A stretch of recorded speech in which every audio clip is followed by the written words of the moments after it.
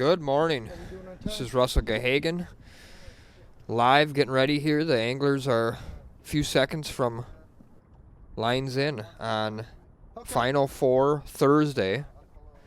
Got two really exciting matchups today. We're looking live at Scott Allen right now. You guys are probably getting from people if they're willing to share it. There's David Brady. Good to go. Yeah, I know I'm gonna buy a full reel soon. It just sucks that you don't have like 80 grand for a boat. I know. Believe me.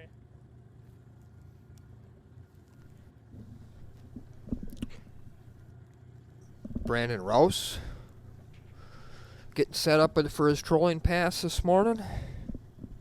How's everybody out in the chat world?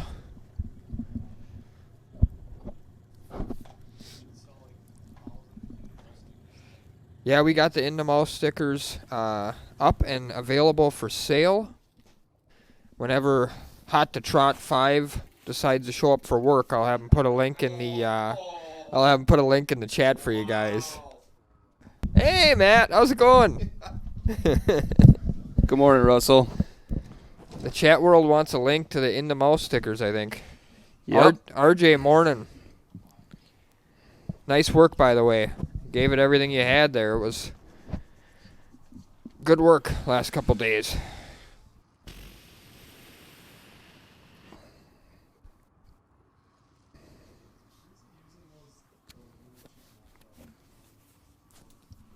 Yes. Right there. There, we'll share the whole sticker line with them.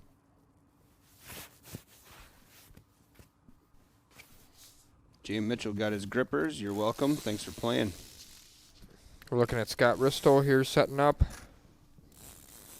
So it looks like we're three trollers, and it appears Scott Allen's going to start vertical jigging. There's a live look at this matchup. Scott Allen on your left. He's vertical jigging. Looks like in about 18 foot of water, so he's jigging the river channel. And David Brazy's getting ready to set up here on his board pass, his trolling pass.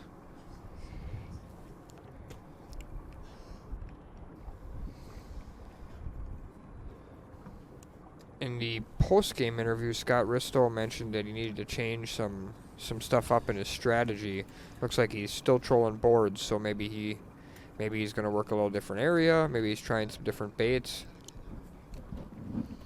Ron, so with the links I shared, you found everything you were looking for yesterday. He was looking for some fish hawk stuff. So obviously you must have found it. Yeah, I think he was the one that might have been on the phone when I ran out front yesterday. I think Could have we got been him set up, so.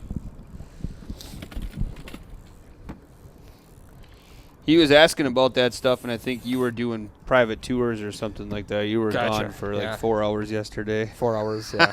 Or 14 minutes, whichever way you want to look at it.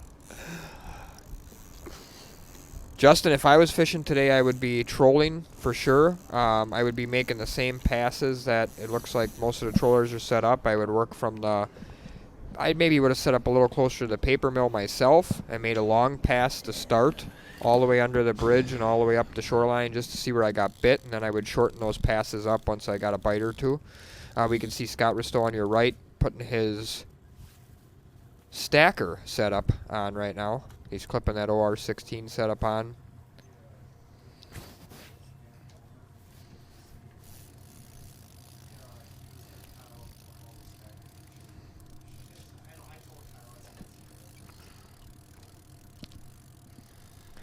I just saw for the that first one's not time. ready yet, Oh, though. it's not. No. Am I not supposed to mention it? No, or you're not. That one's. It's that's coming? First, no, it's a first run, I believe. It's First coming run. soon, though?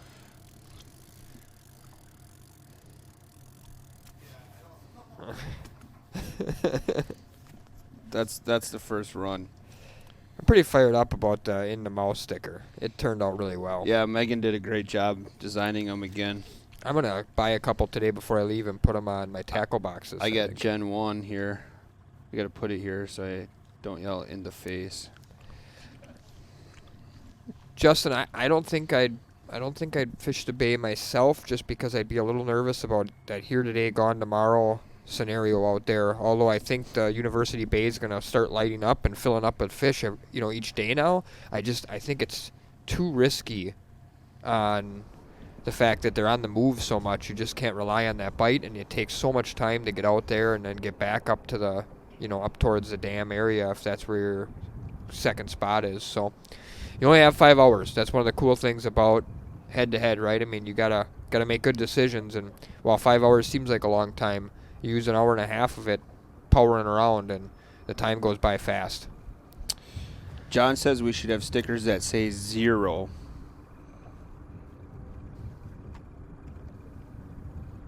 There's all kinds of ideas for stickers.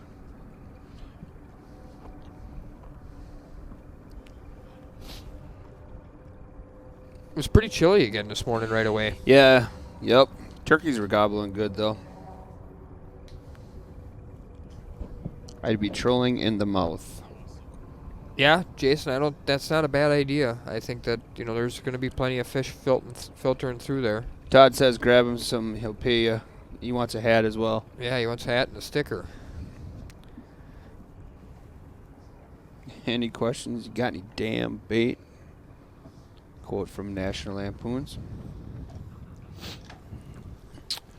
Be very interesting to see. Scott's the only one starting the morning off jigging to see if he can get anything going, or if the trollers go right back to kind of dominating as they have the last day and a half here. Well, Jim yesterday was predicting that it was going to be a little bit of a slow morning again, and then we'll probably see the same thing we saw yesterday, about 10:30. I would agree with that. I would say that the winner of these two matches could come down to who can put a fish or two in the boat prior to 10 o'clock this morning, and then I would agree. I would expect most of the guys to start catching them at that point. Newton's on every single day, and he says the same thing. Come to Canada head to head. That's so awesome.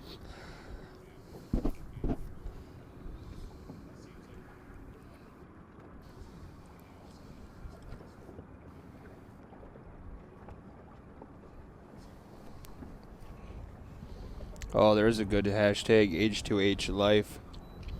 That's a pretty good one.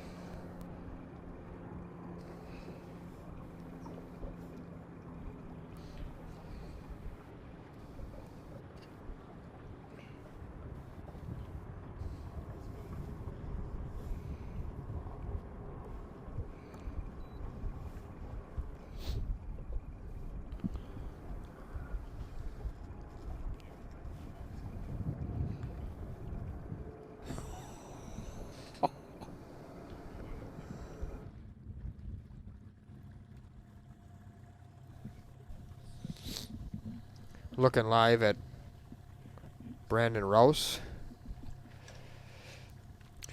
Did you see the double he did yesterday? I was in the store helping a customer at the time when he got the first one. I saw that, and then I walked in here, and seconds later, and I was talking to Brian, and he's fighting another one. I'm like, he's got another one on. Brian's like, he's had a double. I'm like, wow. It was awesome. We were waiting for that. Yeah, it was really awesome.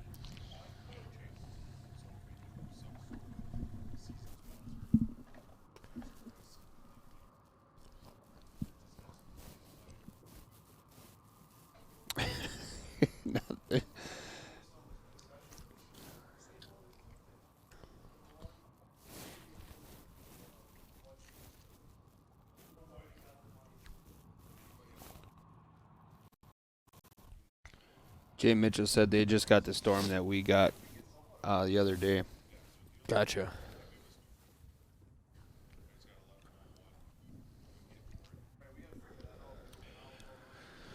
A lot of people chiming in. Canada, Ohio's on here. Some Saginaw Bay. Syracuse, New York.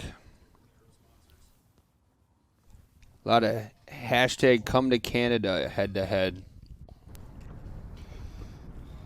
Getting a live look at Scott Allen here.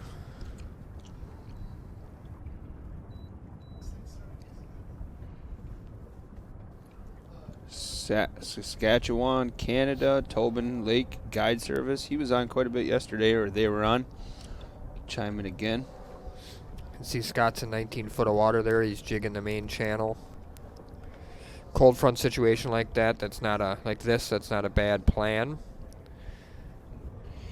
Yeah, were you here yesterday when RJ lost his good bait? I was not. He Yeah. lost that hot purple bait. Yeah. If we're talking about the same one, RJ, was that when you were had that big fish on and you had to break it off? Oh, I think that was him. Yeah. that's not good.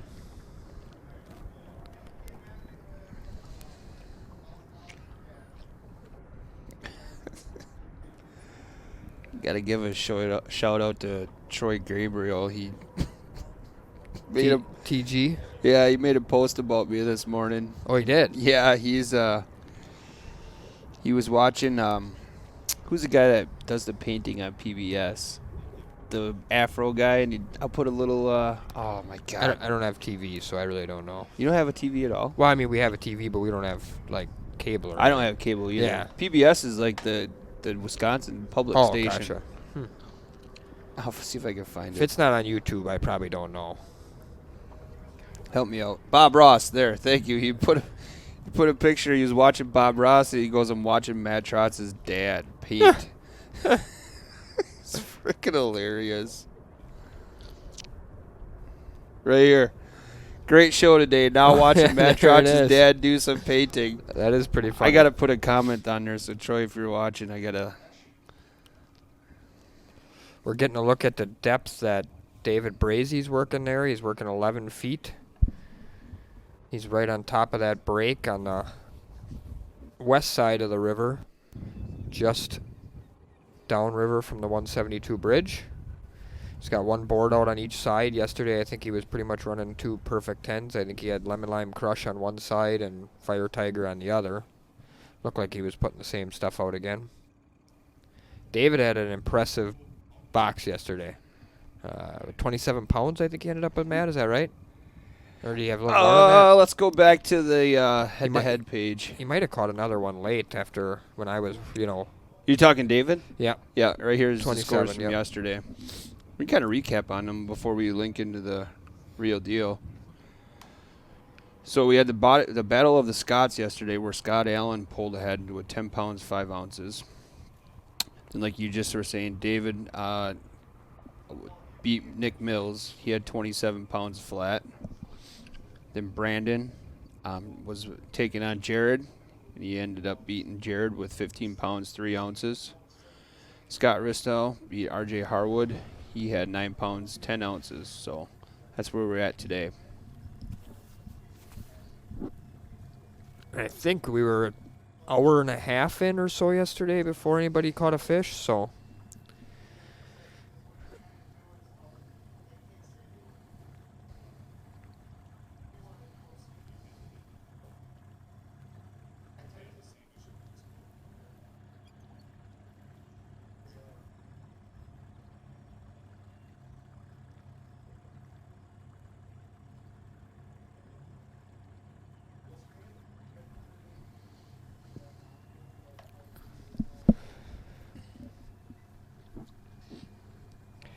Brian, I agree. H2H at Lake Erie would be fun, and I think that's something that we'll obviously take a look at when things become a little easier for us to move around and have these tournaments in other places, et cetera, et cetera.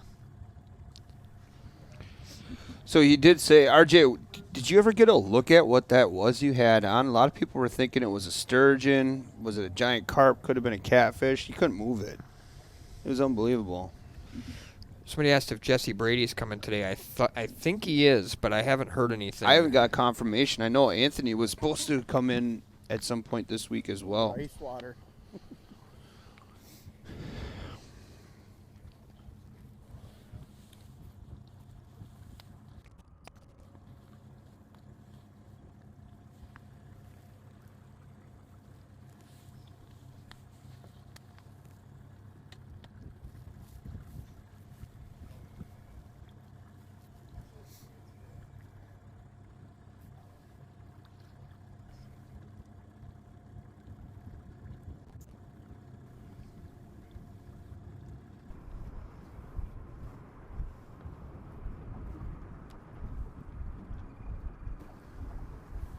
Anybody got a fish yet?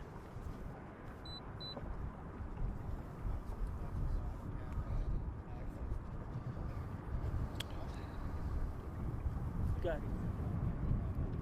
What's that? Gotcha.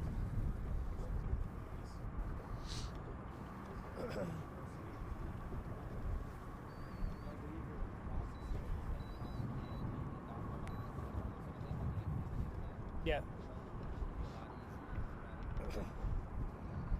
Yeah, I heard him talking about that yesterday after the.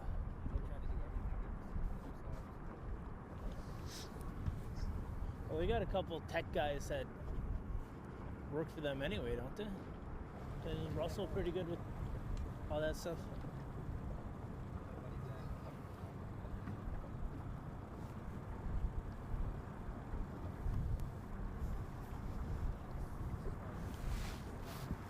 Actually, just got a email from Anthony. Nice. He's had a busy week people at sure work, seem to enjoy watching this, and it's a lot of fun doing.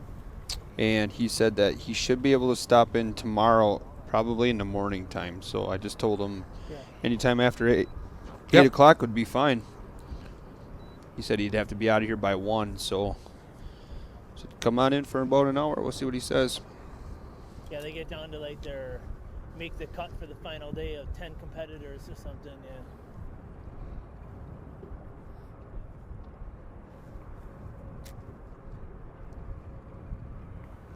Yeah, so RJ says he I know, he didn't yeah, see it, but he every thought day it we was a got sturgeon. Couldn't 10 move it at guys all. texting me or sending me instant messages. Tomorrow, this is the plan, and you know, like, guys are absolutely loving this. They might not be able to get out here and fish it, but they're fishing it in their mind. Yep. And a lot of them are absolutely on the same plane Rusty's level. on They're from like, Florence, everything Wisconsin. I'm thinking, they're thinking, or you know, sometimes they're like, hey, don't forget about this. Like, oh yeah, all right, you know. I mean, great group of friends.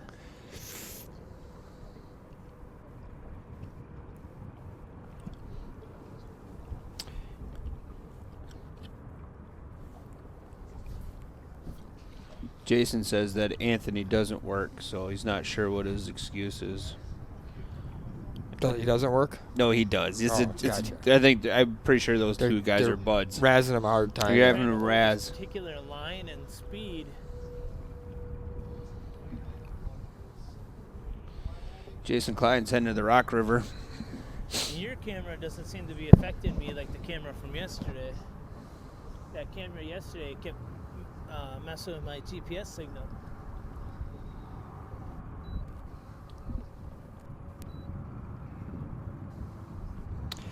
Ted Young wants to know what's the new and hot ice fishing reel you That's all I sold can this winter, attribute it red to and anymore, black. is the camera. That was a Akuma, right? Was it an inline or a Yeah, spinning reel? and it was a spinning reel. That would have been the Seamar. Okuma Samar. Yeah. Yep. 20. Bait feeder, probably. Yeah. Those are smooth. Yeah.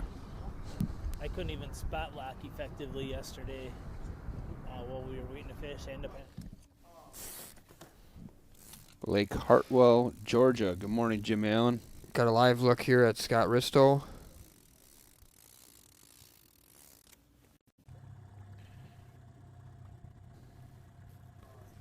Brandon Rouse here. Oh, Matt says, great job, first of all. Thank you so much. And when he called in the order, actually, he heard Russell working in the background. Yeah, I'm usually working. Yeah, boy. exactly. Yep. Good morning, Todd.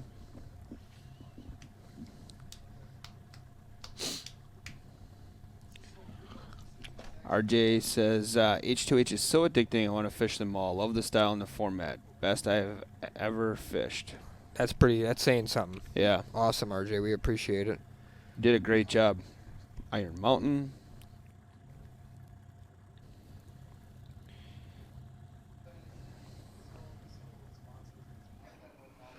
I should have brought some lead from work and protect myself.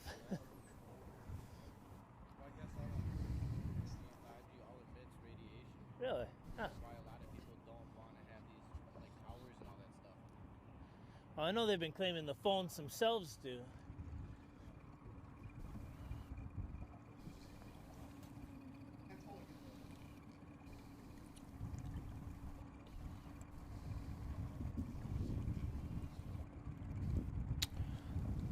Larry, you're not buying a camera this morning?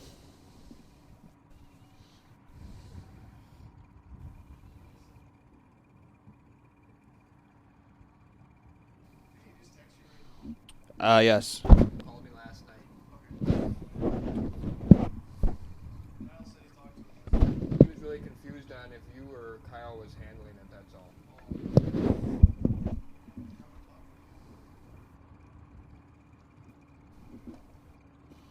Ryan Peters wants to know, how do we get the backup cancellation list for Sturgeon Bay?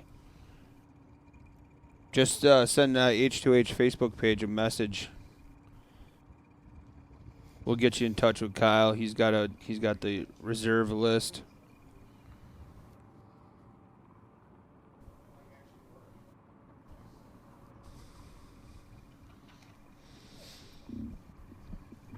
I can hardly see that board over there in the glare.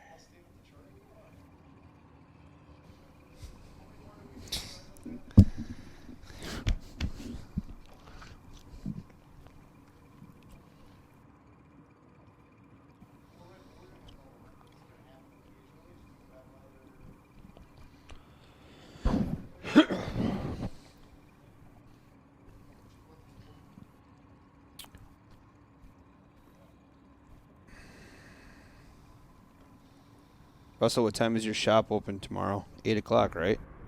8. Yep. 8 o'clock.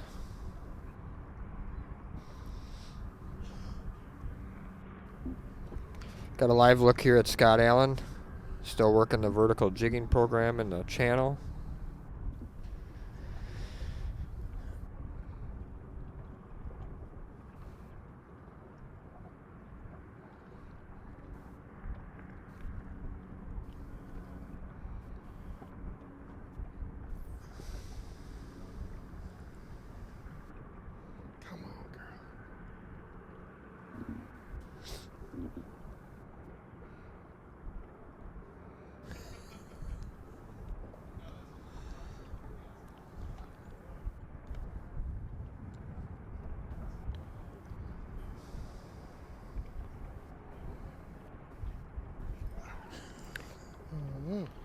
Let's see who everybody thinks in the chat is gonna hook up first this morning. Who's gonna log the first walleye? Just for fun, what's your opinion?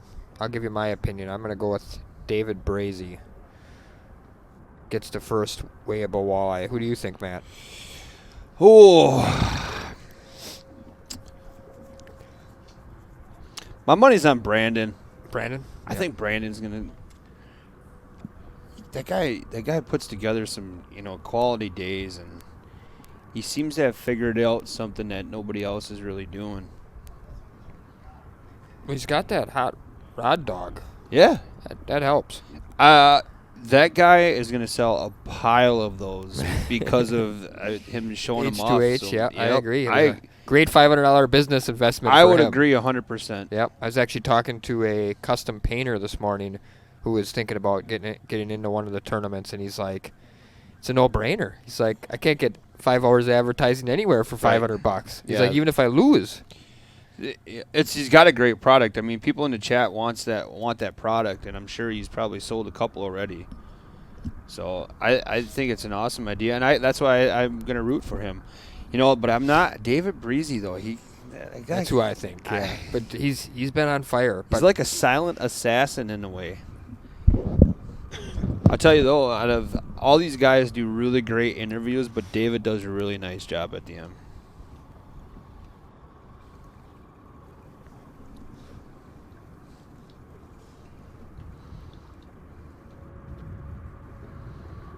Rusty is calling him Red Rocket. Red Rocket, yeah, that makes sense. That's a good one. We might have to use that nickname. Brandon could use one. Kevin, the payout per tournament is $5,000 for first and $1,400 for runner-up. Tim, first walleye, first weighable walleye was my comment. Yeah, weighable. Again, yep. We're just doing this for fun, but we'll have some giveaways today. Yeah, we'll do some giveaways. We almost got to give away a couple in the mouth stickers today, probably. Right? I mean, how do we not? I think we will. We'll have to have at least one giveaway with that. I think we will. I'll probably wear this one, my shirt. Yeah, that's a cool one. I like that one. He wanted to see more of the head-to-head on there, but I think that's just as simple. But I agree. Yep. They're nice. Bill Bumgard, I'll bring you home a in the mouth sticker for your hot rip and wrap box that we're putting together for you, custom. That'll look cool.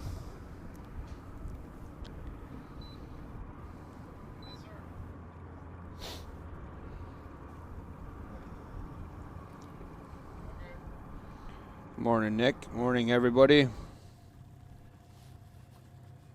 Oh, man. A head-to-head border challenge. Team Canada versus Team USA. Oof.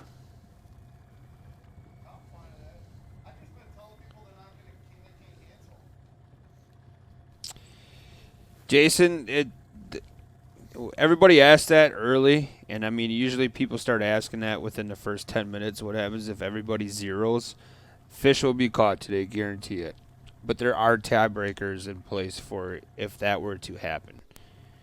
We saw that week 1 of 2020, but they will start catching fish.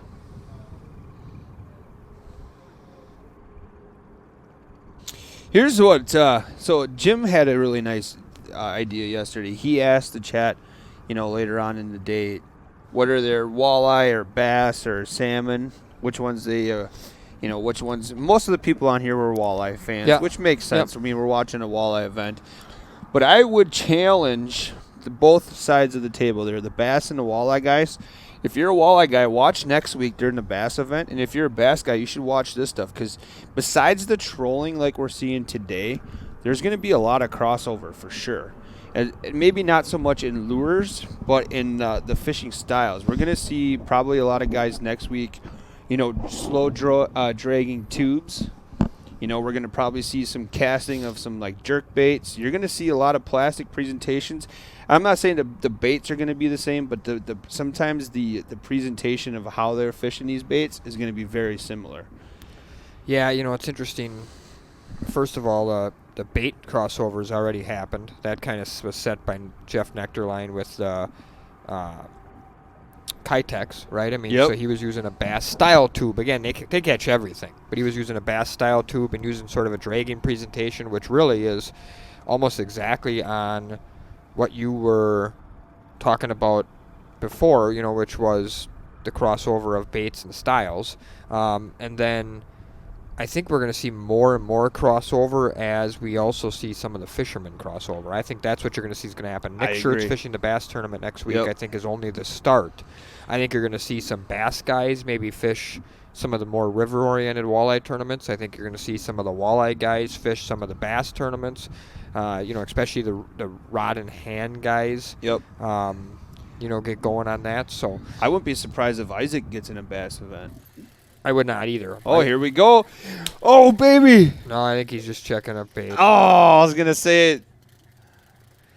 Yeah, that was your my heart, pick. That was your pick to So far, Doug, everything's wide open for us.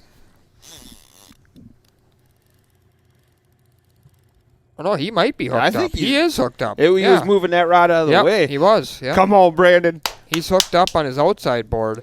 Brandon just doesn't have that. It's interesting how everybody's a little different. Brandon doesn't have that like super excitable, like I get wound up when I get one on type attitude, and that's totally cool. It works both ways. Some guys I'm the kind of guy I yell, I holler, I scream, I grab the Yep. rod. I'd be doing about 3 dances right now with that fish on, and more power to him. I mean, he's calm, cool, collected. Yeah, he's right. He's None of this right seems to across be the board. bothering him either way, so good and bad, and that's awesome. Interesting little area he's fishing. I like to fish down by the paper mill where he's at a lot, but I prefer the west side. He's on the east side, which doesn't get fished as heavily. You can see a lot of boat docks there in the background from people that have homes and summer homes right there.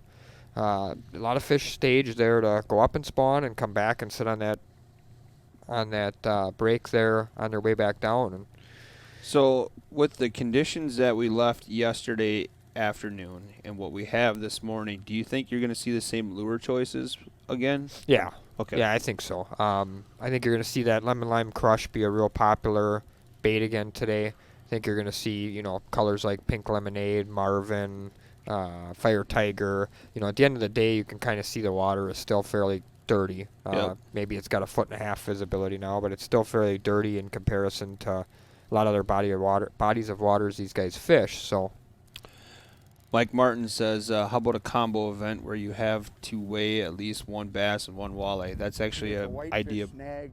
snagged whitefish, he just Oh, said. That's Brian- too bad. Brian had a very similar idea like that already about a month and a half ago. I think it'd be awesome to get some crossover, like a team event. You get a walleye guy and a bass guy, and they got to kind of fish together. I think that would be Feel awesome. it fluttering funny, Josh, we'll have Walleye. we will have Matt find the Marvin P10 on the internet. And then Marvin. Well, that would be a walleye, In the mouth. but it's not And in the he is mouth. Not 2 pounds. As Brandon just said, in the mouth.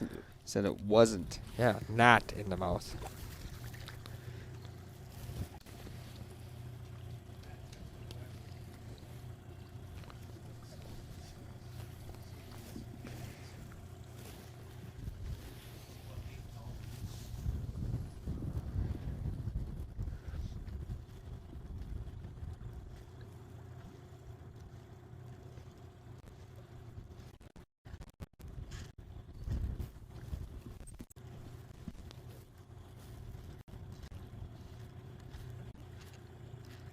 You said that was a perfect 10. Yes. Go down. Keep going. I think it was on page 2 or 3. Go ahead. The issue I'm finding is when we run out of stock of something, then it's not on there. Right. So it's possible that that happened, but I saw it yesterday and I think we had some yet.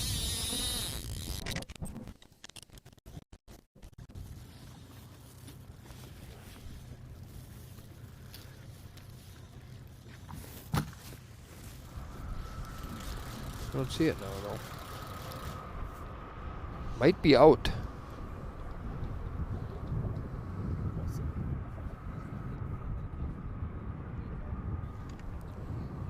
Oh, just totally black out. Yeah, that sounds like maybe the dose wasn't right then.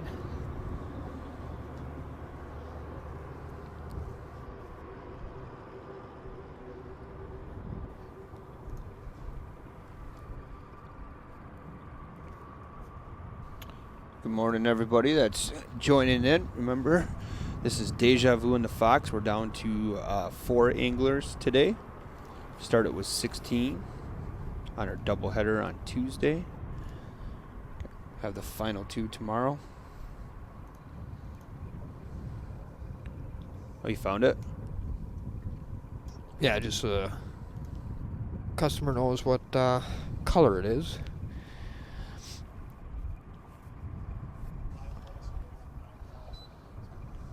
Wow. Just got word that we need 5 more likes to hit the 9,000 mark. So if you haven't liked the H2H head-to-head fishing page on Facebook yet, make sure you go and do that.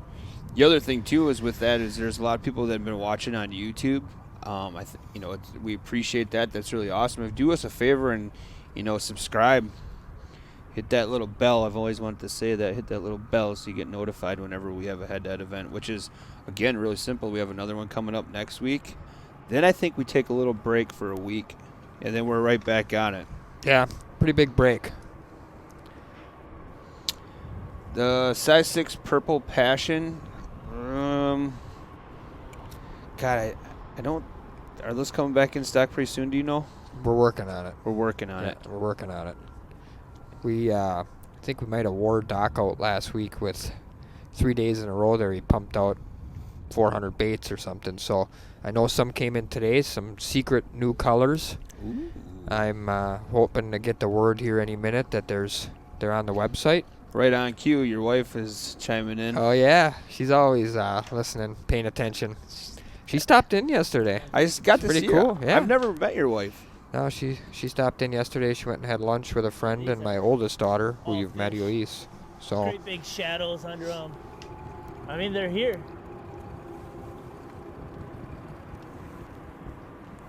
David Brady showing you the side image scan. is so clear on these Garmin's. You can just see him coming into the screen.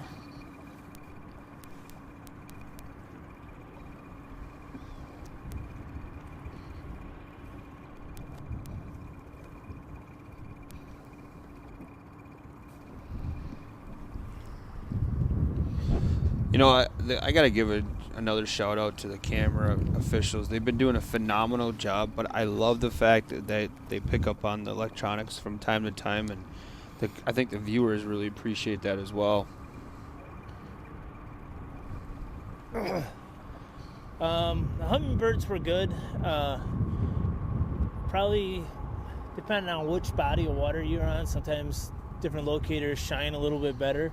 I don't know if it's what's in the water that kind of messes with them a little bit, but I know I get better clarity and resolution on the Menominee than I do here. But today, I mean, this is just crystal clear. But with the perspective view, I couldn't see my baits here. If I was just using it out the back, I couldn't see when I was jigging my bait. But in Menominee, I could see that bait clear as day. So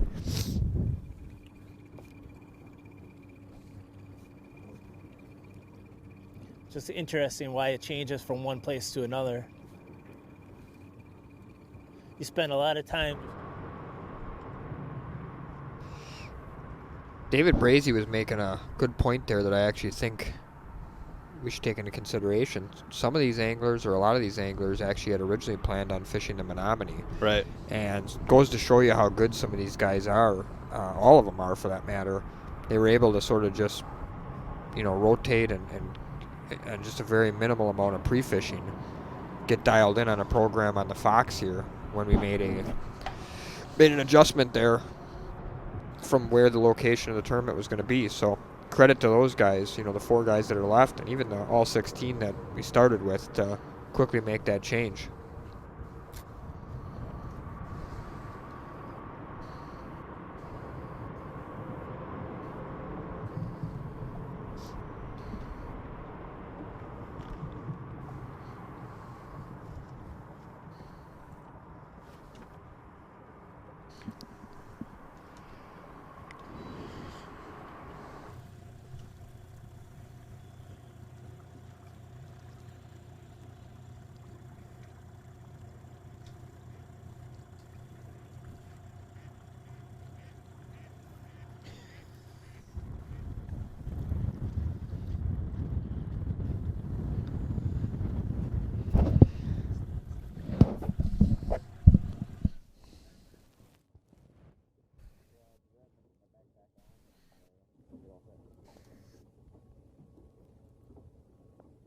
I know we're getting a ton of questions about the salmon rules. All I can basically tell you guys is if you're waiting for the rules to enter the tournament, you're probably not going to get in, because we're down to just a few spots. And I know I had multiple messages yesterday about guys that are getting ready to or are going to sign up. So, I mean, if there's a particular reason why you're waiting for a certain rule or something, I guess if you have a question, feel free to ask that question. On the feed or whatever, I'll answer it to the best of my ability. We don't have the rules 100% finalized, so there's no guarantee that what I say is exactly the way it's going to be. Things do change, obviously, but I have a pretty good idea of how I think head-to-head's going to at least have the basis of the rules. I think we got the bulk of it kind of figured out. It's 2-man format or 2-person format instead of 1, obviously, and you'll be able to run 6 lures. So I think,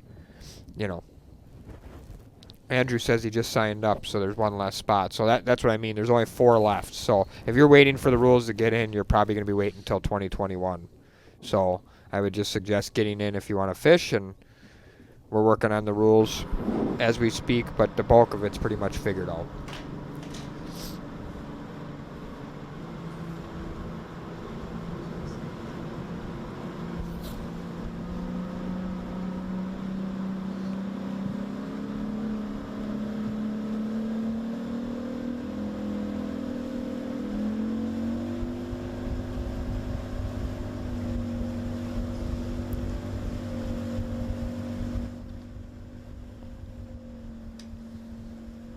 6 lures, Josh. Yep.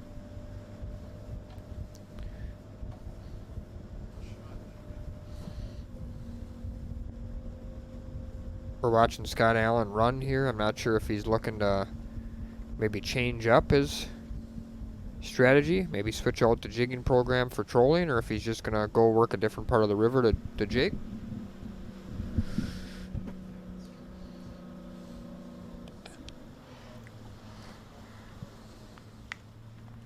Thanks a lot, guys, for all the likes. We got over 9,000 likes on the Head-to-Head Fishing Facebook page now.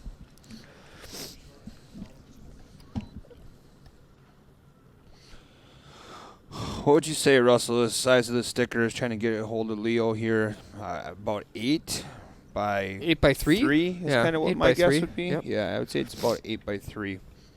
To be specific, Josh, 6 lures or 6 rods. Yes, the answer to that question is both. So you'll be able to use a maximum of 6 lures and up to 6 rods, obviously. So it'll be legal limit. It's going to be 10 fish. Right now, the stickers are available online only, but they will eventually work their way out to the floor. Jamie, that's a great question. Why wouldn't we have the rules for the salmon tournament finalized? People should know before paying. Almost every person, Jamie, that's signed up has messaged me, and I've told them the basic rules. I've also, on almost every stream for the last week or 10 days, I've said the basic rules on the stream here. It's 6 rods / lures per team, 2 people on a team. Weigh your first 10 salmon that meet the minimum weight. That's one of the things we haven't exactly dialed in yet. Oh, here we go. David's hooked up. Oh, it's your guy. Yep, David Brady. We haven't exactly figured out what that minimum weight is going to be. We obviously don't want people keeping 1 pound salmon, so we need to figure out exactly what that weight is. You also will have to make all attempts to catch every fish. So if you do get a small salmon on, you will not be able to shake it off. You can't lollygag around, goof around, try to lose it on purpose, things like that. Those are some of the rules we're trying to finite the details on. But I do understand where you're coming from, but we have all the important rules figured out. I mean, there's nothing earth-shattering that we don't have figured out. So if you have a question, feel free to get in contact with H2H.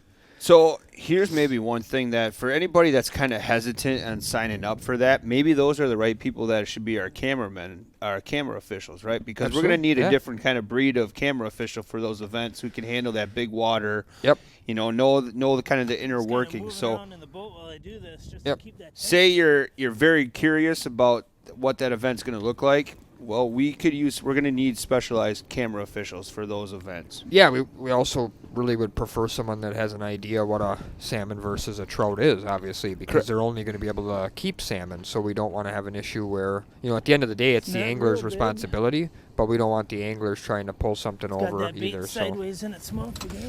yeah, this fish here, this walleye, which is our first walleye of the morning, which is pretty excited, he T-boned that lemon lime crush P10. He wasn't scared of it. You can darn well bet that thing is in the mouth, man. Yeah, I was going to say hashtag. You got to do the hashtag sign, though. Hashtag. I love it. I'm going to buy about a dozen stickers today. I'm putting them on my tackle boxes. Oh, shit. I think she was working on 2 different ones. So there's in the mouth and then there's in the mouth. No, sounds cooler to say in the mouth. I agree. Is that going to be our first 2-pounder? Yes, it is. Nathan Truth, thank you very much.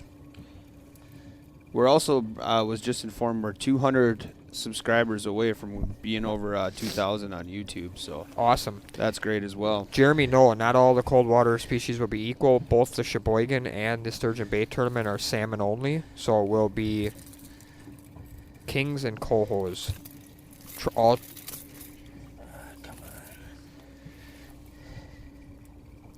Yeah, I just got word from the broadcasting department here that we may add some other salmon stuff. I think there's a chance that we may Nice little add Green Bay walleye. quite a bit of salmon stuff. See if this There's- one will go 2 pounds. There's some other tournaments out there right now that don't know if they can run tournaments or Think not it with should all just things make going it. on. So obviously H2H might be an Zeros? opportunity there. So just keep your eyes and ears open. We'll let you know what's cooking. A lot of people would like to see a hashtag T-boned Yep. sticker. I've got 214. Copy. Duh. You win again. Good thing we didn't bet. Yeah, that would have been another Gatorade. The good news is our little wager on the pool, the brackets is actually really going to be just who was less pathetic goes. than the other way.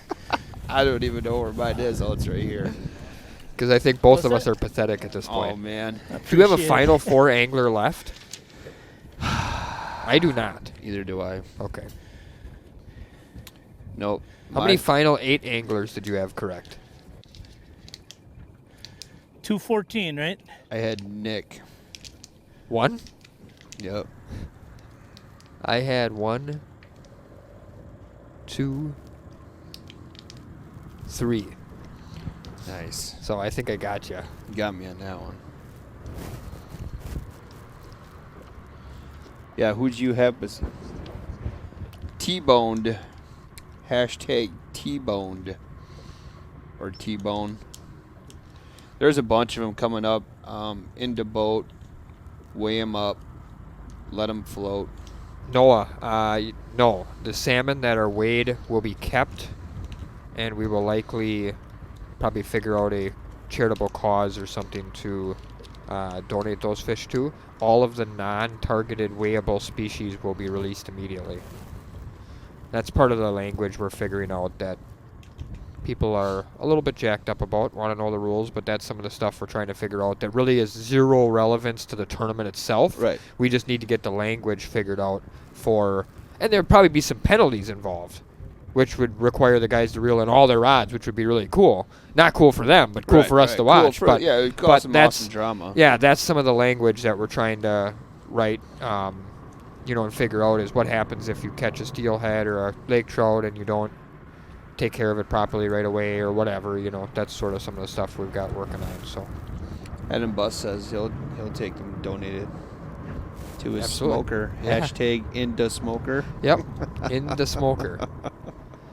No, the idea behind it is to release as many of the fish possible as we can in the salmon game, but we also do know that with the salmon, they get so worked up and stressed out while you catch them that if you don't release them immediately and you weigh them and do the things we're going to do, at that point we're better off keeping that minimal amount of them and donating them to a charitable cause or whatever.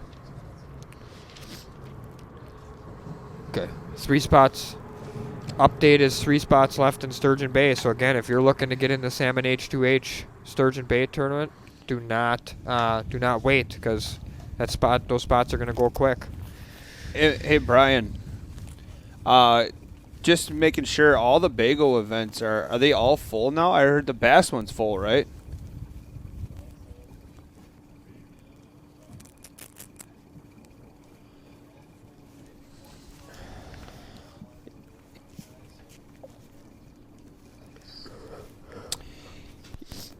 Well, while Kyle's still standing there, yeah. So let me just repeat. So yeah, we're getting word all the Bago events for bass and walleye are full for the most part. But there may be one opening for the May event. For people that are interested, Brian, in signing up to be a reserve, should they get to send a H2H a message or get a hold of Kyle directly? Oh, hashtag swear jar. That's not a bad one. Yeah, I agree. I like this one here. Corey Clark says, hashtag bring back the Well, that was mustache. as Yep. good a place to start as any.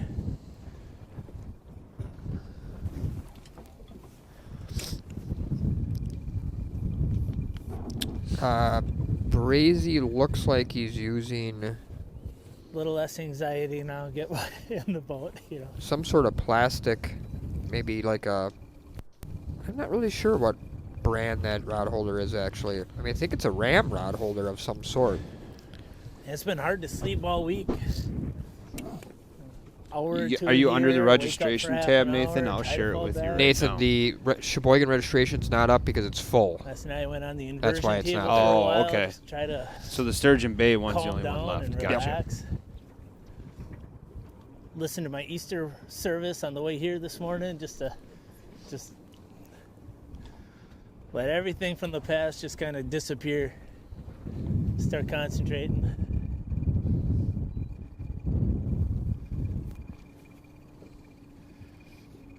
Joe Westfall says, looks like they're Scotties. Yeah, they could be, I guess.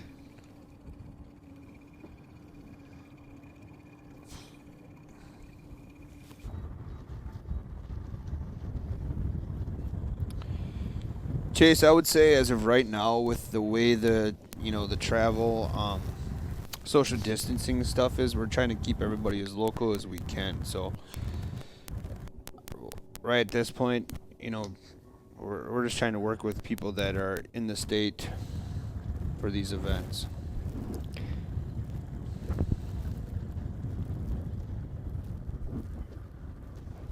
Why not says not a fan of releasing any salmon fishing. Death rate is too high.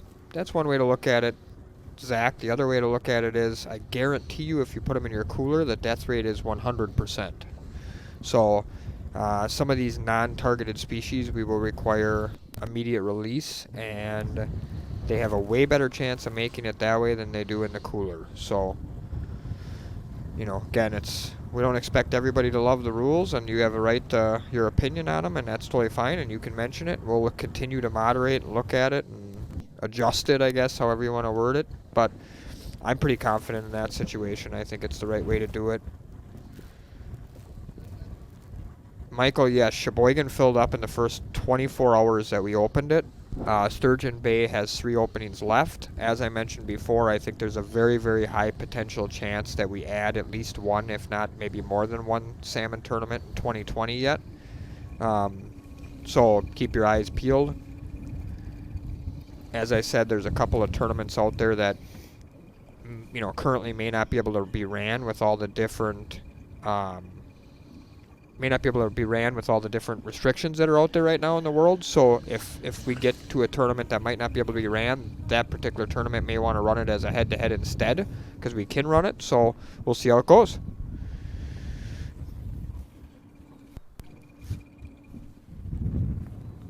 Yes, Zach, that would be one way we could look at it, absolutely. So we'll see how things go, but I think initially that'll be the way we'll run it, as you keep your first 10 salmon.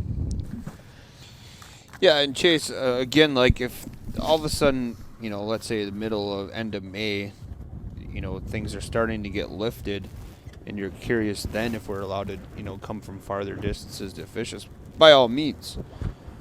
But Justin, that's a great question for Brian. We'll try to find out if there's any fall walleye H2H events in the works. If there isn't, there sure should be. And from what I'm hearing, I think if we keep getting the response that we're getting, people watching, people wanting to fish, we'll keep fishing. So I think there's going to be a lot of things that are going to be just done on the go here this year as we, as things continue to change in our country. I would be very surprised. I'll just throw this out there, and I have no way to know, but I'll be very surprised if the June Bago tournament is the last walleye tournament for 2020. I mean, I'd be surprised if that was the case. There's nothing on the books right now, but right. I mean, I think there's 2 really good months of walleye fishing left there, if not more, and there'll be enough walleye guys, pestering head-to-head to do a tournament. I'm sure that will make something happen. Well, and muskie possibly. We've talked about it before.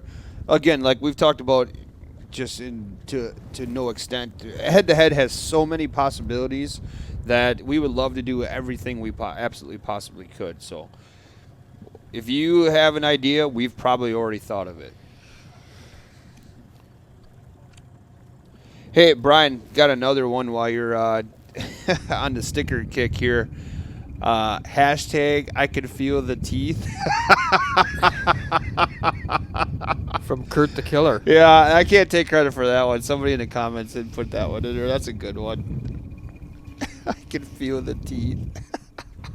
Well, yeah, then there's another one. Hashtag swear jar. That one is pretty good.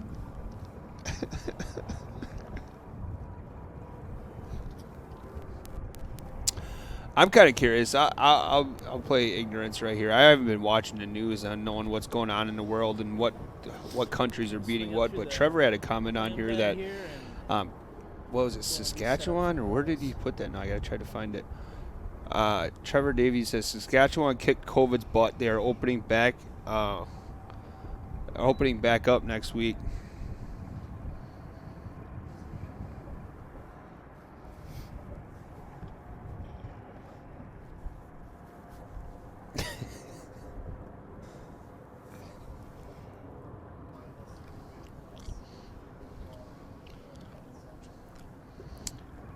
Yeah, again, Sturgeon Bay is one that we're getting a lot of questions about, and we'd love to go to that one, but just not very good for cell coverage.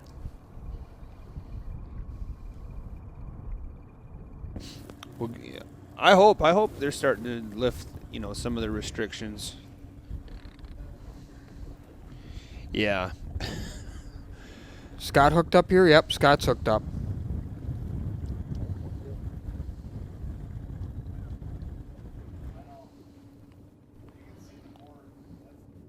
Larry Propson wants to give a shout out, Russell.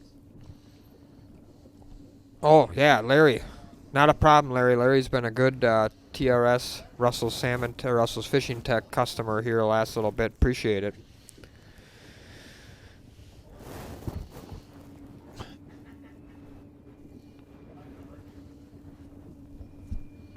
We're going to have to get a couple of custom painters working on that COVID killer bait. Yep. Ooh, he just lost it, I think. Do you have any date set for the salmon ones? What's that now? Have any date set for the salmon ones? It's just the Sturgeon Bay one, which is open. The Sheboygan one is the week after Labor Day, which is already full. I'll share the registration page with you. I think if they're asking about potentially like more fall ones, I mean, there's so many questions right now. We'll keep everybody informed as soon as more things come the way. Thank you, Leo. We appreciate the sticker order.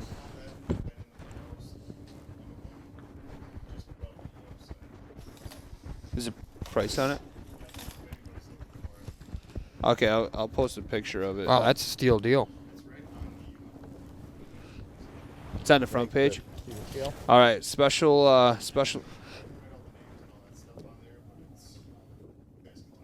Russell probably knows every single one in here. They're all custom painted ripping wraps. They're good looking baits. So we were just handed a Ron Burgundy moment. I just handed a public service announcement. We have a Plano box. What size is this, Russell? It's one of the smaller ones, like maybe 3400 series or something. That has some 5s and some 6s. Is there no 7s? 5s and 6s. 5s and 6s, yep. Custom painted Rapala ripping wraps. So it looks like there's a clown in here. Is that Hollywood? Hollywood, yep. That's a neat looking one. There's a bunch of them. Anyways, so there's a link. We'll share the link here on the website. There's one box. First come, first serve. First come, first serve. This is the only one in existence. I'll share a picture of it. Somebody's gonna find it before I can. I'm all flustered now. Where's John? He's probably just walked back into the warehouse. Here it is, right here. There it is. So, first one to buy this is $82.99 for this box. It is the only one we happen to come across it. Some great looking colors in here. YouTube, there it is. Okay, should be seeing those. It's awesome. Yep, there it is. I would definitely sign up for an H2H barbecue competition as an eater. I've been wanting to absolutely stacked right here. Smoke something this year.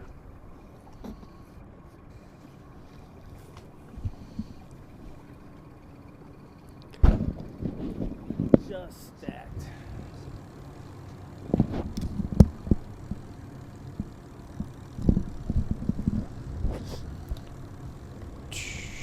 I'll share the link again here in the comments.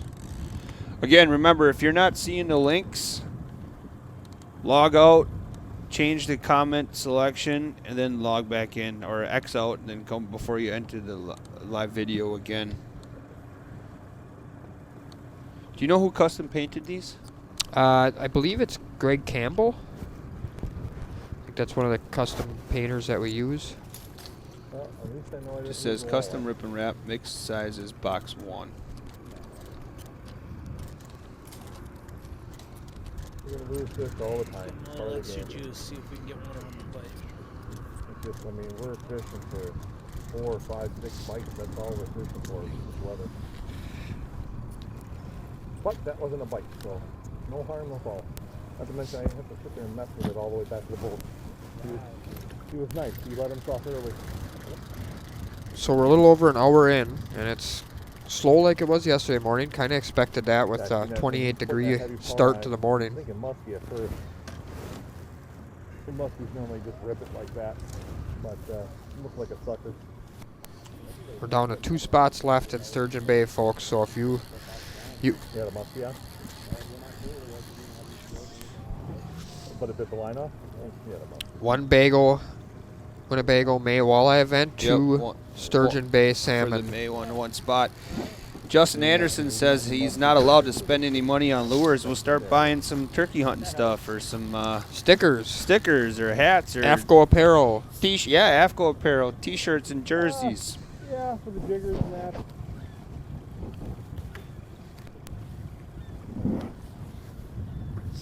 The muskie not only has a wall of teeth that's pretty healthy, it's not the teeth that get you. They're Chad gill says in plates North on the Dakota side, they they're only razor- use size they're 9 like rip and razor wraps. blades. And as soon as you turn, gone. Don't think they make a 9. Do they? Oh, I'm Thought sorry, 7. jig and wraps. Jig and wraps, I yeah. looked Yep. at that fast. Well, that makes sense. Yep. Yeah. Holy man. Yeah, 9s are big. They're looking for big fish. Is that thing gone or is it still available? It's She gone. She gone. Somebody, we should give them, whoever bought this should get an H2H into mouse sticker. What do you think? Throw it with it. Give it to Lance. We could give them a special edition. We can make this one a hashtag Let's Go Dinking. They'd be the only one in the country that's got one right now. The only one. I guarantee you they're not gonna. Here comes Lance. He's coming for that box. Yep. Here, we'll include, if you were the lucky one that ordered this, we'll include a H2H in the mouth sticker.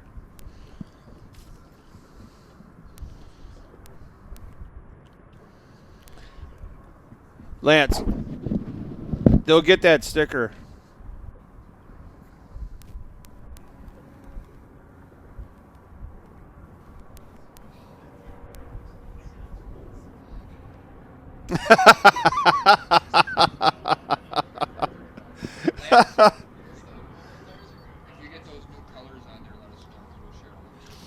So Lance just picked up that Rapala box. Congratulations, whoever was the first one to snatch that up. He wanted us to announce he has a 2006 Honda Pilot for sale. Runs good, brand new tires. Word on the chat, Brian, is that there's only 1 spot left for Sturgeon Bay now.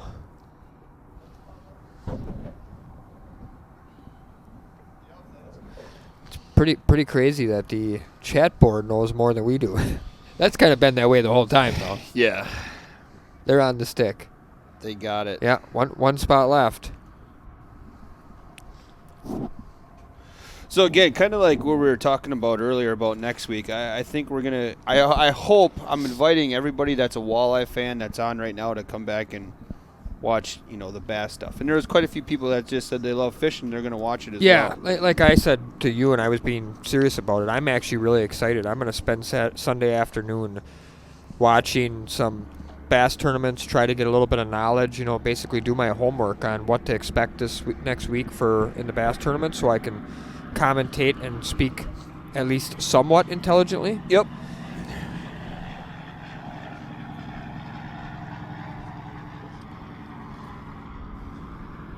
Okay. Yep. So Neil had a question. Rod rack in the back of Brandon boat. Who makes Yeah, it? that rod rack is actually made by Brandon. That's his company. It's called Rod Dog.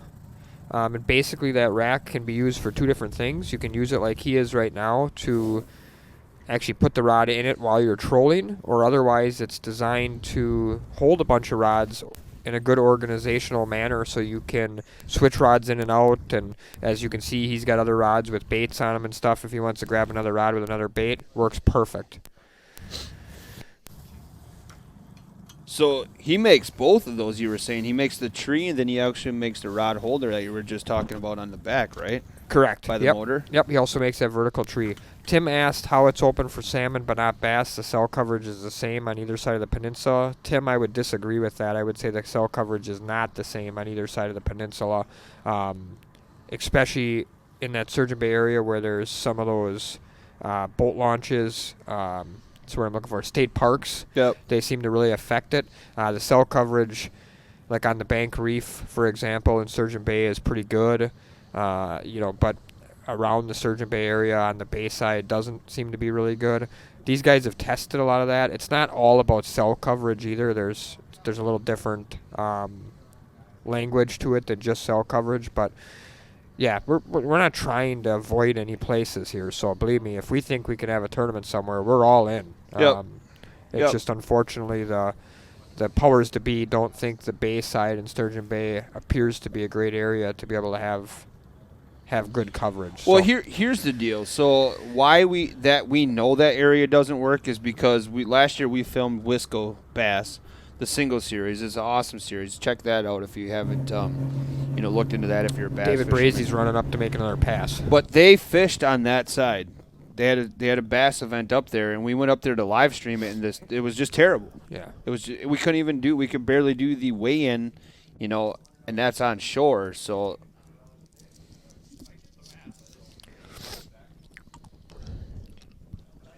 Yeah, that Rod Dog unit is really nice. If you're looking for something like that, I'm sure he has a website. Maybe we can see if we can even find that for him. Thank you again to all the orders. Make sure to enter that H2H 10 before you check out. Get that 10%. That saves Lance a lot of headache. Because, just like if these anglers were to forget to enter a fish into the weigh live, we can't. It's hard for us to go back into your order and give you that 10%. So, we appreciate everybody ordering, but make sure to utilize that H2H10 code to save you 10%. We put that out there just to say thanks. So, would you want me to look up Rod Dog?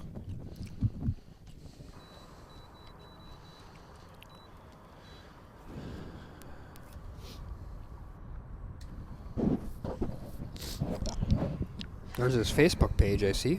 Here you go. There it is, roddog.com. DAWG. Oh, and look at there's him. Brandon. Yep. Loud and proud on the front. Look at this big one here. Holy Yep. man. Yep. We'll help them out. Oh, there people got it already. They beat Yeah. us to it. And we're cool with that. Kind of as I mentioned yesterday, there's going to be a little bit of new rules as far as the chat goes on what can and can't be posted for links in there, but I'm totally fine with if somebody's fishing our tournament, and they own a company or are sponsored by a major company. I do not, and they're promoting it. I do not have a problem with that. Devin, thank you for clarifying that the cell coverage is good on the lake out to 300. Devin would know he fishes out there every day all summer long, so I agree with Devin. There will be some pretty strict boundaries for the Sturgeon Bay event in the sense that we want to make sure we stay in the coverage, but I think it's going to be great, so it should be a lot of fun. Yeah, I'm sure you'll see in-to-mouth shirts, hats. It's coming, everybody. Just like you're going to see more H2H apparel as well. And I can't wait to get my in-to-mouth sweatshirt. I'm fired up about it. I'm a big fan of sweatshirts. Yep. I'll be wearing that hoodie nonstop. Sounds like T-shirts primarily is what people are asking for on the chat. Bruce Douglas, the H2H 10 code has been active since the very first week. I'm not even sure if Lance ever really makes it inactive. I don't think.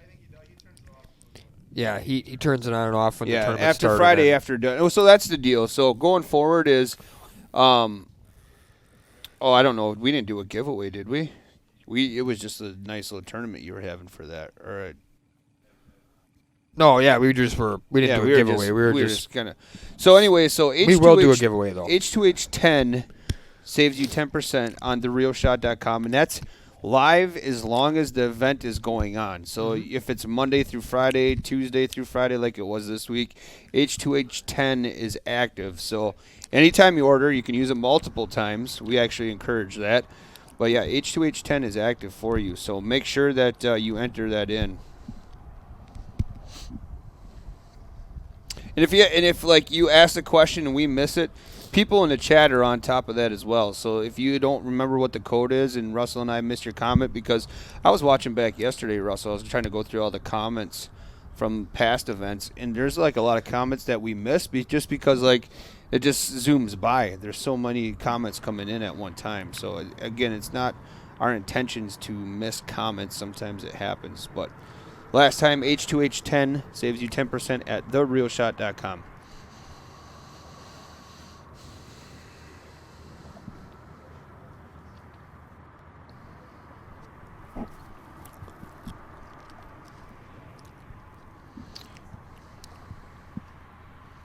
Brandon's live here trolling under the 172 bridge.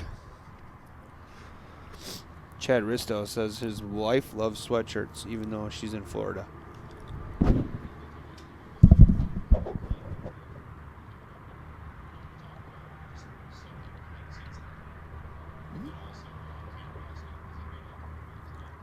Oh, yeah. Anytime. Yeah, anytime. The next tournament is next week, Winnebago Bass.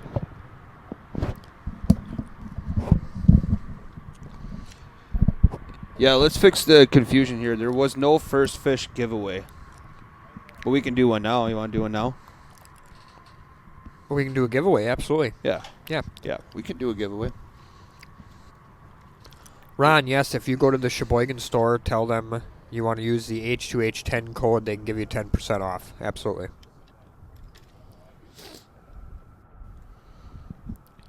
Yeah, and I'm pretty caught up on all the giveaway winners. So here's the deal going forward with the giveaways. So let's say, okay, we're gonna start one now. We'll do 2 stickers, one on Facebook and one on YouTube.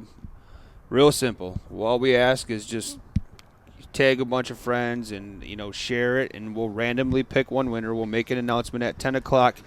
Moving forward, when we'll put your name in the chat, and both Facebook and YouTube. Yep. And if you don't respond, it's kind of it's like no other different. You have to basically be, on to win. So we'll announce your name. I'll put it in the chats. If you don't respond to the head-to-head page, by the end of the day, then, we'll just give that prize away the next time. Yeah, absolutely. Yeah, you got one day today to respond. We want to do more giveaways, but we also got to make it easy enough for us to do them that, can't be a tracking nightmare. Otherwise, it just becomes a problem.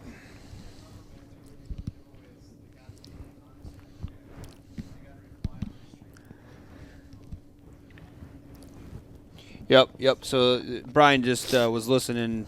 Yeah, so that's what we just said. So, yeah, basically you got to be in stream to win.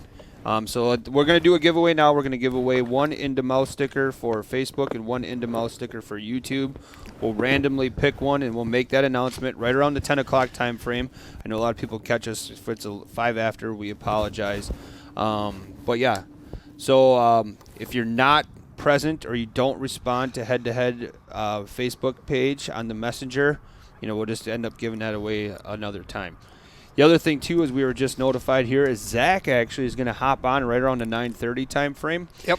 Zach is one of the guys besides Brian. We call them out. We give him shout-outs. You on the stream do a great job of giving those 2 shout-outs. Zach wants to step in and, talk for a little bit. He wants to go over some technical questions that people may have that we can answer. Yep. Then he also wants to go over, we get a lot of people responding, wanting to be camera officials, kind of the new procedures he would like to implement for that kind of stuff. So that's going to be interesting. That's going to be a good one to have some awesome questions locked and loaded for it. Zach's got the perfect voice for this. He's like Barry White. He's got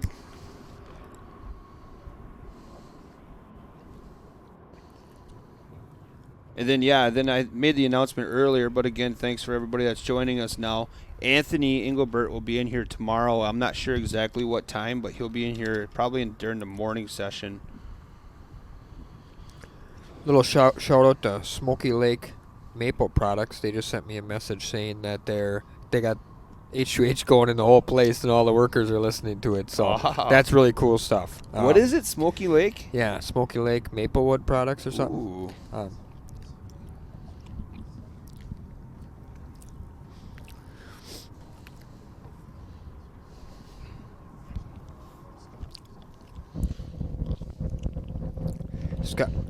Scott Risto's on the move right now. I think that's who Scott Allen might have been just waving at.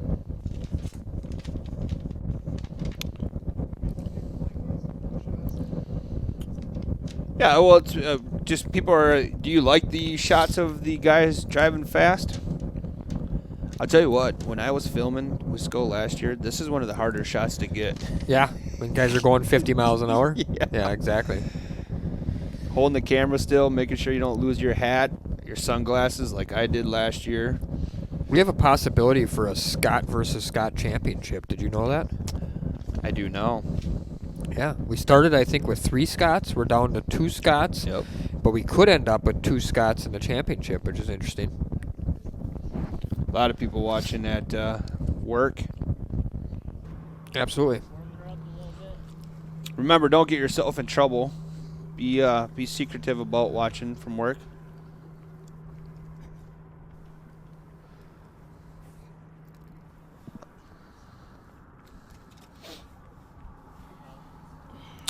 Notice the new heading up at the top, Matt, of the screen, top left. Ooh. H2HFishing.com, the original head-to-head. Yeah, pretty cool. Pretty cool. I like it. I've seen a couple of different posts and things by people in tournament circuits that are sort of using a play on the head-to-head format or head-to-head name. So everybody thought it was going to be, everybody in house here thought it'd be a good idea to add original to the head-to-head name. Yep. I agree.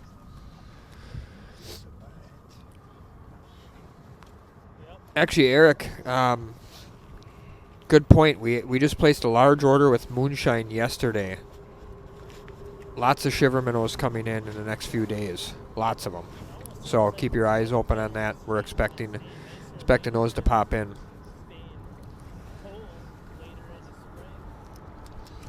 Bradley Palmer, let's give your son Owen a shout out. They're in the basement tying crawler harnesses.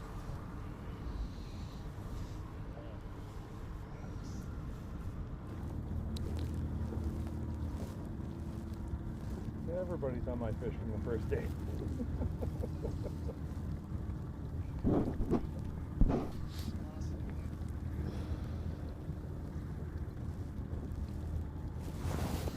Like I said, there's no secrets on this river.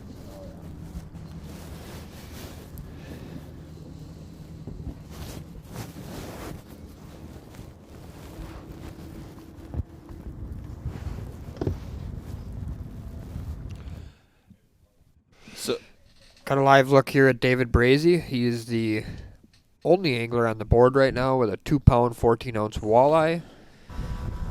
Yes, they could go out to the bay if they wanted to. Yep. Here's a look at Scott Allen.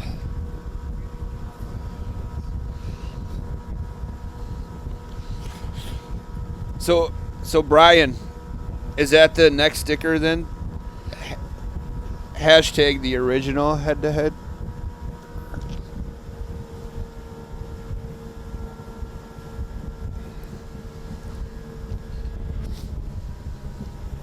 Tim, boats do not have to be Coast Guard inspected for the salmon tournament. No, it'd be all the same scenarios as all the other tournaments.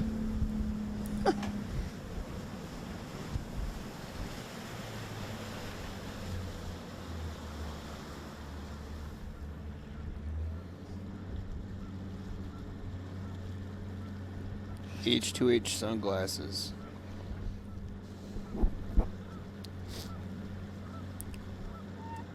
Oh, Rich here. Here you go.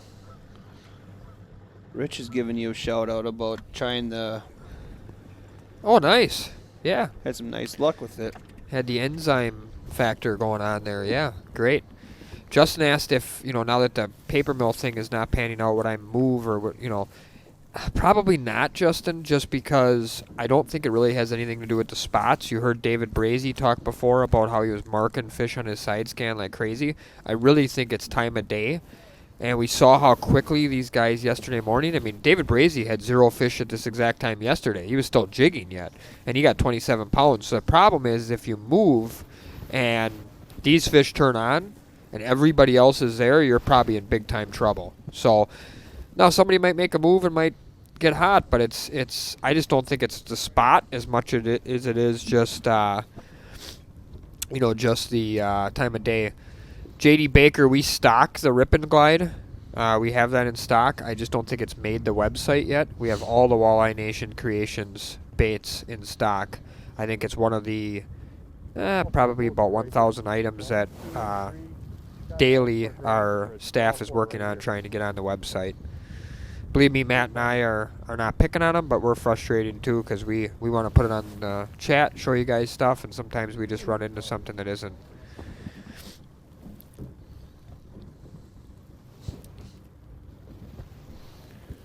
John Paula, one of the sort of gurus on data, past tournament data for walleye fishing, just made a comment that I think is pretty incredible, saying this is groundbreaking stuff, and I don't recall any other walleye event with 2,000 viewers online. I don't either, John, and a matter of fact, word on the street was there was 2 million Facebook. Prior to yesterday, we had more than 2 million minutes viewed on Facebook. Head-to-head has. YouTube, yeah. YouTube, yeah. Brian figured that out. How many days was that? Almost 4 years worth of viewing time. I'd be pretty surprised if there was any other walleye circuit. Matter of fact, a combination of any other walleye circuits to have 2 million minutes viewed on YouTube. And the other thing I was, talking about with that is you look at some of the other pages that have that many minutes of view time. They have hundreds of thousands of subscribers. Right. We have 2,000. Yep. 3 weeks worth of time. So really, again, that's just a huge shout out to everybody that's watching. And so, I mean, without all the people on the chat, without all the people watching, that wouldn't have been possible without you. So thank you, everybody. We're watching Scott Ristow put out his stacker line right now. I believe that's what he's doing. Yep. Yeah, we're closing in on that 9:30 time frame here. That means the bite should slowly start picking up. Yeah, I would say pretty quick here, yep.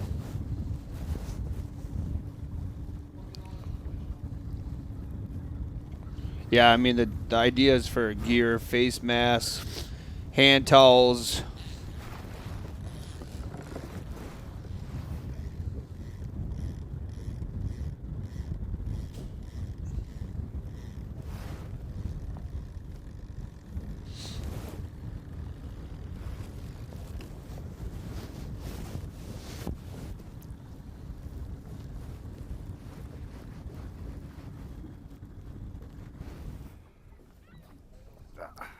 Yeah, Scott Allen, our last lone survivor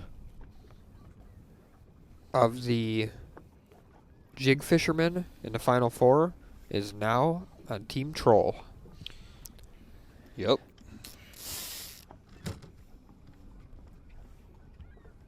going to have to get Brian to make me a Team Troll sticker for my truck. Yep. I would say similar, yeah. There won't be any trolling next week in the bass event, though, I don't think. No, I don't think you're going to see any of that. Although I have pounded some big smallies on the east side trolling. Yep. I don't think that's a consistent program, though. No. But you can guarantee, if they could go over there, they would.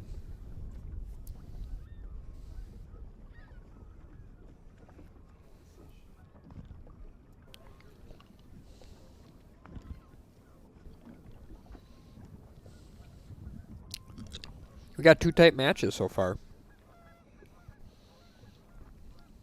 Chad Schilling wants to see a stacker fish. I agree. Something popped one on my outside here. I better check it.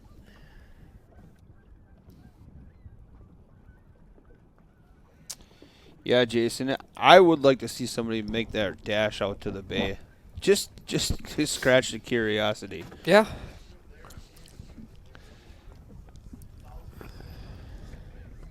There's quite a few people around here. Now again, we're just watching that feel like there's a lot of fish out there right now. Well, I think the fear that you have from the 4 anglers is what I just said before about moving.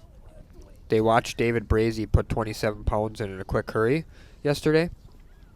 And I think they're fearful that if they bail out of this one location where they know there's some fish to try to chase fish and they end up not being there, you know, how many fish are they going to be down by the time they would get back there is sort of what the question remains. So it's an all or nothing move. There's no doubt about it. Yep.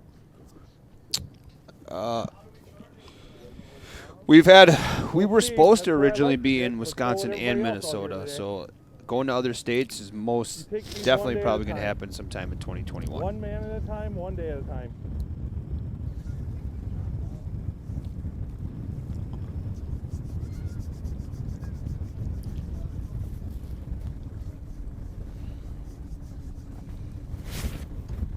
What are we, 9:30? I'm assuming still all zeros across the board.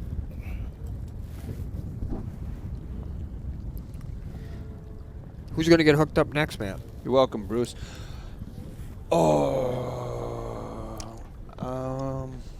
I don't think he was talking to me. I'm sorry, Bruce. Yeah, Brandon's running. Who's going to put the next legal walleye in the boat? I'm still gonna stick with Brandon. Okay. I'm going to say Scott Ristol puts the next one in the boat.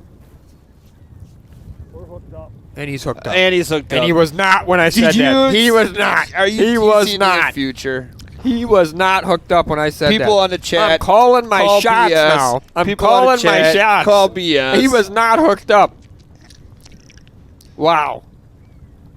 I think my wife says I got ESPN or something. So it's called. No, he's working one. Yeah, he said he's hooked Yep. up. Yep. Russell saw it, and then he made his bid. Hey, my wife said I have like ESPN or something. You know, Oh it's like yeah, when you can see the that goes future. right back to my bracket's perfect. Actually, you asked me earlier, Russell. I have the perfect bracket right now. Baloney. Yeah, Justin Anderson says I smell something funny in there. No, I did not see that. We actually had an ozone going in here earlier to help eliminate Russell's BS. Yeah, BS. A lot of people Better than CNN. I love it.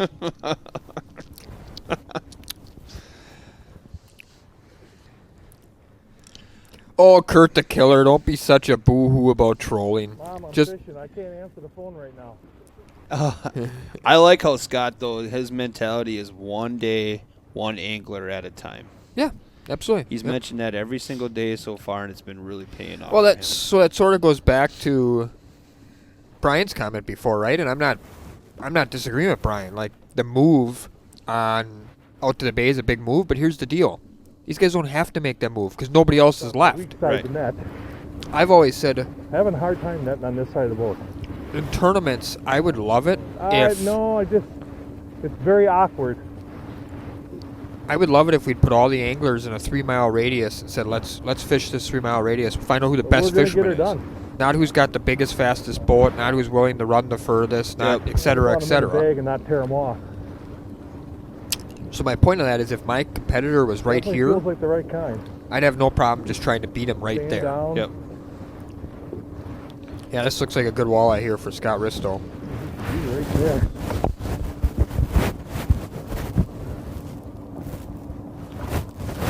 It's a Oh nice my one. It's a God, nice that's one. Big fish. He got him. He got him. Mouth. Woo! Yeah, Zach, we need a replay the on board that. Clean, I take Did it. Russell actually see the board go back? I did not. I really did not. called that.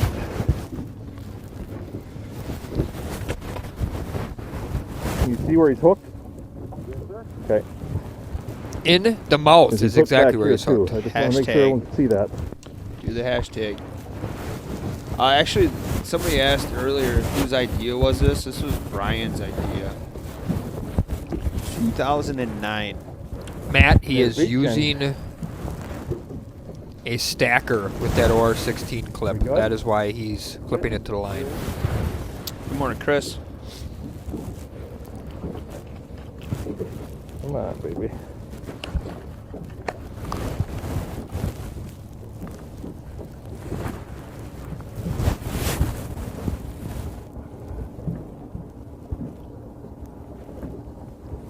Four one?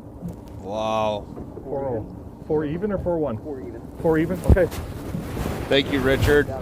I'm fine with that. 4 even. Yeah, that's impressive. 45 hours in the last 2 weeks. And back she goes. On the board. Attaboy Scott on the board. On the board. Both matches are on the board at this point. No dinking going to be going on today. No dinking. Okay. Oh, it definitely fell down. I'm going to get my lines back in the water and everything.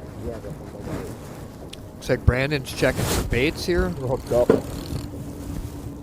Now, That might be snagged up. Oop. It is. Got snagged up. I got shallow. Hopefully he doesn't lose his hot bait.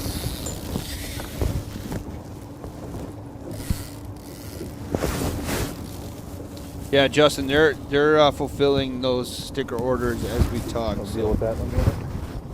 just be patient again. I mean, they've been Coming Rick with us, Fry. but it's not a fish. give him a shout out. Was here till 8 o'clock last night, Gee, catching up on orders. that guy's an animal. Isn't it? Let me tell Lance has you. been here. Ah, here we go. Normally a staff of 2 to 3. There's been at least 6 to 8 people right now working in the warehouse Yeah. daily. Megan, Lance, Justin, Rick. Yep, Mike's been helping. Jimmy. I've been helping. Jimmy's been helping. You've been helping. Those 4 or 5 individuals, I mean, have just been lights out. And like you said, the guys on the floor. Ooh, Scott Allen's hooked up. Oh, I think he just missed him. Just came off. Right around 9:30.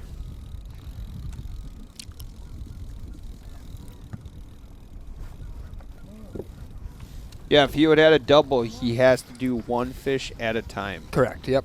You So have to totally take care of the one fish before you can move on to the next one. Yep.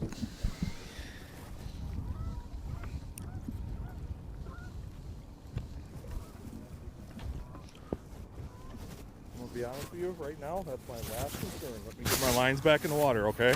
There we go. Now we can hear him. We had his cameraman make an adjustment to his mic. It was Okay. buried a little deep. Talking about Scott I'm gonna Ristow. bring this around and we're gonna reset. He's another guy that's real cool, calm and Everything's collected. in. You can stay up there though, because I'm just gonna slow motor down.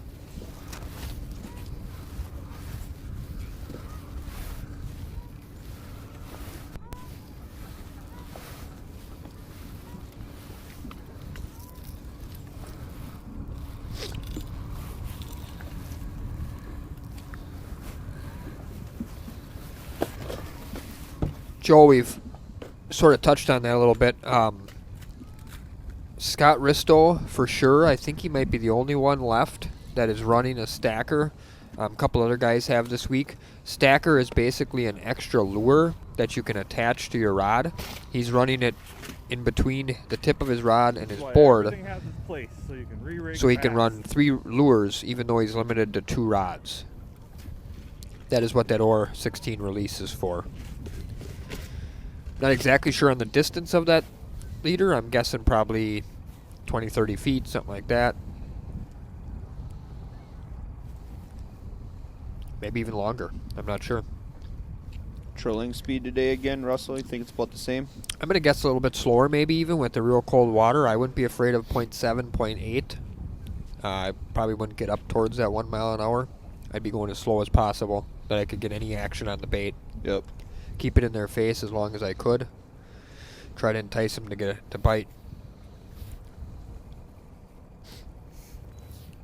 Joe Walter Outdoors, what wouldn't fly in Minnesota? I'm confused on what you mean by that. I'm guessing the stacker rig.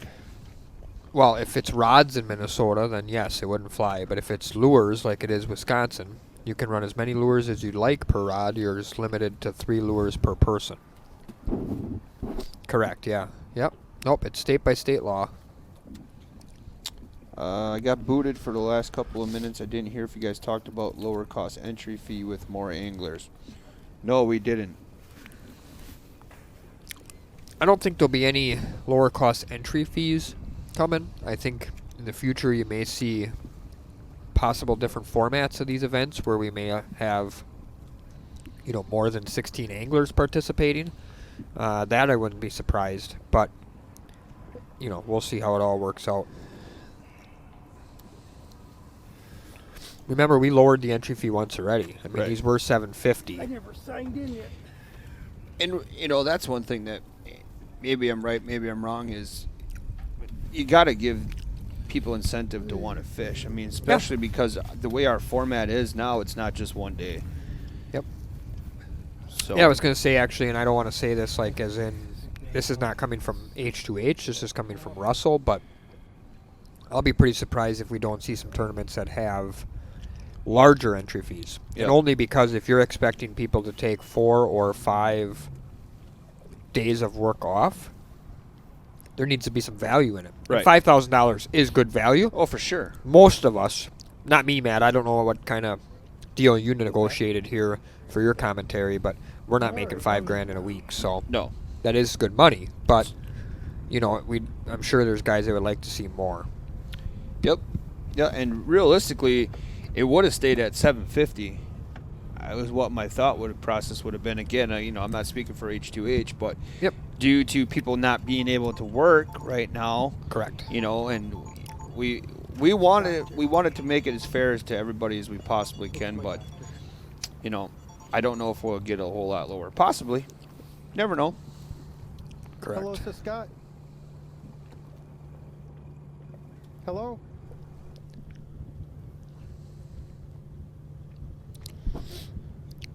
So, that phone call we just heard Scott take. Yep.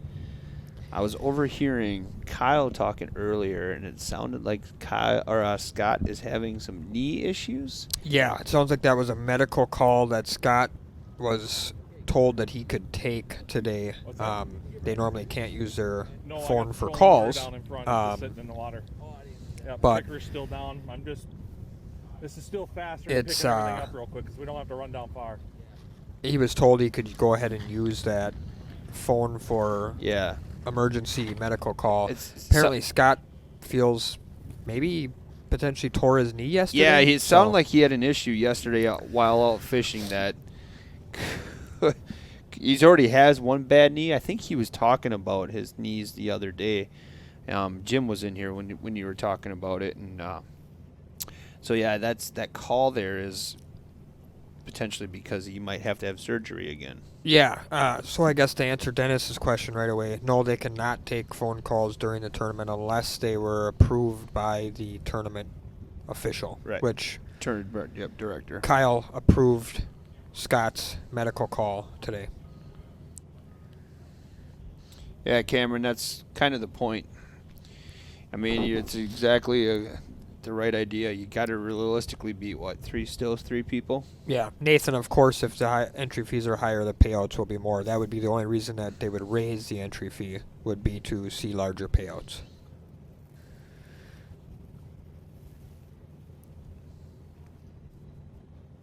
And I'm just making that statement based on the fact that some of the guys that fish other circuits that are used to $10,000, $20,000, $30,000 payouts, I think some guys would look at it as if I'm going to make a 5 days, well, with pre-fishing, maybe an 8 or 9 day commitment, then I would want to see a higher deal.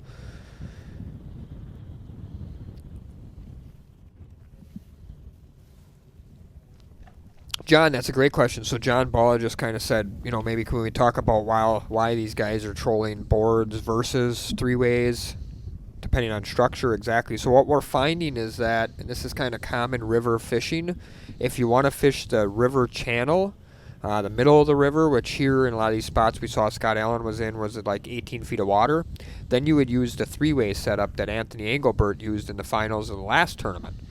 And you would do that because you want to stay right on the bottom, and in that deeper water you don't necessarily need to spread out your rods, so you can fish right underneath the boat and not have too much concern for spookiness of the fish, things like that.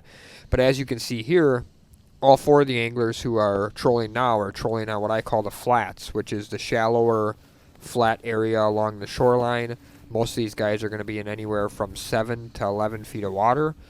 It looks like they're still trying to work close to the bottom, as we saw when Scott Ristow caught his fish before. He made the comment he got a little shallow and he was snagged up instantly. Yep, So catching up. that means he's definitely tried to work the last few feet of the bottom, which is, pretty normal for daytime walleye fishing. But I find that if you're working shallow water and very consistent depths, which is what these flats are, they stay within, a foot or 2 of the same the whole time, then planer boards are a little bit of a better option because you can spread your lines way out, cover more water. If you're fishing a little bit deeper and or up and down a lot, various depths, maybe it goes from 12 to 18 to 24 to 18 to 12 to 15, then the 3-way type setup works because you can, without a board on that, you can make an adjustment very quickly by just opening up your bail or reeling up more line or whatever the case is to stay right on top, right on the bottom. So good strategy by these guys so far. It's paying off.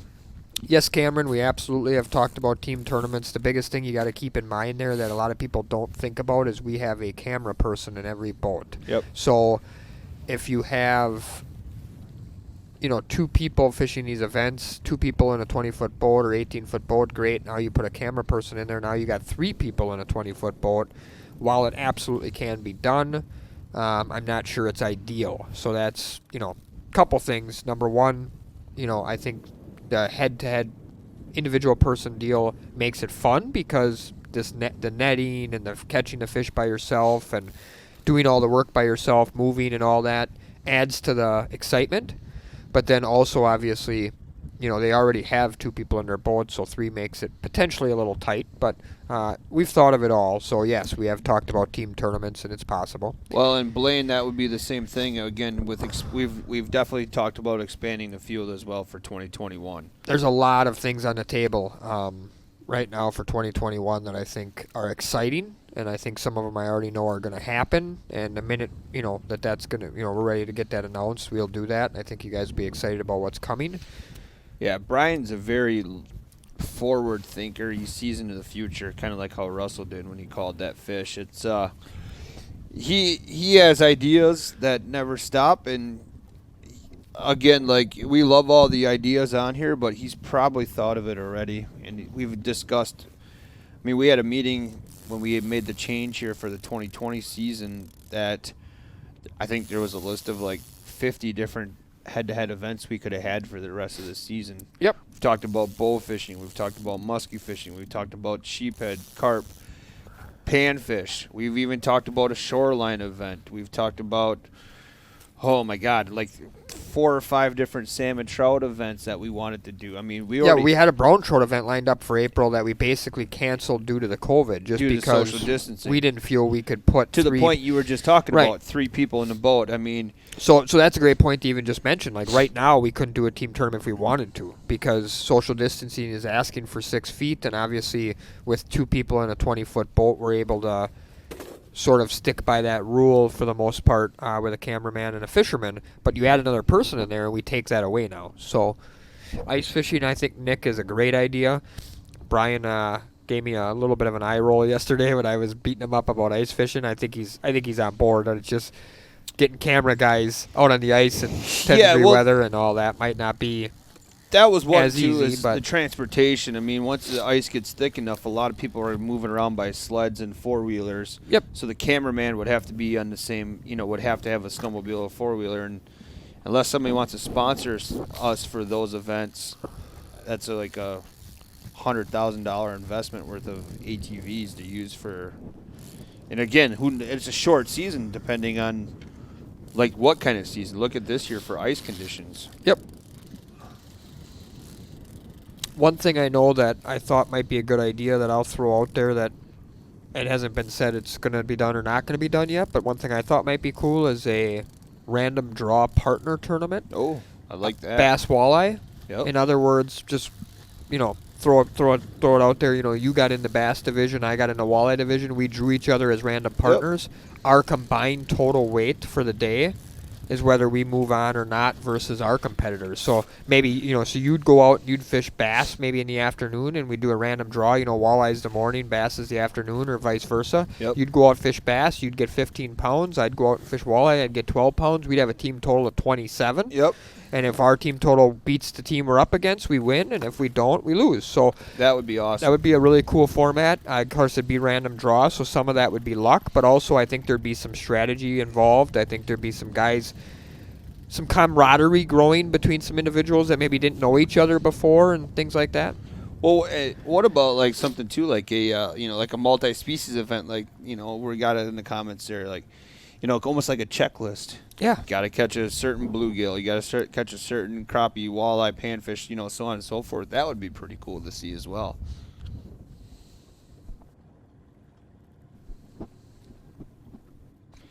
Yeah, and then like Leon, said those camera guys for an ice fishing event. Well, I mean, everybody that's filming this right now could definitely do an ice fishing event, because if they can withstand this, or the guys that filmed last year for us, if they can withstand the elements that we have already had for this season, they could definitely do it ice fishing as well. Absolutely. Yeah, my comment just was, it's hard on the equipment. Yep. It's hard on the camera people, but it's absolutely cool fishing, obviously. That doesn't happen all throughout the country, and I think a lot of anglers down south and stuff would really get a kick out of the ice fishing deal, just because they don't do it everywhere, obviously. So, but you talk to people in Texas and some other areas, Florida, things like that, they're like, ice fishing? What is that? Right, that's true. You guys actually go out there when it's like 20 degrees outside? There's a guy, Tony Boshold, that knows a thing or two about ice fishing, I can promise you that. Oh, no, that was, as soon as we did the head-to-head in 2019, people were all over that. You need to do an ice fishing event, because when we did those events last year, that was the next logical season coming up.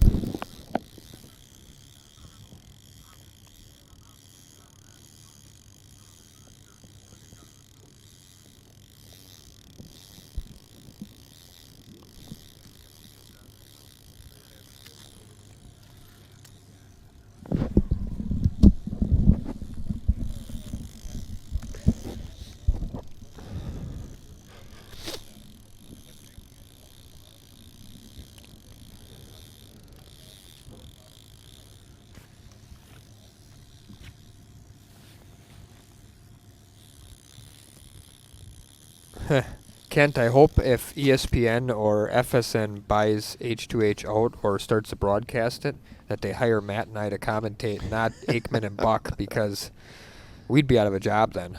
Yeah. That would be disappointing. I didn't run though. Oh, okay.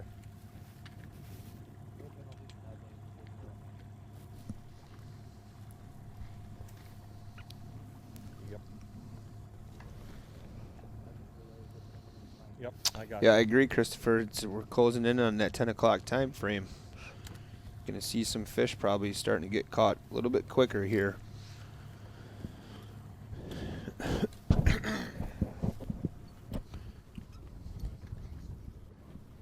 So is it anytime the big engine's on? Anytime?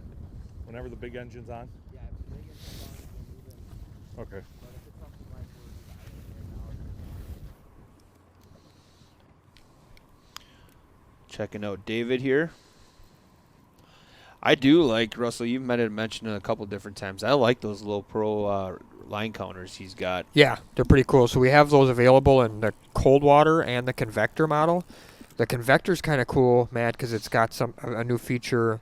It's like a flip and switch, basically.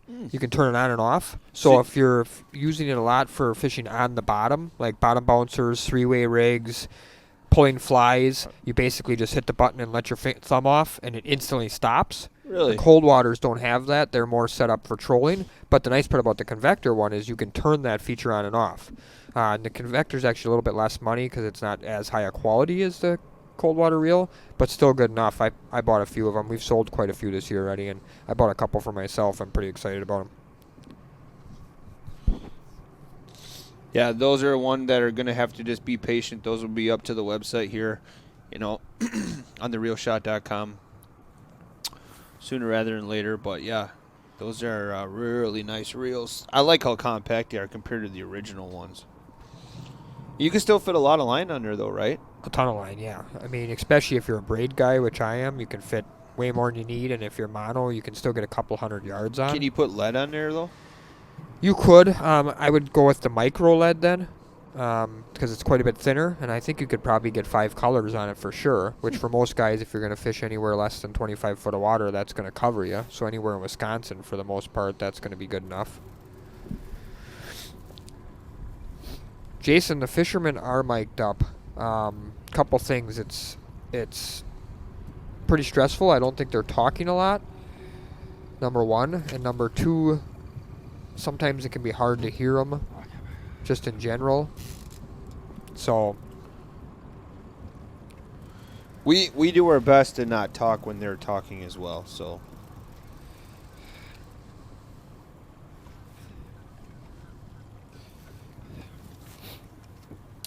Jeremy, I see you sent them an email. Great. If they don't get to that, you could always call either the Sheboygan store or the Appleton store, and they could probably do it over the phone for you too. Because yes, the 2 different models of low profiles haven't made it onto the website yet. So we got a lot of guys doing a lot of stuff right now as we're on a skeleton cruise. So if you don't see a response right away, it's not a big deal. Feel free to do that. Oh, my dad's giving me a hard time because he's looking in his garage for any of my new reels. Said he didn't find any. They're there. That's because they're in my garage, Dad.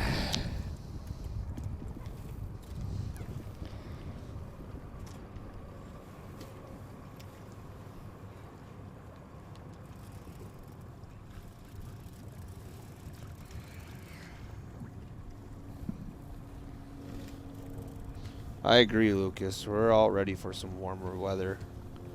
Check your local listings. I mean, here in Wisconsin, it's not warm today.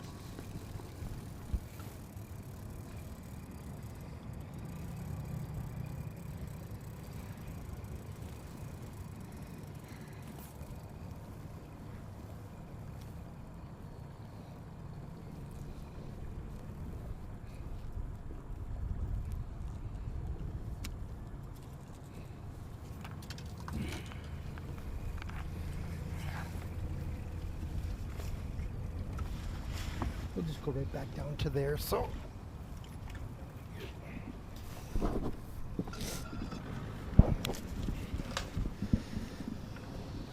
Michael says it's snowing in Denver Oh, currently. jeepers. What was it, Monday? No, Tuesday it was snowing here. Yeah. 10 o'clock. Cheyenne, I don't know why George isn't pulling flies in Oshkosh today. He should be. He is almost every other day.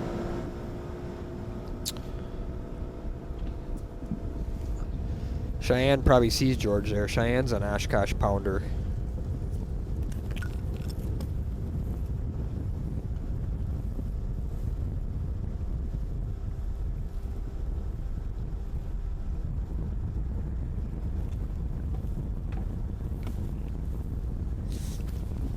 We're looking at a live 4-way screen here. We got Scott Allen. Looks like he's running up for another pass right now, another trolling pass. I think he had the one bite on that last pass, did not get it. David Brady, still the only member of that matchup that's got a fish in the boat. He's sitting on one fish for 2 pounds, 14 ounces. The lower portion of your screen has the Brandon Rouse matchup. Rod Dog, as they call him. I'm going to call him Rod Dog anyways. That's his nickname as far as I'm concerned. Versus Scott Ristow. Scott's sitting on one fish, 4 pounds. I don't think Brandon's had one on yet that I can remember. So Brandon was Mr. Double yesterday. He's a double away from taking the lead here, Matt. Some of the guys asked Russell what kind of boats we're seeing here. So it looks like we got a Recon. Yeah, we've got Scott Allen's in a Recon, which is a Wisconsin-made boat. Brandon, I believe, is in a Lund. Scott Ristow, I am not sure. And David Brady is in a boat dock prepped Triton. We've seen a lot of boat dock Tritons in the last couple of weeks. Yeah, so here Doug Sass says a Nitro or for Sass, yeah, yeah. Nitro London Recon Ranger. Well, that's not correct because Brazy's in a Triton, but I'm not sure What's if that? Ristow's in a Lund or a Ranger. Hoping changes I'm sorry, a here. Ranger or Nitro. I think he's in a That's what I'm Ranger. hoping changes here. I'd like to get a couple in a row and It's hard. So many of these boats look alike nowadays.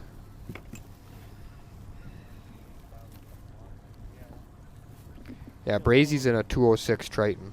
pattern and flow going would be nice. Leo, the size limit on bagel will be the same, 2 pound minimum.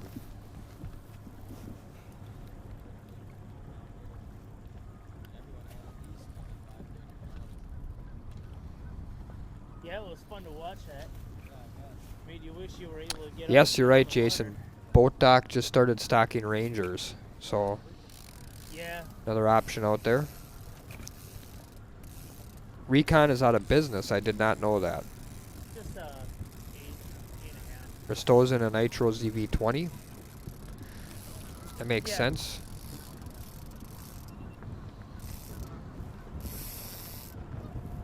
I actually fished in one of those ZV20s with Chase Parsons last year. He had the demo model. We filmed a Next Bite TV show, and I fished in that boat.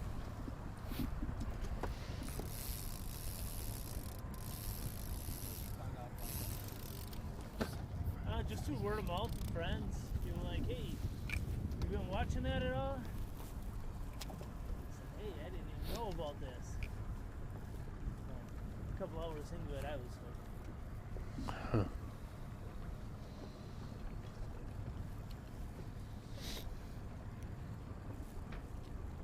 Now we've had a couple people say Recon is not out of business, so I really don't know, but Right. they're a nice looking boat. I know that. I've seen quite a few of them out on the water, and they're sharp looking boat. Get on Facebook. Greg's got a question. Watch.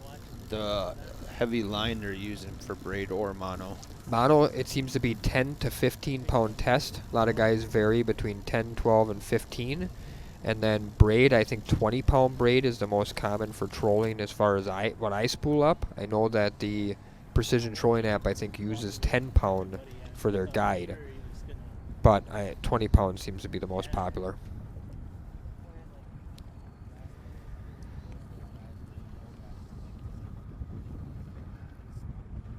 Alright. Yeah, I didn't know too much about most of the guys. Starting to learn about them now, though. Who's going to get the next hookup here, or next weighable fish, Matt?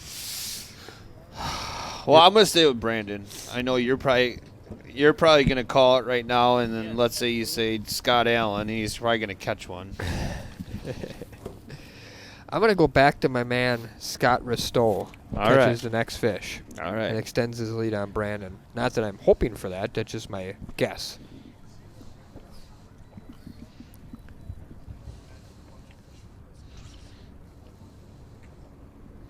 These are all guys you want to kind of compare yourself to and see how you stack up with.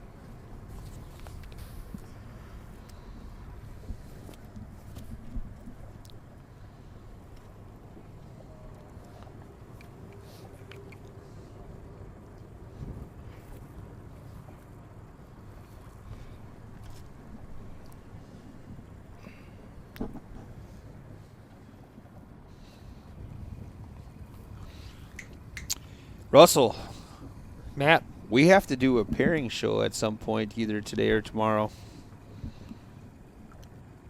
Today. Bass Sounds like pairing today show. for bass. I need it because I need to do my homework on these incredible anglers. I need to be ready for next week. Pairing show. Have you had a chance to read any of the Facebook comments and stuff? Oh, sweet. Do you have the 10 o'clock winners ready? Yeah. I sure do. I lost my slip here. Let me find it real quick. I didn't realize it was almost 10 o'clock already. I didn't either, just because I thought I was getting kicked out at 9:30, but situation changed here. Oh, looks like Scott's putting a stacker on. We're watching that happen live here.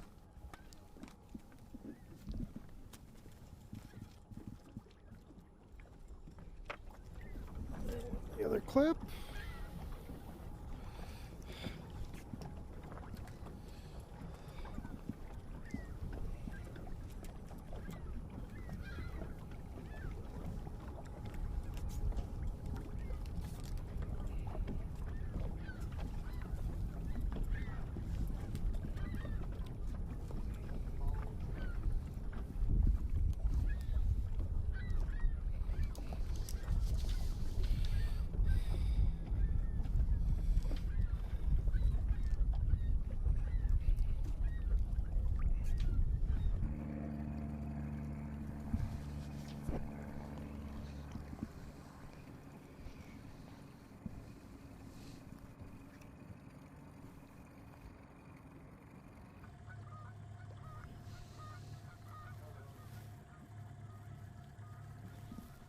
Yeah, there wasn't as many people asking about the ties either this morning, which is nice.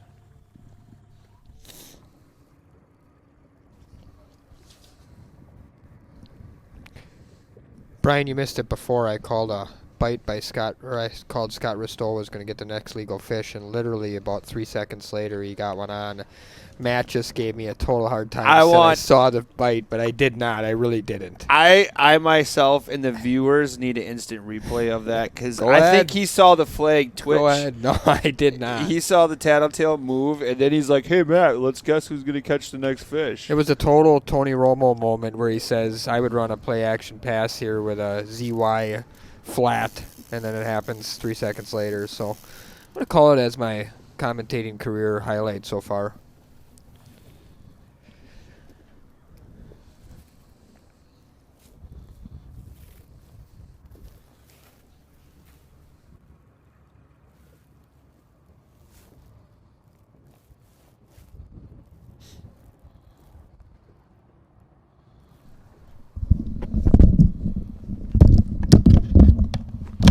Well, you know what else happens around the 10 o'clock hour? Captain Jim always steps in, so I'm sure he'll be in here shortly.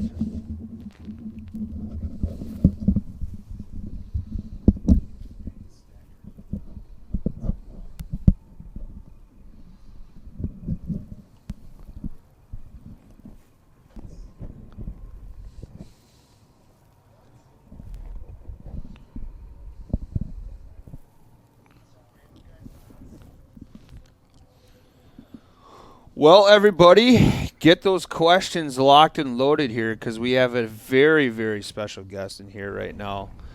Zach Hoffman is joining me. Zach, good morning.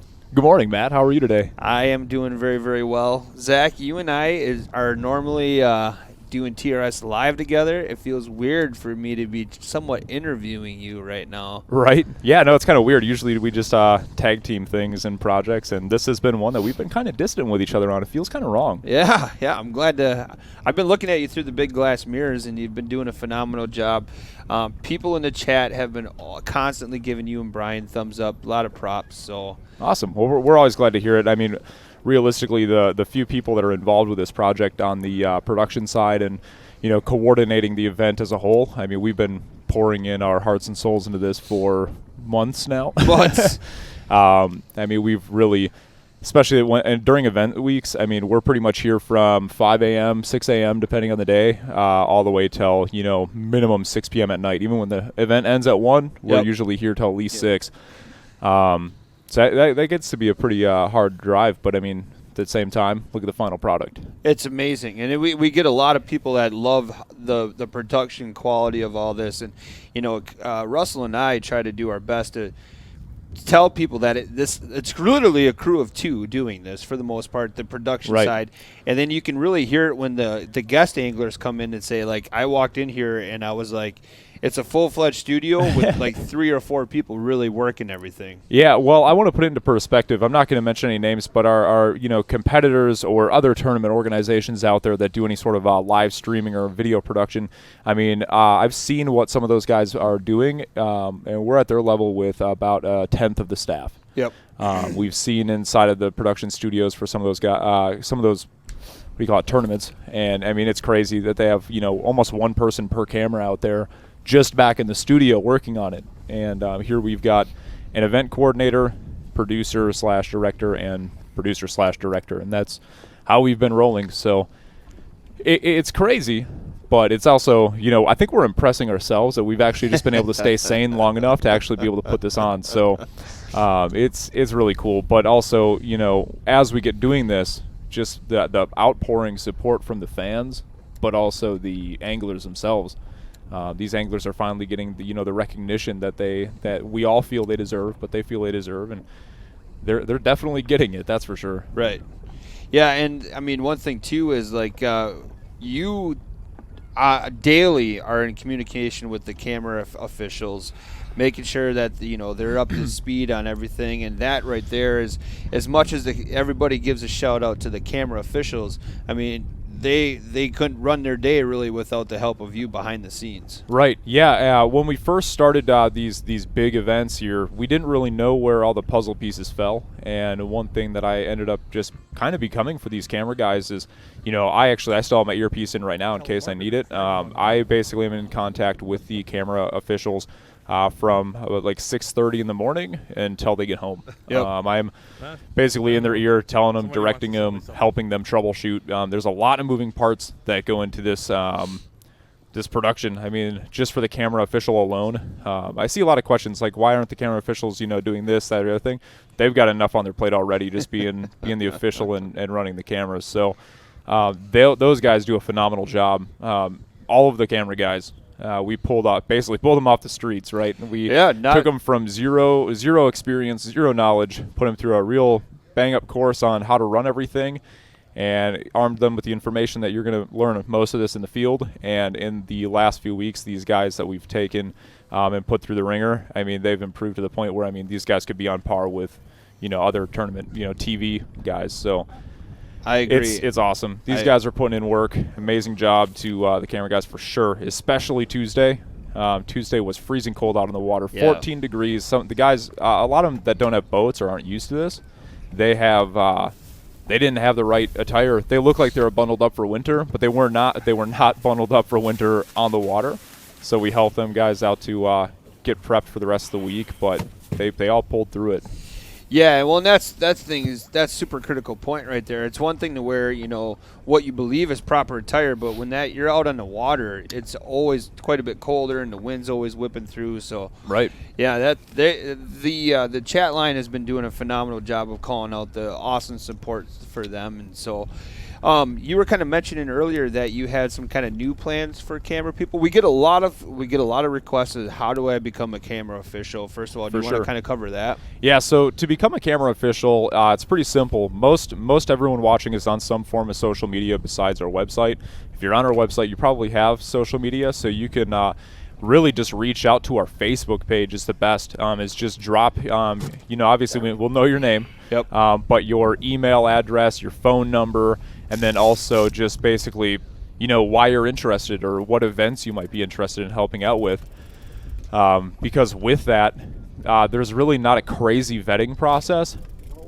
Oh, we got a fish. Scott Allen's hooked up.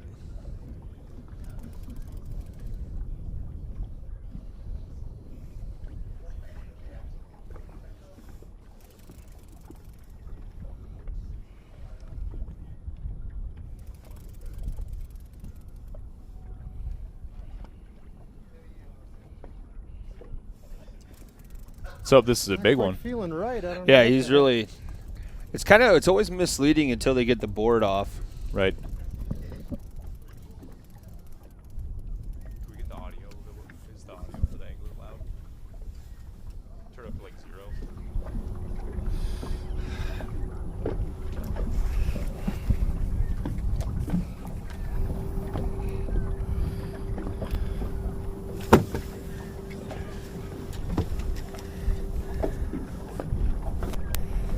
Yeah.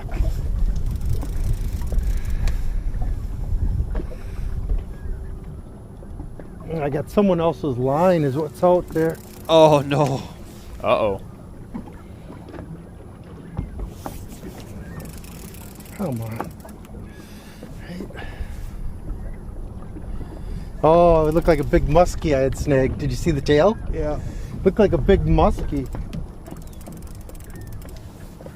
So obviously it got up, but he thinks it was a big muskie. I wouldn't doubt it up there right now. It's starting to get that time. I'm surprised we haven't seen more muskies, to be honest. I think our muskie count is one. One. Okay. Yep. But anyways, looking at the chat here, we've got a few questions. What type of cameras are you guys using? Well, I will tell you that we are using technically 4K cameras. They're commercial grade 4K cameras.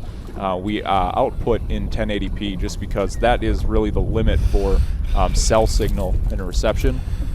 It requires a certain amount of data to be able to process 4K, and 4K is a huge chunk of data more than 1080p, which is what we're in now. Saw the tail of So it, in the but it future, was that not might the be a walleye possibility, but for sure. right now, until really 5G becomes a big thing, probably not possible.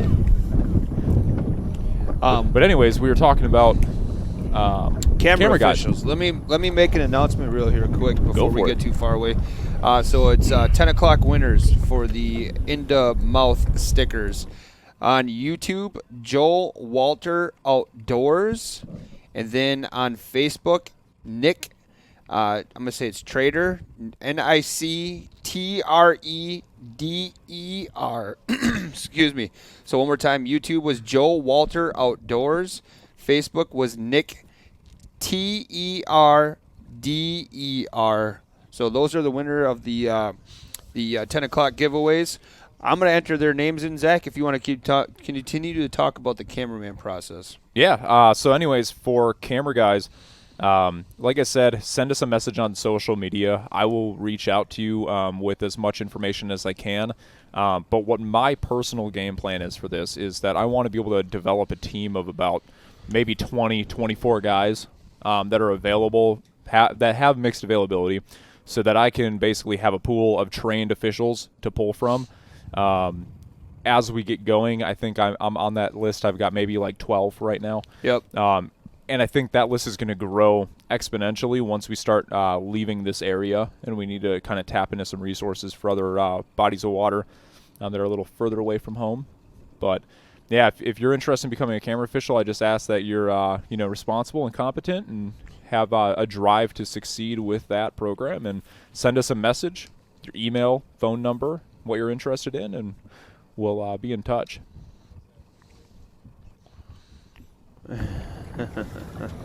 Oh, There we there go. we are. I actually waved to the camera. A little behind the scenes look here. Yeah. So, besides that, though, any other questions as far as everything goes? Well, I mean, while we're on that topic, do you want to cover like pay for what these guys get as of right now? Yeah, right now it breaks down to around $20 an hour. Simple math, we basically pay $120 per match. So if you work all week, you make a pile. If you work half the week, you make half a pile. You know, it works out though. It's good money for the most part, especially when you're out on the water for a few hours a day. I mean, you're getting paid pretty good to hang out in a boat and learn about fishing. So especially if you're into fishing, you want to learn some more stuff from these guys. These guys definitely know their game. Well, and you can hear some of the camera guys saying too that it's basically like going on a guided trip. Yep. And you're getting paid to do it. Yep.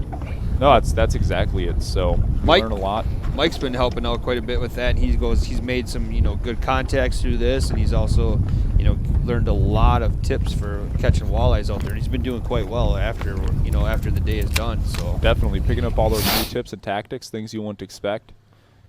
I like that just from watching on this end. I don't own a boat. I fish from shore for multi-species. Don't know enough about one to target them. But watching this, I mean, the amount that you learn just from being a viewer is just that alone is almost invaluable.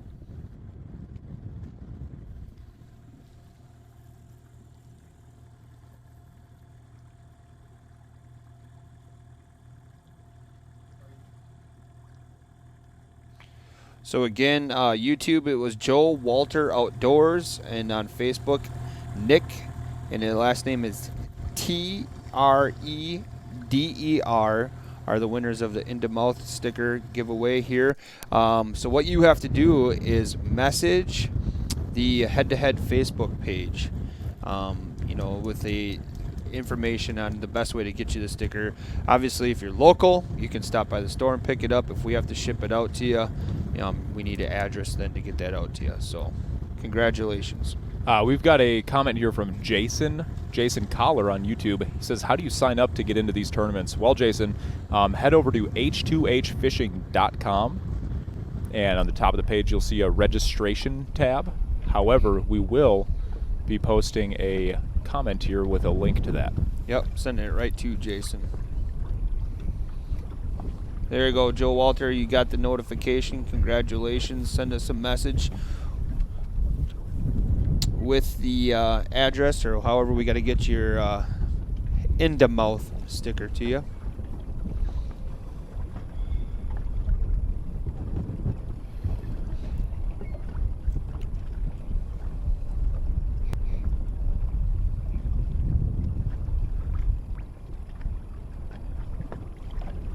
Brett Walzer says Mike was a great cameraman. He wants to know when they're going fishing. Mike's been out there pretty much every weekend.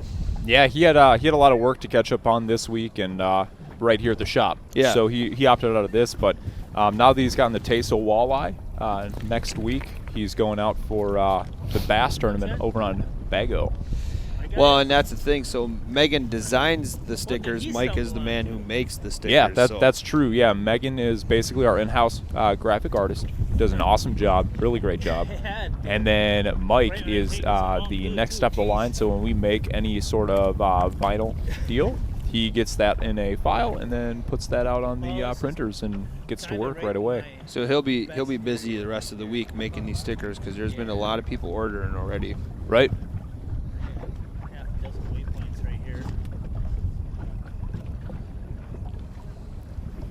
That wasn't the first. There's been a couple. There's been I told you, he's Barry White. Yeah, no, Jason Klein said this dude has an awesome on-air voice. Well, it's my only redeeming quality. I have to make up for the face. Oh, jeez. Come on, Zach. People watch our past TRS Lives. We haven't done one for a while. It's been a while. But, I mean, it's not like we have other things going on, but...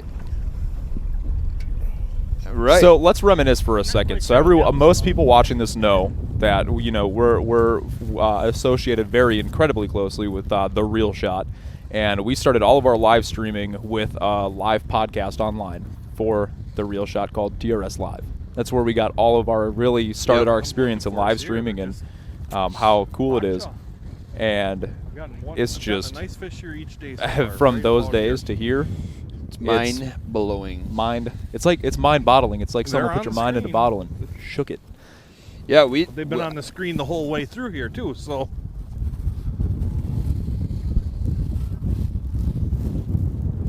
Well, we're over 100 episodes on TRS Live, aren't we? I can't That's remember. all you're looking for is the one at a time. I'm not sure. It's been almost too long. I know. But yeah, we've had a lot of episodes up on TRS Live, and it'll be cool to get back into it. But with how much head-to-head is taking off and how much energy we're pouring into this, I mean, yep, it might be a while. Well, and then after everything.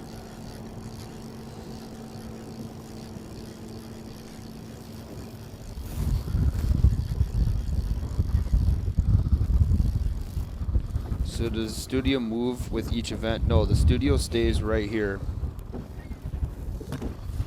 Right here in Appleton, Wisconsin. Yeah, so that's actually a cool thing. I can't get into the proprietary information, but basically we have the ability to send a video feed from the water back to our studio from anywhere with cell signal that's powerful enough. Yep. So we could go to, we could go to Europe right now and stream live carp fishing if we really wanted to, and we wouldn't have to leave, we personally wouldn't have to leave the studio here in Appleton. Yeah, Corey Clark's got a good point. Look, I mean, we were all jacked up over 200 people on last year, and now we got 2,000. Hey, Eric Conradson says, I've met Zach fishing for smallies. He's not lying about his face. Hey, I agree, and I'm not even offended. Oh, come on. Easy now. He did have JK in there, so I'll take that, but no. But no, I mean, so again, I know you can't get into all the nuts and bolts of it, but one question. Update or anything, or? Scott had one, or I'm actually gonna give these guys a live weight update as he just asked. For sure. Real quick, the Allen has 0 pounds, 0 ounces. Is that the guy that you're going up against? Dave, yeah. Once. Has he got more than one? Oh, yep. Sorry. Yep. All right, let's try that again. Scott Ellen has 0 pounds, 0 ounces for match 1. David Brady is at 2 pounds, 14 ounces. Match 2, I've got Brandon Roos at 0 pounds, 0 ounces, and Scott Risto at 4 pounds, 0 ounces. So there you go. You heard Zach updating the camera officials on the weights right now. Had a question earlier, how many anglers today? There's 4. You're looking at 2 of the 4 right now. We're looking at Brandon versus Scott. Right now, Scott's sitting at 4 pounds even with 1 fish. The 10 a.m. winners were Nick, TREDER, and then Joel Walter Outdoors on YouTube. Oh, so I was going to ask you, so a lot of people have been messaging, you know, want us to come to different places all over, like you said, all over. And we always keep referring to it's cell-based. You can't give away exact information on that, but it's upload speeds type thing. It's not as easy as making a phone call. It's, like you said, these cameras have to be able to shoot all the way back to Appleton, Wisconsin. Yep, so the way that works is pretty interesting. So just since it's a little slow, we'll get into some nitty-gritty tech details. When you're out on the water, you've got to make a phone call. It's not using the internet, it's using actual cellular data. When you're trying to transmit video or, say, send a picture message, some of you guys might send a trophy picture and it doesn't send when you're out on the water. That's because there's no internet data. There's different types. So we have to have a collective amount of about 4 megabits per second of upload speed at a minimum to be able to have 1080p video. So that means as long as all the cell carriers in the area have at least 1 meg, we can utilize most of those towers and get the full picture here, which is what we're doing here in De Pere. There you go. So for those asking, how come you can't come to this side of this area or Lake Erie, that is what we're actually looking for. Right.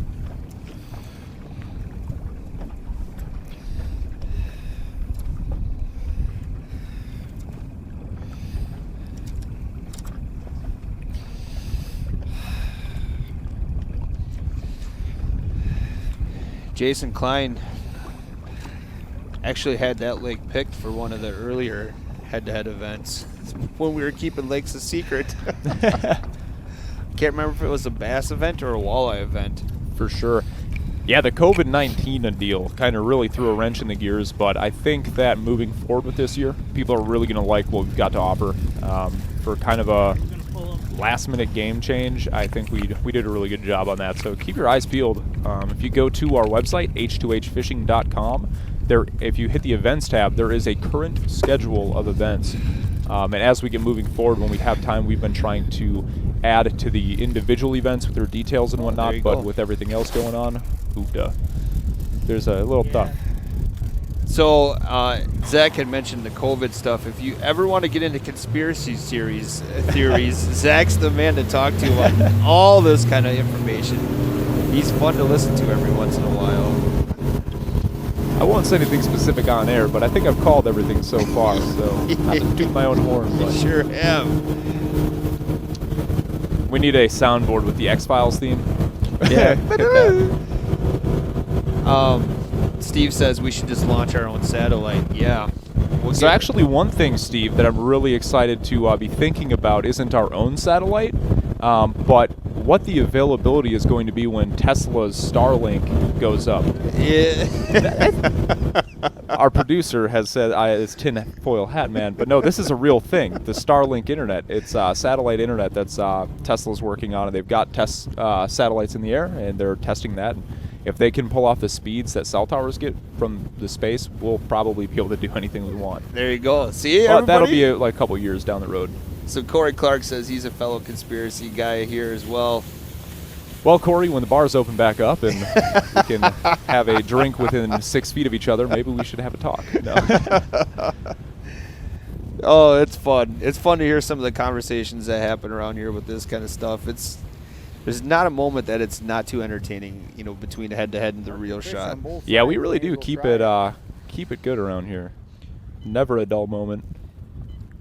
Wapaka chain, I feel like Brian tested the Wapaka chain, and he said it wasn't that great in certain areas.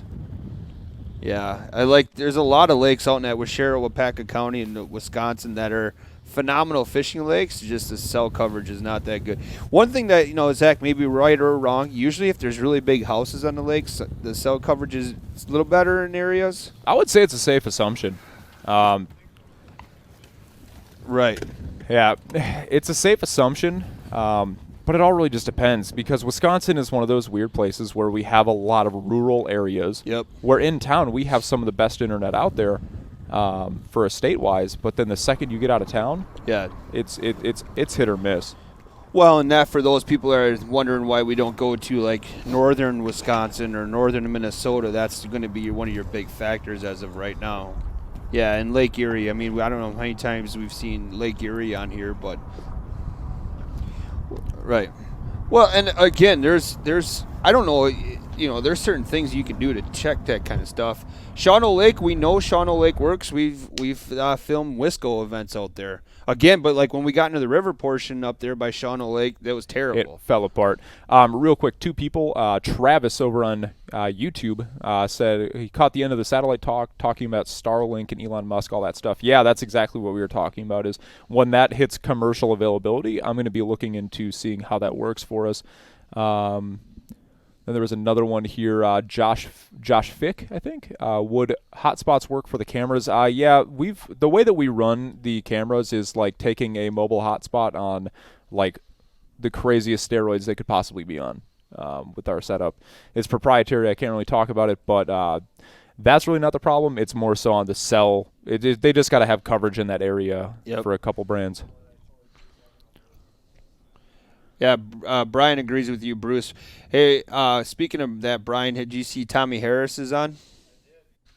What's up, Tommy Harris? Brian says hi, Tommy. How's Poigan? Poigan is a good spot.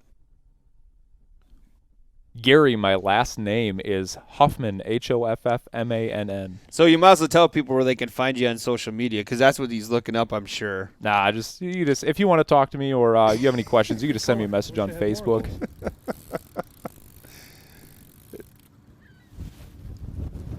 I'm pretty open with my Facebook account. I don't really care who adds me, so.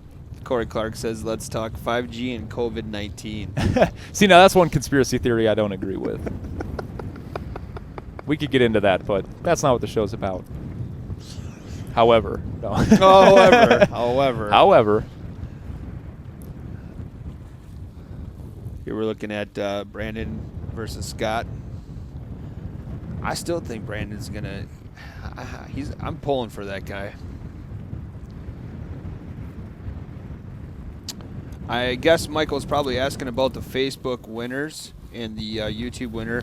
Again, YouTube was Joe Walter Outdoors. Facebook was, I'm going to just say Nick Trader, Treder.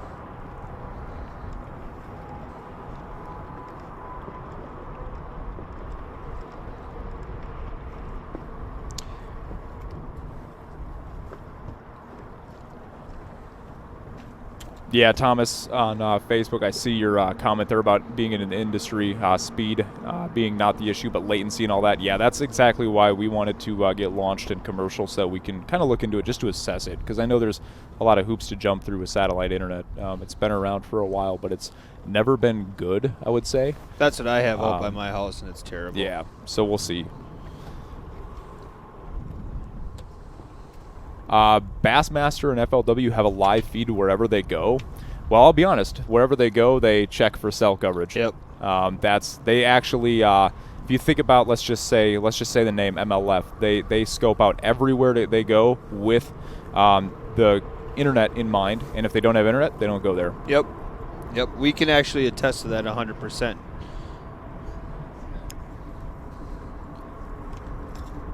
Water temperature today, I'll just quote what it was yesterday. I think it was right around 39 to 40 degrees. So my guess is that's probably where it is at today. Jeremy Bolt, did Carol Baskin kill her husband?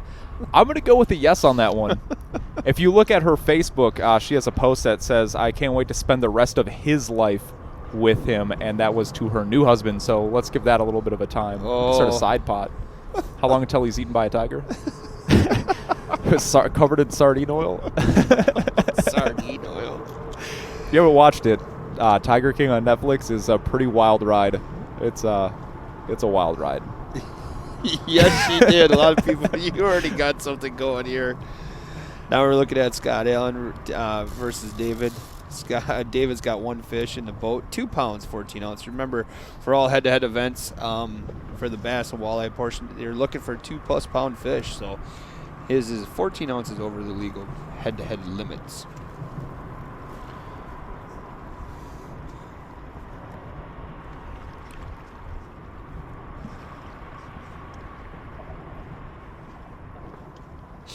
Just remember on the chat line here, no soliciting. Yeah, self-promotion, things like that. We try to keep it on the stuff low. like that. We don't want to have to shut it down, so or block people off of here. So remember, let's just keep it clean. And Corey Clark. Does anyone else believe it's Carol Baskin's fault that Scott Allen is at 0? I think she might have something to do with it. Here's Justin Anderson. Zach wants to know Miller or Budweiser products. Miller or Budweiser products? Oof. I don't know. I'm not. I don't really drink water, so I wouldn't know how to answer that. Totally kidding. I drink Natty Light. Natty Light right there. Say, I can't do either. Natty Light. You were a big Natter Day fan about Natter 3 Days were months good. ago. Now, if I had to pick between Miller and Bud, it would definitely be Budweiser. Bud Light for days. Bud Light. Donald Rose says who's winning right now. Well, we can update you here. We'll go over the scores. So obviously you were looking at Scott Allen versus David. David's up 2 pounds 14 ounces with 1 fish. Scott's still looking for his first fish. And then on the other battle we got going on here, another Scott Ristow versus Brandon Rouse. Brandon's at 0 fish right now for 0 pounds. And then Scott has 1 fish for 4 pounds even.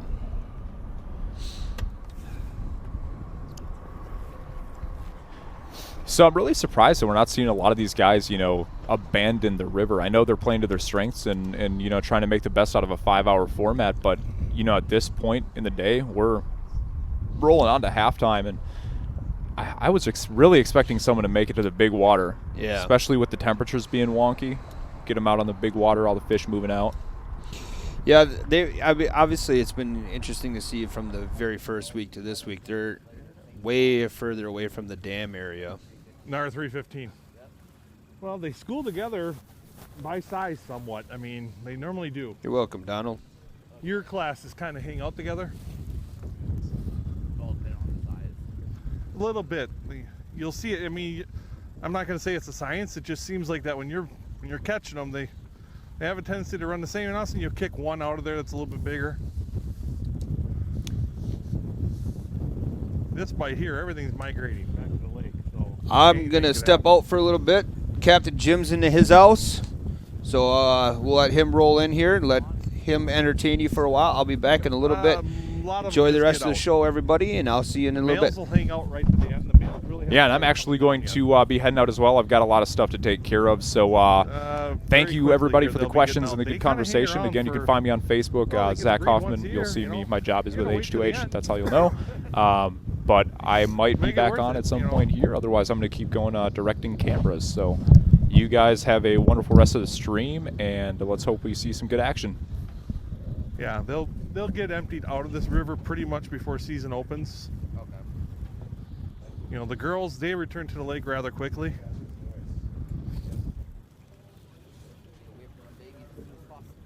They just want to get back out to their summer grounds, They'll stage out for spring in the lower bay, and they'll slowly move their summer. Hello, this is Scott.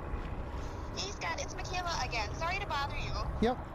I just spoke with Carissa. She's wondering, do you have any of the prednisone at home? I do not. You do not. Okay. So what I'm gonna do is we're gonna do a different dosing for you. We're gonna use prednisone, and we're gonna kind of start you off with 40 milligram tablets. I'm sorry, 2 20 milligram tablets daily for 3 days. And kind of see where you go from there. Okay, I gotta go. Sorry, but oh, it came off.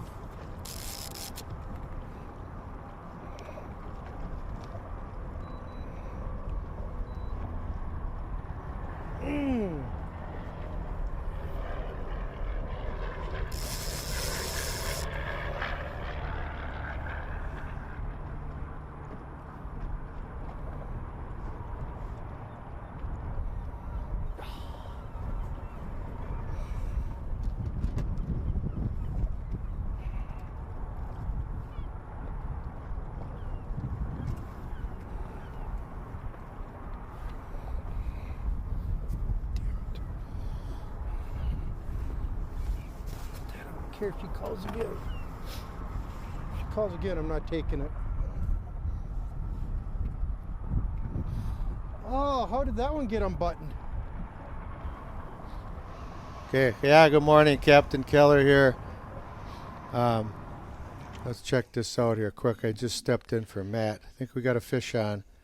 David Brazi's got one on a board, folks. Anyway, good morning. Captain Keller here. And we'll be introducing Jesse Brady. Well, hello, one everybody. of our quarterfinalists from the last tournament. Jesse's in the studio, but we'll wait here until we see what's going on with this fish.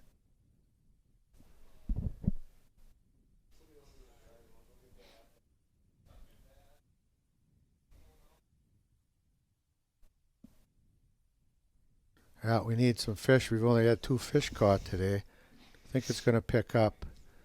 This cold front has just been nuts. I mean, it's only 34 degrees outside. You can see the tattletale flag. Tattletale flag's down. Usually that's a good sign. It's a nice fish. What do you think we got here, Brady? It looks like a decent fish. Jesse? Yeah, here comes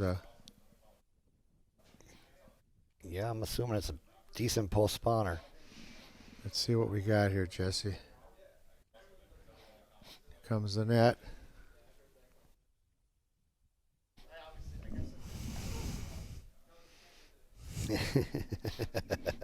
Yeah, we got it. The captain and Mr. Mountain Dew and the Marlboro man is in the house. Yep, I'm here now. Let's see what we got here. Good morning, everybody. Yeah, Looks like a Captain decent Jim one. here. Let's check this fish out, then we'll talk a little bit. Ooh, it's in the mouth. Ooh, nice one, Jesse. Yeah, that one Oh, T-boned get it in! Get it in! Get it in! Oh no! Couldn't go. Oh, you got it. Oh man, that's heart attack, Jesse. That's yeah, that's pretty scary when you're in a boat and you see that happening. Jesse is a head-to-head legend. I don't know if I'd go that far, but I appreciate it. Jesse is really a nice guy, and he was fun to watch. I think everybody enjoyed watching you. You had your blue jeans on. Yeah. You had the casual look. You had the Mountain Dew. You had to take a cigarette break. It was pretty cool. Yeah, I just went out, tried to do a little fishing, and had a lot of fun. It was a great tournament. That was, yeah, he stayed calm with that fish because I've seen so many fish get off like that. It's unbelievable. It is. He's lucky that that rapula didn't hook up in that net. Oh, yesterday a guy lost a big one. Did yeah, you see that? He did, right? Yeah, he had that hook, ended up getting in the net, and couldn't get it in. Well, that one cost Brad. He lost out with a net too. Yeah. I don't think that was the same one, but Brett had a big one on. He said it was his fault. I didn't get to see everything that happened, but of course Brett did. But yeah, he lost a giant. That's a heartbreak. Way out, you know, his net was extended. It's always hard to do that too. It's hard by yourself with that current. Oh yeah. Another fish. Not real big, but definitely a scoreable fish. That's a decent fish. 3.5 maybe.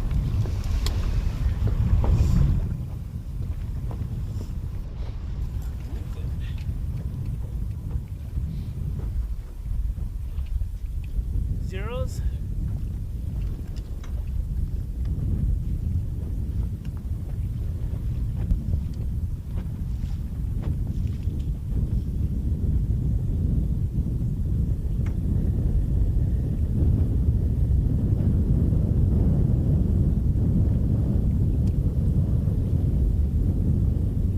What are you guys guessing? What do you think this is? 3.5, 4 pounds? That's what I'm guessing.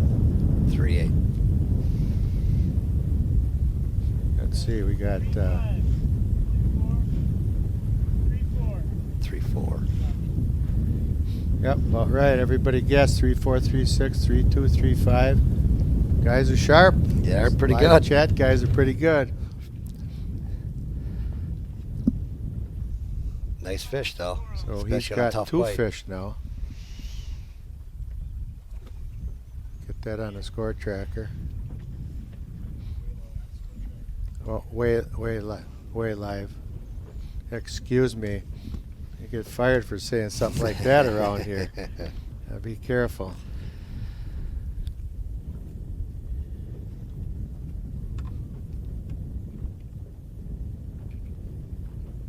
Jesse, people are going to want to know what's going on with you. How'd you find head-to-head? What do you think of head-to-head? You put on quite a show, and I think people really enjoyed watching you out there. Well, I appreciate that. I had a lot of fun doing it. I found it. A couple of my buddies called me and told me about the circuit. I watched your guys' first tournament, and I seen you guys were doing another one. I actually signed up for the Minnesota events, but I work out of Waukesha, and I pretty much live here 10 months out the year, so it wasn't too far for me to drive up. Nice. And when they canceled the Minnesota event, I decided to kind of just jump into the Fox River. I knew the bite would be pretty good. I didn't know a lot about the river, but there's a lot of fish in that river. Oh, yeah. And interesting, yeah. Yeah, we got somebody hooked up here. David's hooked up again. David's going to put on a show. He's doing pretty good. He was a lot of people's favorites because he had the biggest bag.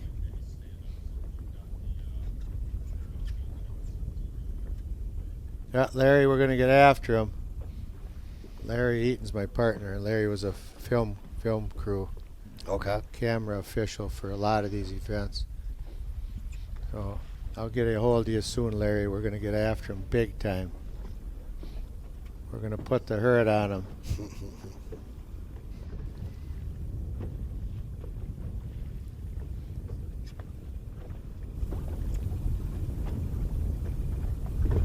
Looks like the bite's starting to pick up now. Yeah, it's we got a little over 2 hours left, and trolling bite. I think everybody's trolling. I'm not sure, but they're all trolling this morning. They're all still in the river. Yeah.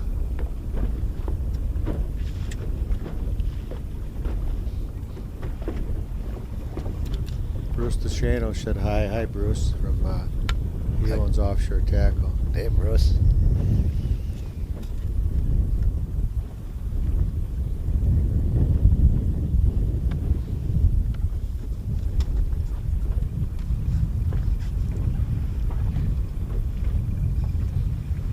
Another nice one, maybe? Yeah, I hope so. He's got over 6 pounds already. Yeah. This will be his third fish. He knows what he's doing. He's a very good troller. Think it's the perfect 10 again? Yeah, it's. Jump on that website, folks. Yep. It is. Oh, he T-boned it. Nice fish, too. Beauty. Nice one. All right, get on that website, folks, and get those perfect 10s here at the Reel Shot. We got a pile of them. It's awesome. It is. They're a great bait. They'll probably go great all the way up till June. Yeah, you use perfect 10s, Jesse? Yeah, I do. A little bit better fish, I think. And where do you usually troll with them?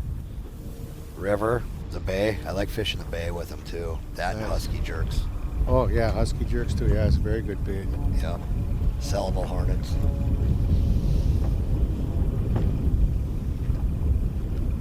Somebody asked how many days did you pre-fish, Jesse?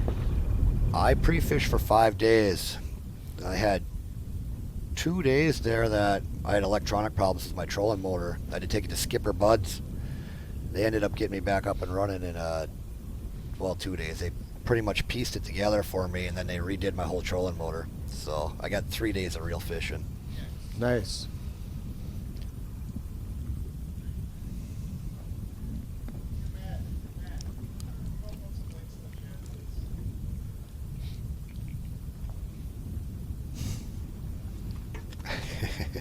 Yeah, anyway, we got, it's been slow, but I think it's going to pick up. He's pounding them on those P10s. Kind of seems like that's the bait of choice by all these guys. And we're going to be uploading that link right now, folks. Zeros? Perfect 10 link. You can get that supplies while they last here.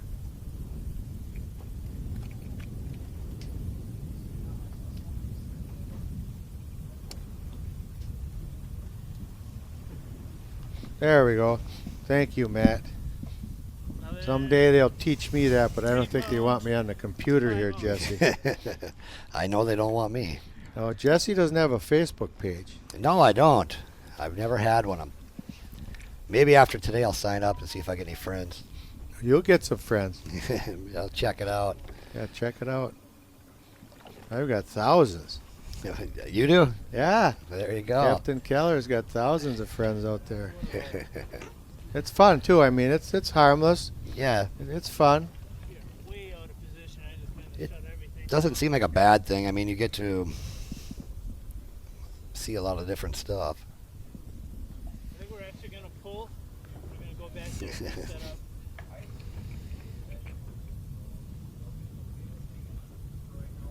It's like salmon fishing. Cleared all my lines.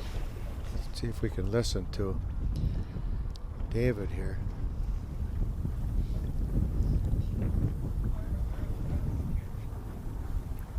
He's entering his third fish. 3 pounds, 5 pounds.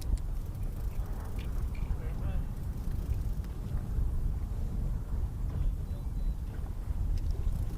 What's that? Yeah, I like that. That works out real good for me. Oh, he's just changing baits. Somebody's asked if they're using a weight system, but the P10s are just long line. I think they're just.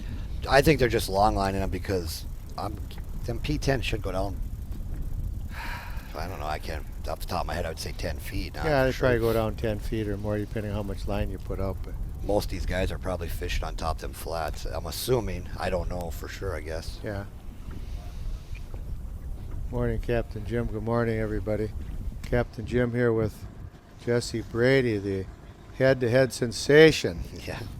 from the last tournament. Everybody enjoyed watching him.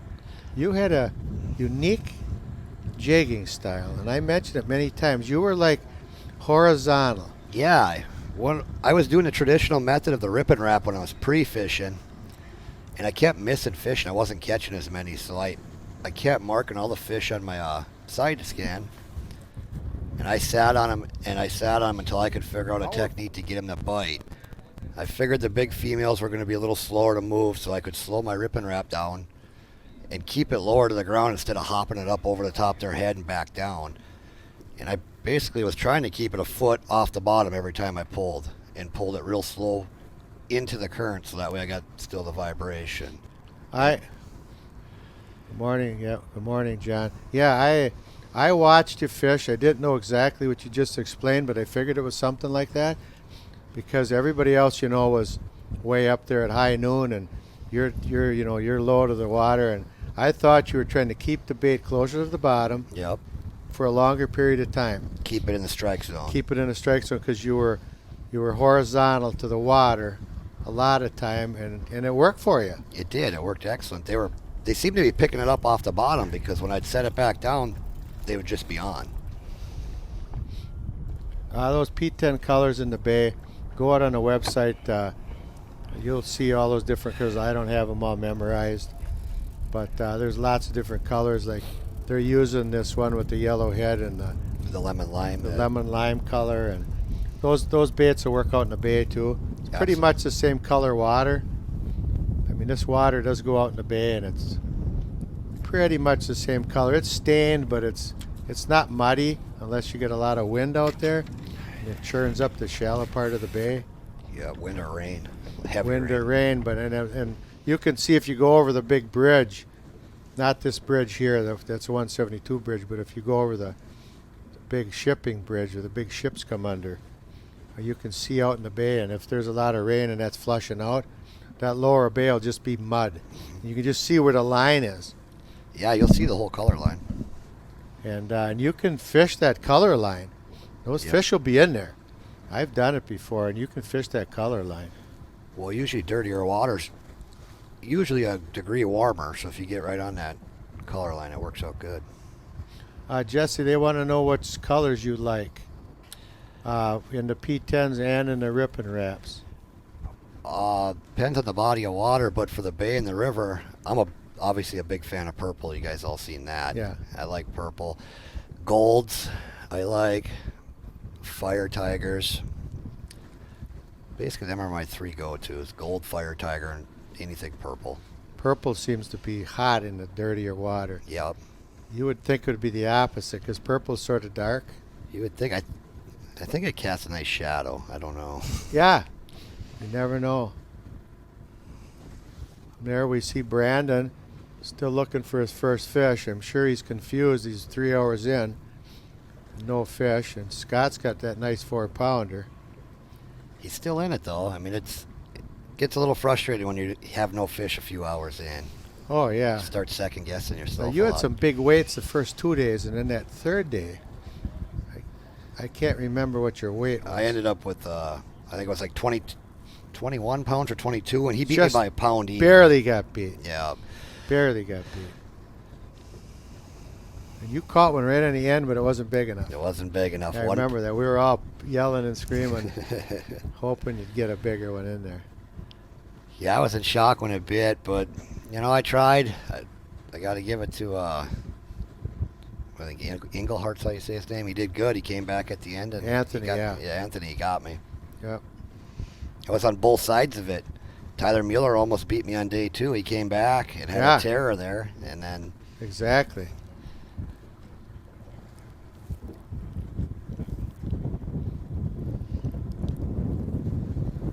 Somebody says dirty while they're dark colors. Yeah, that's true, but not all the time. There's nothing that's totally 100% when it comes to fishing. No. You would be amazed at what people catch stuff on. Well, you get all these tournaments, everybody's not using the same thing. No. And I know in some of the other tournaments that everybody's using something different. Some guys will swear by dark baits in dark water, and some guys will swear by brighter baits in dark water. Yeah, a lot of it. In my opinion, you can never go wrong with chartreuse. It works pretty much everywhere, too. Yep. And purple works good. Chartreuse works good. Guys swear by fire tiger. Fire tiger's always good. And I know some guys that swear by a black and silver color as their go-to bait. Yeah. Black and silver. It looks just like a normal bait fish. So yeah. And Dalmatian. That Dalmatian's an awesome color. Yeah, I got a box of Dalmatian baits. Yeah, see? Got a box. I'm going to, every day on here, fishing's a little slow. We're not going to try to override anybody here because we're trying to watch it pretty close. But I always like to drop a little tidbit out there. One of Captain Keller's fishing tips. But here's one I found yesterday. I sent it to Russell. But you can go out on YouTube and you can check this out. This guy tested braided line, 2 fluorocarbon popular models, and a mono. And he did a stretch test on all of them. And he used a scale with 8 pounds of pressure. Mm-hmm. This is going to shock some people, but I saw it, and you can go out and check it out on YouTube. But, of course, the braid had no stretch. The mono on about a 6 or 7 foot lead, and he had it on a ruler with a bobber stop on it so you can see where it went. Yeah. The mono had about 1.5 inches of stretch. That way he was doing it. And then he did the 2 fluorocarbons. And lo and behold, they both stretched more than the mono did. I believe that. Both of them did. So people were talking about the fact that we use, we know fluorocarbon sinks, and they use it. They don't use it on longer leads sometimes, like in the Great Lakes or for bigger lakes for walleyes, because they want some stretch. But lo and behold, the fluorocarbon stretched more than the mono did. So there's a little Captain Keller's fishing tip for today. But go out and check it out, and maybe you'll change the way you use some of these lines. Now again, I don't have a test on this P line, but P line is fluorocarbon coated, and it's a copolymer line. And I've used P-line, and I like it. I like P-line, too. Now, P-line, maybe it'll stretch in between, and and it's got a lot of abrasion resistance on it. And I think P line might be a good line to use if you're Almost looking 11 about long leaders for like salmon or some of these walleye applications. So anyway, something new you learn every day. You learn something new about this sport. Nobody has a lock on knowledge, Jesse. No, every tournament I try to learn something different. So yeah, anyway, I go out and check YouTube out for that video because I watched it twice just to make sure I knew what I was seeing so I could broadcast it this morning. So every day I'm going to come in here, I'm going to drop one of those little tidbits down. And that's good to everybody to learn something new. Might not change somebody. That's fine. If you're catching fish the way you're doing it, that's great. But it might help some people fish. What we're trying to do here is, of course, have the big show. But then as commentators, we try to educate and share and bring in guests and show people what they're using, and they can go on to realshot.com and buy these hot baits. So that's our mission, so that's pretty cool. Yes, the Real Shot's open for customers. It's on, it's in Appleton. Oh, what the heck's the address here? Here, I got my phone. I forgot the address. But Jesse's going to bring it up right now. I'll give you the address. Yes, the shop is open. It's on, I think it might be 1919 Calumet Street. Let's see how close I am, Jesse. It is. Find out. Give everybody the address to the Real Shot. Real Shot also sells firearms and bows. Yeah, I was right. 1919 East Calumet Street, Appleton, right. Wisconsin. It's a great store. First time in it was about a week ago or right before that tournament, and they got a lot of selection here for between hunting and fishing. Brandon Seidel says, Jimmy, have educated me a lot, especially the bandits, before bandits got hot. Yeah. As a matter of fact, son Brian, years ago out in Nebraska, Brian was using those bandits. Before they actually came from west and went east. So those baits gravitated to the east. Okay. But those bandits were being used in other places of the country. And all of a sudden they started to show up going east, and they ended up on Green Bay, Saginaw Bay, and Lake Erie. And they're huge hits. So yeah, I had Brandon Seidel out in my boat, and I was telling him about these bandits. He never heard of them. I said, Brandon, wait till you see this bait. He said, what is it? I said, it's a bandit. What? What's a bandit? Well, bang, bang, bang, we started popping big walleyes. So he became a believer. And, of course, that was even before there was a big craze on Lake Erie. Yeah, now that's how they fish on here. Now I think everybody's got bandits in their box for trolling on Lake Erie. Well, they use them rogues on Brandon, here, too. for bringing that up.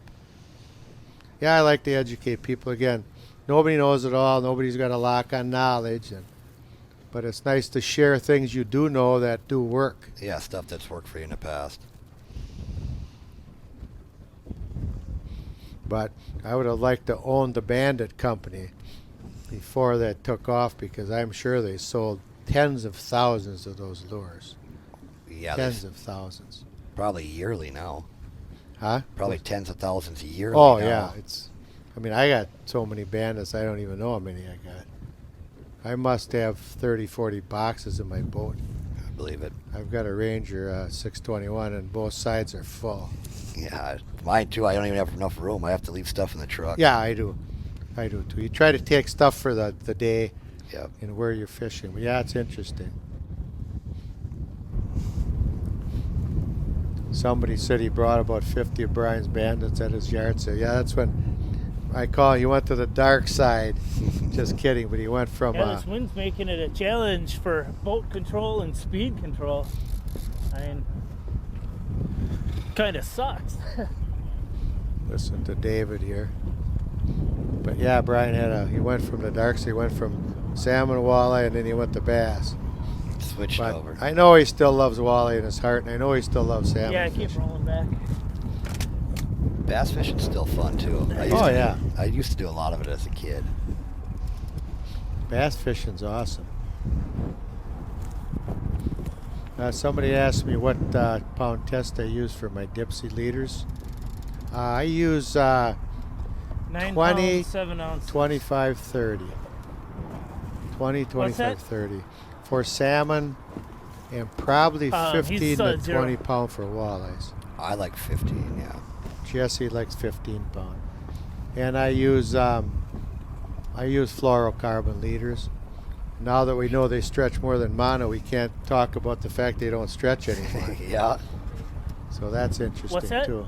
It's nice to get stretch if you're fishing with braid, though. Yeah, So hey, you need a little Yes. bit of stretch in there. It helps. Yes, you'd like to get some stretch in there. So now if it's totally true on all the fluorocarbons, it's even better, more often to use fluorocarbon. Yep. It stretches, and you got the fact you Invisibility. can't yeah, when see they're it. in the wind and the waves. See, I would use fluorocarbon. I went the fluorocarbon leaders on Lake Michigan, and I thought it increased my catch. I use a 6-foot leader on my downriggers, and I use a 9 to a 17-foot leader on my dipsies. And the longer leaders on the dipsies, you actually have to hand the fish in. You swivel on them, or? Yeah, I put a swivel and a snap, but if you use those a leader longer than 9 feet, you actually have to hand the fish into the net. So, it works. We won the Salmon Cup last year. There you go. Yeah. Russell, myself, Captain Matt Clinton, and Lily the Pounder, his daughter. Yeah, we won the Sheboygan Salmon Cup, and we're using 19-foot leaders on the dipsies. That's a and big on fish the to boards, hand line in. and on the boards. And yeah, you take it off, you bring it in, you got to hand line them in. So you got one person on the rod, one person on the net, one person on the hand line. I got you. I've never salmon fished. I'd like to try it one time.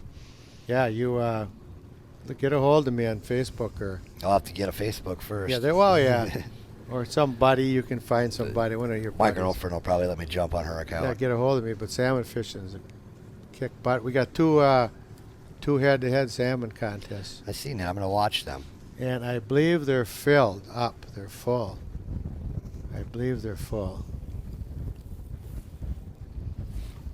Somebody says trolling for walleyes. What rod and reel? Well, I use Dakota 500 with 12-pound big game, trilene big game, and I use an 8.5-foot telescoping rod. And the Reel Shot sells them. I don't know exactly the brand. It might be a Berkeley rod. There's a lot of good trolling rods out there. Now we also sell Coots telescoping rod here at the Reel Shot too. So check that out. Reasonably priced, proven by Coot, the master troller. He developed that rod, and I see his son just beat me to it online here. Coot's Troll Master works good, so check that out. But yeah, we sell the best trolling rods in the market right here at the Reel Shot. So check them out. Just put trolling rod in on your search bar, and they'll all come up. And we also sell the Dakota. I think we got a fish on here, folks. Looks like it. Well, the flag is. Nope. Can't really tell whether he's got one on or not, but we also sell the Dakota rods and reels, and if you're in the area or whatever, our Reel Shot will spool them for you too. We will spool those rods for you, those reels for you. Excuse me. We'll spool those reels for you. It's with the right backing and the right line. You just have to spec it out. I have the Reel Shot do all mine. Of course, I would, but I do, and I have about 20 different rods and reels, Jesse, that I have them re-spool. Last year, twice a year. Yeah. I went through line. I had them do it twice. Well, for them line counters, you want to keep it right. Yeah, but He might be got a hand fisher he just might be hand lining that one in. I might be don't hand know. lining one in. So we were talking about hand lining before. Here we go, Jesse. Yeah. He is. Yeah. Looks like there's some weight on there. This might be our first hand line fish, a stacker fish. Yeah. It's going to be interesting to see how he does this.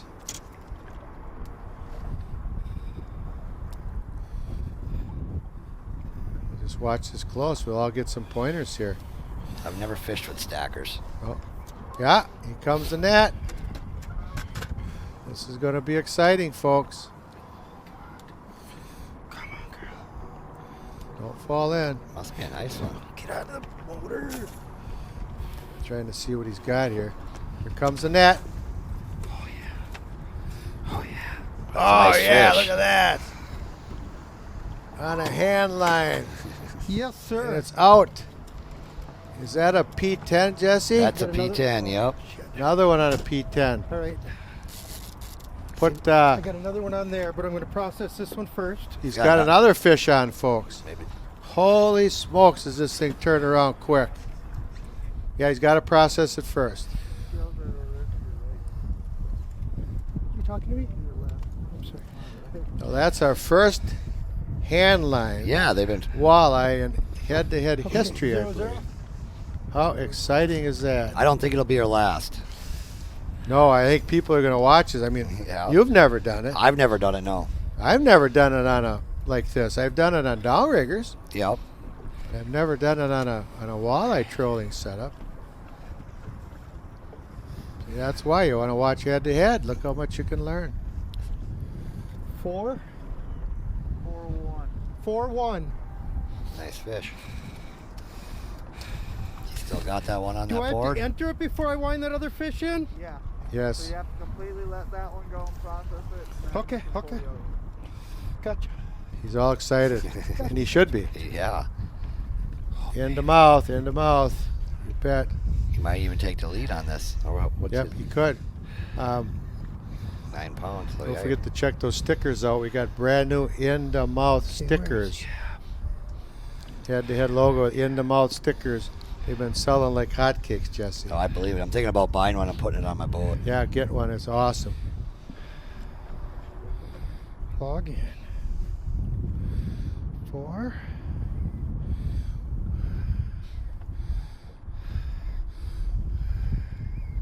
Four one. 4-1. Better?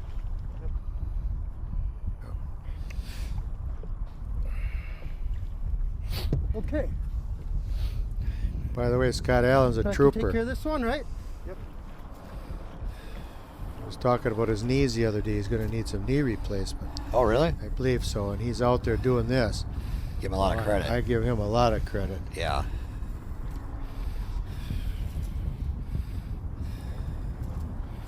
Come on, get out of the net.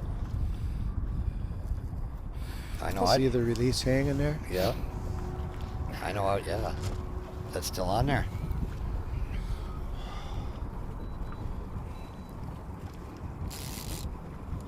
What you saw there, folks, is he just slowed down his bow mount with his remote control handheld. That's how you land one on a slider line. Not easy to net them. Not easy to net them. I might be trying that. I might have to too. It gives you an extra line. Gives you an extra line in the water, you bet. But I like to keep things simple, but I'll take some confusion if it helps you produce fish. Exactly. Jim Euchre, that's a joke because yesterday somebody said I'm the Bob Euchre of the walleye fishing world, which I said, no, not quite, but I'll take it. It's all fun, folks. It's all fun. Fishing's fun first. Fun and then family and then fish. That's the way I always put it. Yep. Fun, family, fish, and then the rest of it's awesome.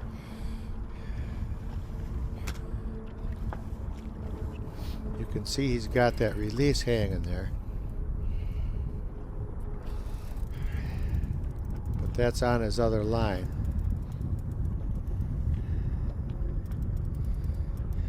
That's the one he caught the other fish on. Yeah. That was hanging on there.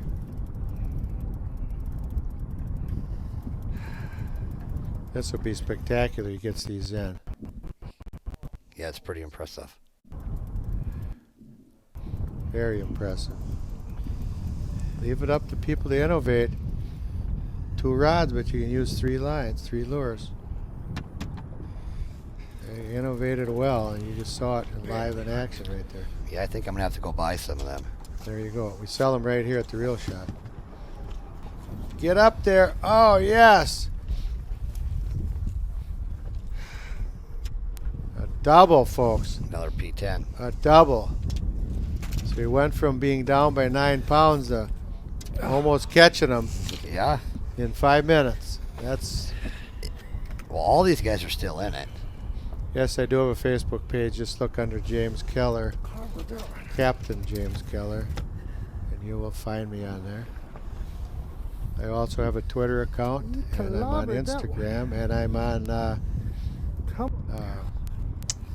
yeah, those 3, and LinkedIn. So I'm on those 4. So Jesse, you're not on any of them, and No, I'm not. Captain Keller's on 4 of them. There we go. Told you that was going to be our pass. That's not a 4-pounder, it looks like. Looks a nice fish, yeah. Yeah, maybe even 4.5. I'm very happy for Scott. Yeah. 0-0. He's really a nice man. I've never met him, but I know he's well respected, and this isn't his first rodeo either.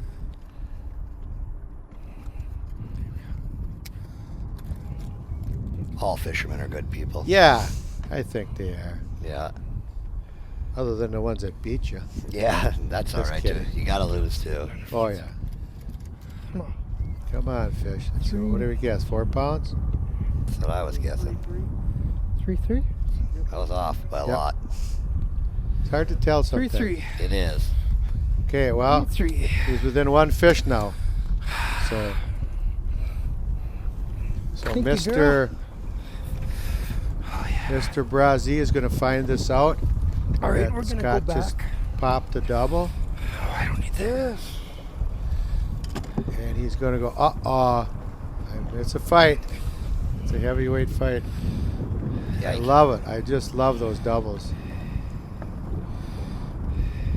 And the way he did it. Yeah, he that did it. hand line. So you don't know anything about that hand lining method, huh, Jesse? I don't. I've never done it.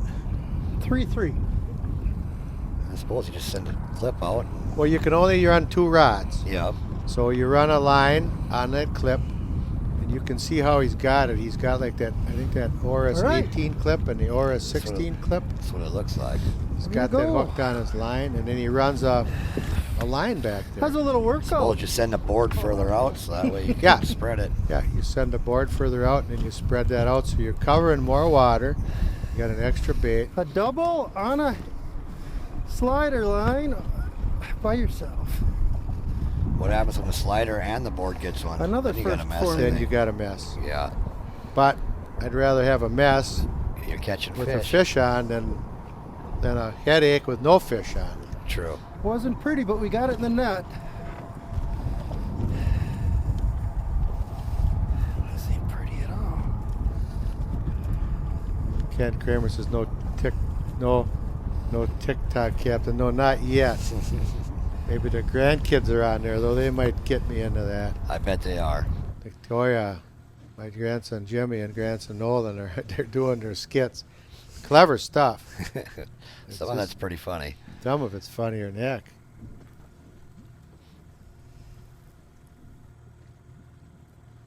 Somebody says it was fun to watch you last week, Jesse. Thank you. We all had fun watching Jesse. I had a kick out of you. I didn't know I'd get to meet you, but I'm glad you're in the studio today. Well, I But wanted to we come- were talking about, look at this guy, he's in his blue jeans, his tennies, and he's just having fun. That's what it's about. Yeah, you were just having fun. That was awesome. Well, I imagine you had some stress, though, right? I had quite a bit of stress, yeah. Tell everybody about the stress with the camera on you for 5 hours for 3 days straight.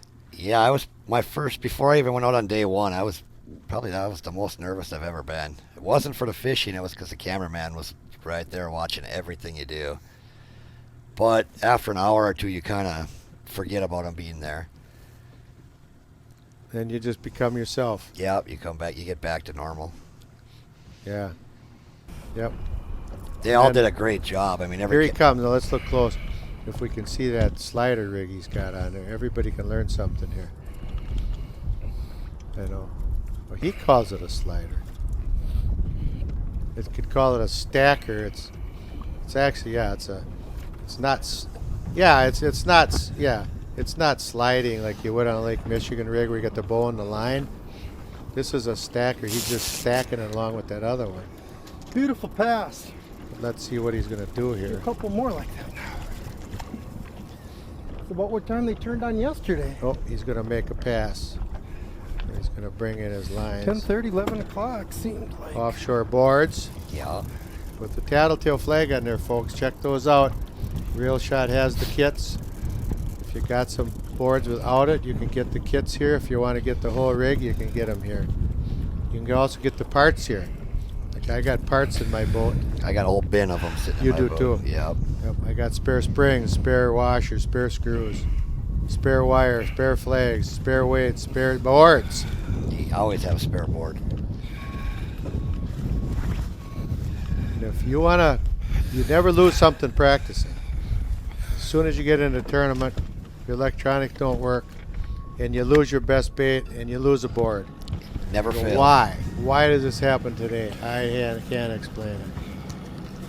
But you get in a tournament, things and can worse change, crap yeah. happens.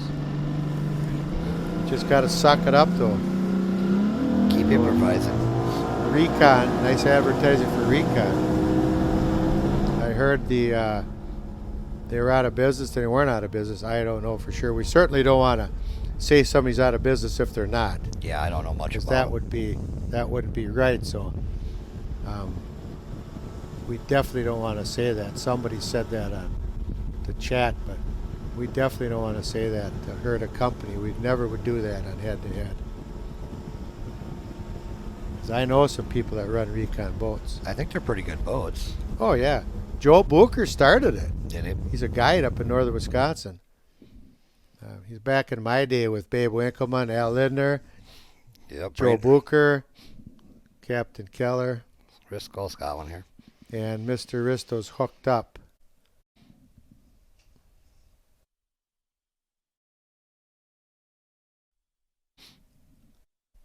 Recon is not out of business. Thank you very much.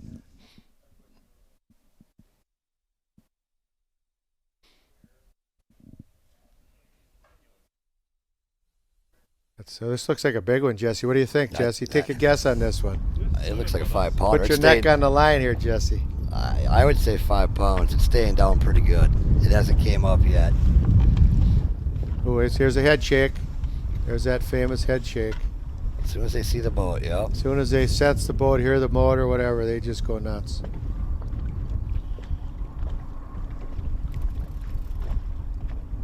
That's a nice fish, I think. Oh, this is a dandy. And he knows it too. Oh, here it is. Oh, it is a dandy. Let it slide right in. Yep. There it is, folks. Hook in the mouth. P10, Jesse? That's a P10, I think. P10? I think I was off on the weight. I think it's smaller than what I said.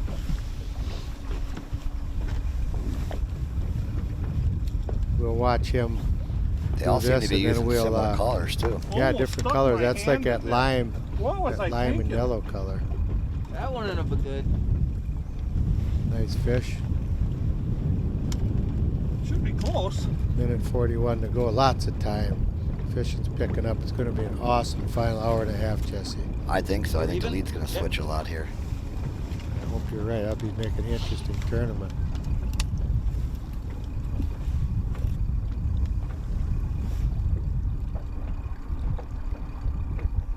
$2.14?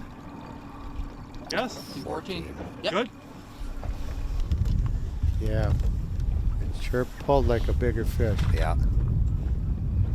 What do we got here? Did you see that, Jesse? 214 it looked like. 214? Yeah, take once that. I seen it come in that net, I knew I was off by a I little mean, that looked like a 5-pounder coming in. bit. Yeah, the way he was fighting it. You got the current and the mouth open. You get those stick baits in the mouth. Yep. They come in with that mouth open. They put a lot of drag on the rod. Lemon lime orange belly. P10. It did enter right. Get on the website, folks. Search P10. Perfect It did enter 10s. right. Okay. Smithwick, I believe, makes Yep. it. Smithwick, yeah. Smithwick makes 3 it. pounds. Put punch in Smithwick. These are Rapala scales in the boat. They're using Rapala scales. Them scales are very nice, too.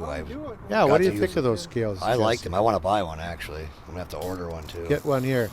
I will. I'm gonna Put order your one. order in today, and maybe they got some in stock. I knew we got a whole pile in, but they went out the door as fast as they came. I in. bet they're excellent scales. I'm gonna see if they got one. If they don't, I'll place an order. Yeah, you can go online and place an order. But Jesse's gonna buy a scale. He's sitting right here.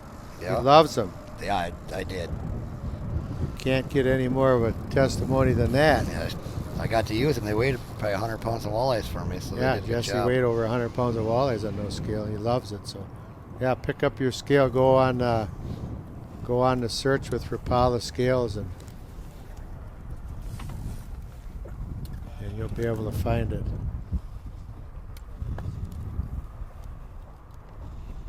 Somebody said he did their on back order. Put your order in anyway, though. They'll be coming in soon. Because we're a very, very big retailer for that company.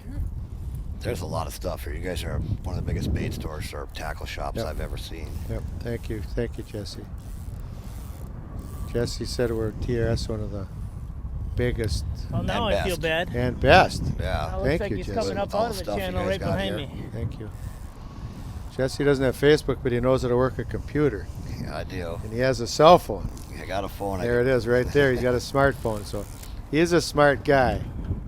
He just doesn't want all the ladies bothering him on Facebook. That's why he doesn't have a Facebook. I never take pictures. That's Oh. my problem. So. Okay. Just kidding you, Jesse. You know that. No, I know. Just kidding you. I'm not nosy, so I don't really bother with other people what they're doing. Yeah, you're just a nice guy. You're not nosy, and you just want to do your thing. Yeah. Be a decent person. That's very nice. I knew you were a nice guy when I was watching you fish, so I'm really glad to meet you. I appreciate that. I hope you feel the same way about Captain Kelly. I do. All you guys have been great to me here. Thank so. you. But I can tell. I just said, boy, I like watching him fish. It was so much fun. I like watching all these guys fish. Yep. I mean, this is a good tournament right now. We can't control the weather, and this cold front came in, and it just shut I'm this just gonna thing run down. extra shallow then. Yeah, I knew the weights were going to be a lot smaller this time. Yeah, and I don't think there's as many fish in the river area as there was 3 weeks ago. No, I think they're spreading out too. They're down by the mouth. Probably the whole river's full of them. Yeah. So it's not And, staged up in one area like the it first was for us. tournament, they were packed Yeah. in there. The second tournament, good fishing, but not quite as good. And this tournament, not quite as good because a lot of these fish have left the river. Yep. But nobody's in the mouth. So they're all fishing in somewhat of the same mile or two. I would say it looks like they're trolling by that 172 bridge. Yep, they're up by the 172 bridge. And Right there it is. there it is.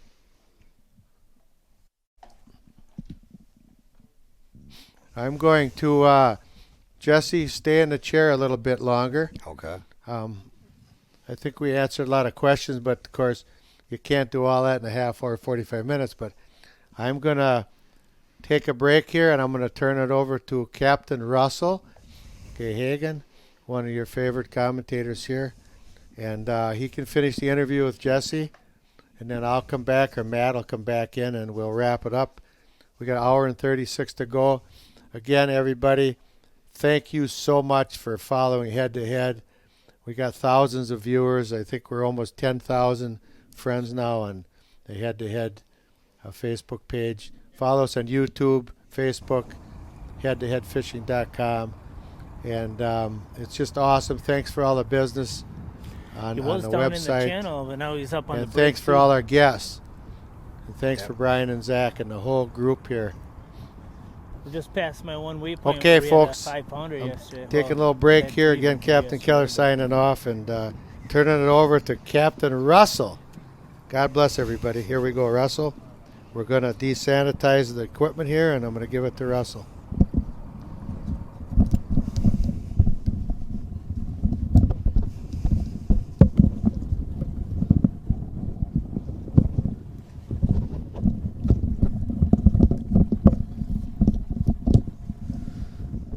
All right, Jesse, how are you? I'm pretty good. How about yourself? Good. Known as the Purple Rip and Wrap Man. I guess so, yeah. Yeah. So, what do we got going on here? Looks like Scott's got 2 fish now, huh? Yeah, I think it was him that, no, it wasn't him that doubled, but Oh, okay. They just put a couple fish in the boat. Gotcha. So Bites. it looks like Scott's up 2 fish, total weight of 6 pounds, 14 ounces. Brandon is sitting at 0 fish. The other matchup, I'm not exactly sure as I just walk back in here. Looks like David Brazy's at 9 pounds, 7 ounces with 3 fish, and then Scott Allen's got 2 for 7 pounds, 4 ounces. Maybe Scott Allen was the one that doubled up? Scott Allen was the one that doubled up, yeah. Nice. And he's trolling again, I'm assuming? Or? Yep, he's trolling. He had the stacker. He got one on, then his board. Oh, he did? Yep. Okay, you got one on the stacker. Nice. Yep, we had That's to the watch him first guy to hand get line one. it in. Yep. That was a setup that we were talking about for sure for a couple of days. So, pretty cool stuff. I don't know what questions Jim may have asked you, but I'm going to ask you a few of the questions that. Well, there's some in the comments here. Mike wants to know, Jesse, what is your take on the whole fish enzyme thing that Russell talks about? Have you had that happen where you lost your favorite lure and that you were catching fish on, and when you replaced it with an identical new lure, not catching as many fish? Yeah, actually I have. Once them fish, I feel the same thing as Russell does. If they're biting on it and they get the enzymes, and some of my lures don't even have paint on them. Some of the best ones I have, just because of the fact it's caught so many fish. I'm a firm believer in it too myself. I lost one on day 2, and my fishing slowed down day 3. I mean, honestly. Yeah, actually, you make a good point that I don't talk about a lot.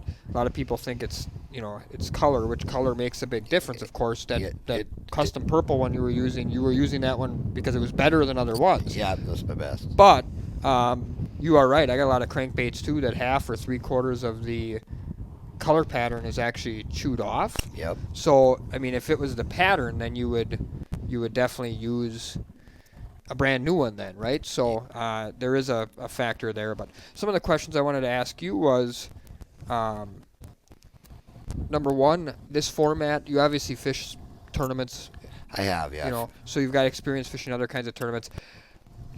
What did you think of this format, and did you find yourself sort of wanting an update regularly? Did you find yourself checking your phone a lot to see how your competitor was doing? Give me kind of a real down and dirty on how that went for you mentally. I will. The tournament, I love the format. I mean, getting away all the fish like that, because you can get on a school of fish instead of going. I like 1 for 5 bites too, so I'm not going to take nothing away from that. But I like putting fish in the boat, so it makes the tournament a lot more fun. As far as the app, I tried not to watch it because I didn't want to put that stress on me. But when I got the update, Tyler Mueller was coming back on me on day 2. All it did was make me nervous the last half hour, and it felt like my cadence was off. So that one I knew, and then I guess with Englehart the next day, I knew I was down too. So I would rather not watch it, but I guess it's kind of hard when the last hour of crunch time comes and it's a battle between the two of it. Yeah, exactly. I think everybody that's been in here pretty much has agreed that it's a factor. Maybe one that some guys don't want to admit. You all want to say, well, I'm going to do my own thing. I'm only going to pay attention to what I'm doing, et cetera, et cetera. But the reality of it is, I think the human element comes in, and you're probably not human if you're not wondering how your opponent's doing, right? Pretty much. I mean, especially when it's a close battle, you got to know. I wanted to know at the end. The first 2 hours, it didn't bother me. I wanted to just fish. But then once it came down to it, I had to know. Chris asked, Jesse, how did you get into tournament fishing, and what would be your advice for someone who's interested in getting better and fishing in tournaments? I actually got into it. One of my friends got a sponsorship through Nitro, and he called me and asked me if I wanted to be his tournament partner. And I said, yeah. His name's Joe Zek. And I got out of fishing for 7 years before that, so I was out of practice. He got me in about 3 years ago, and ever since then I started going and really liked it again. My advice for somebody wanting to get into it, just go do it. You learn the most by losing. My first year I lost all the time. I mean, you just try to get out there and learn whatever you can every time you can. Start with the smaller tournaments. Don't waste, I mean, I shouldn't say waste your money. You could go and win a big one, but I would start with your $200-300 entry fees and just kind of work your way up and build your confidence. Unless you want to start big, you can, I guess. Yeah, so a couple of quick questions on here. Real Shot is running an online deal. H2H10 is the coupon code for all online orders, giving you 10% off of your purchase. Ron, the Real Shot, does not carry big weenie flies, but we do have 4 or 5 other brands of flies at both stores available. Tournament fishing, I would agree with Jesse in the sense that if you're just getting into it, and obviously for most of us, money is a factor, you know, expenses, entry fees, all of that kind of stuff, then I would suggest you start off with some of your small local tournaments. Yeah, it looks like Scott Allen might have one on here. It's kind of hard to tell. He's not really acting like he's super jacked up about it, but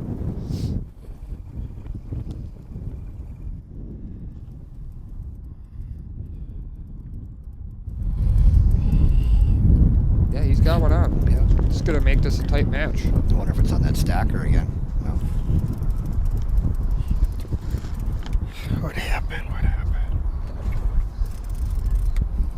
happened here? Yeah, there he goes. Wow. Oh, yeah. As he got the hook came out. Yep. Up in the net. If that one weighs, he's likely going to take the lead. Yeah, he just had 0 pounds, what, 20 minutes ago? Yep. What happened to my power here?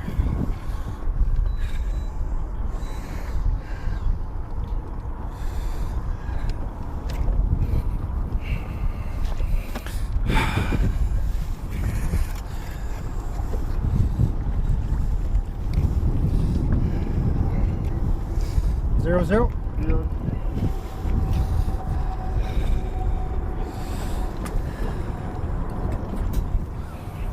Let Scott get this one weighed. Come on, girl. Look it up. Gotta be what? Think that one's going to go 2 pounds, Jesse? I do. Think it's going to be over 2-3 and give him the lead? I think so. I think it's far away, but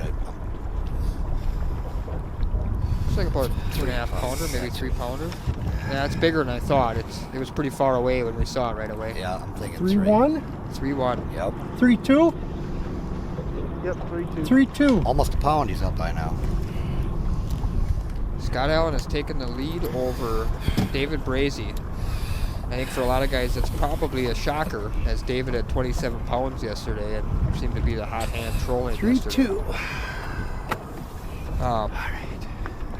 Back to that tournament thing, I would agree. I would say, you know, if you guys are getting new into tournament fishing, you should start off with some of your localized tournaments, you know, kind of get used to that, some confidence areas, things like that. You know, you're here working, so obviously, you know, you kind of stepped out and made a bold stand by fishing somewhere we don't normally fish, and that's kind of what the pros do. Yeah, I got. Looks like Scott might be hooked up here. He was pointing that he's got one on. Yep, flag's down. Scott's hooked Bobbing. up.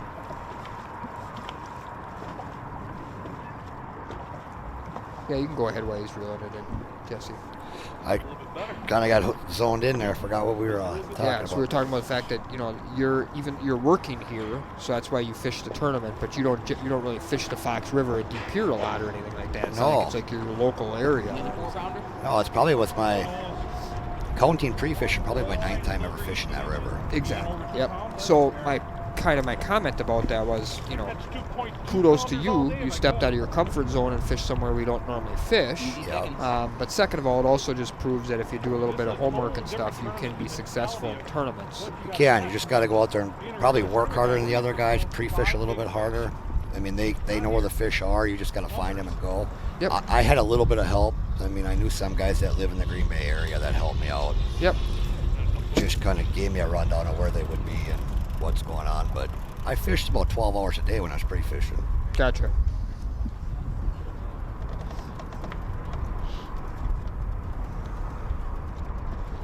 And I'm not much of a river guy, too. I'm a lake guy. Gotcha. Yep. Yeah, well, you and I talked a little bit out in the hallway here about Mille Lacs and some of those bodies of water, so Yep. it's definitely a different animal than the Fox River, for sure. Yeah, totally different. Both fun. Yeah. Once you figure them out.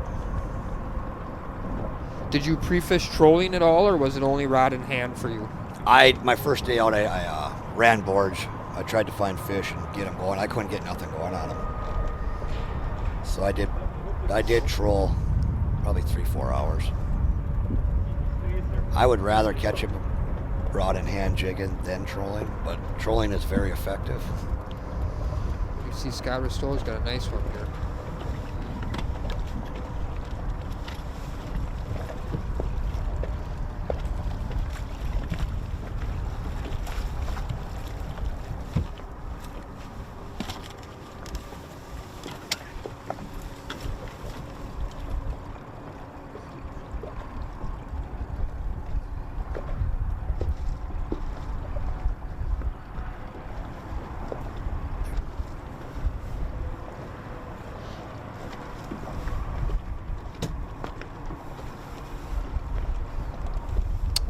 Definitely a nice fish. That's a nice fish. Bite seems to be getting a lot better, like I was saying earlier. Andrew, I believe that was Greg Campbell, and yes, he is a custom painter. I'm not sure what his company name is off the top of my head, but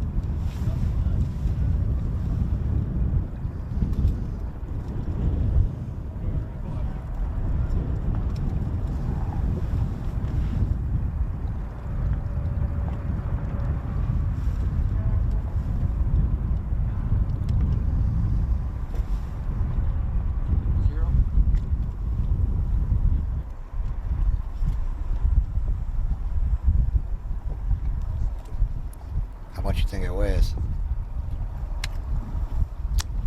2.6 maybe? Probably so, yeah.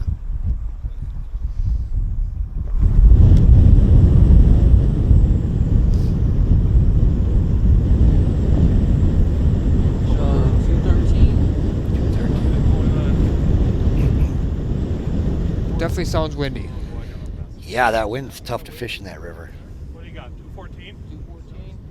2 pounds, 14 ounces. 14. 2 pounds, 14 ounces is the official weight.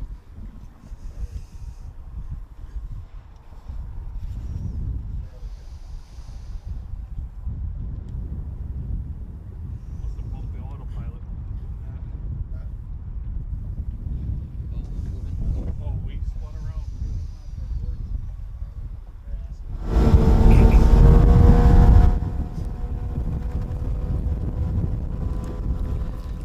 So a couple things, other things I'd like to ask you about the tournament kind of was, what did you think of the format? So you've obviously fished, did you say fish aim? I fished the aim. So you're used to the Catch, catch, release, record deal, or catch, record, release. What did you think of the head-to-head format, and what did you think of the Waylive app and sort of the process of weighing them instead of photoing them and just putting them back? I like this I like them both. Like I said, I'm not going to run either one down. I enjoy them both. I like this process a lot because you get to, like I said, you can weigh them, accumulate your fish. You don't have to go chase 5 big fish and go for 5 bites. If I had to pick a format, I don't know. I guess maybe this one. I don't want, like I said, I don't want to be rude to any other tournament circuits. Absolutely. I do love the aims too. I'm not Yeah. saying nothing wrong against them. Absolutely. I really do like this format though. Weighing the fish 5 hours by yourself in the boat. A lot of stress by yourself. It's a whole different ball game when you have nobody netting fish for you too. Then you got to do it yourself. Yep. But this format's a lot of fun. I highly recommend a lot of people try it. I think it's gonna take off.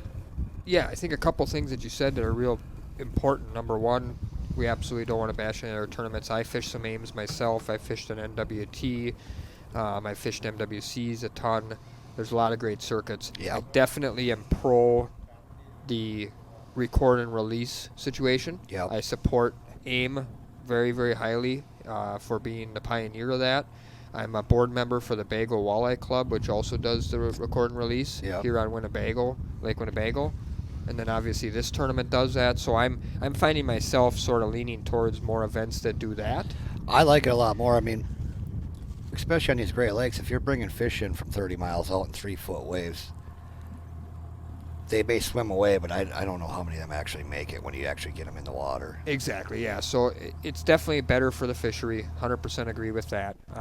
And the other part of that is, Mark says Sheboygan Walleye Club. Yeah, I've fished a few of those myself too. That's a great tournament series as well. So, but this bracketed head-to-head format, my take on it, of course I haven't fished one yet, but my take on it is probably the most stressful and most intense tournament you're ever going to fish. I would agree with that 100%. And if that's your style, like that's probably my style. I'm sort of a high energy, high intensity kind of guy.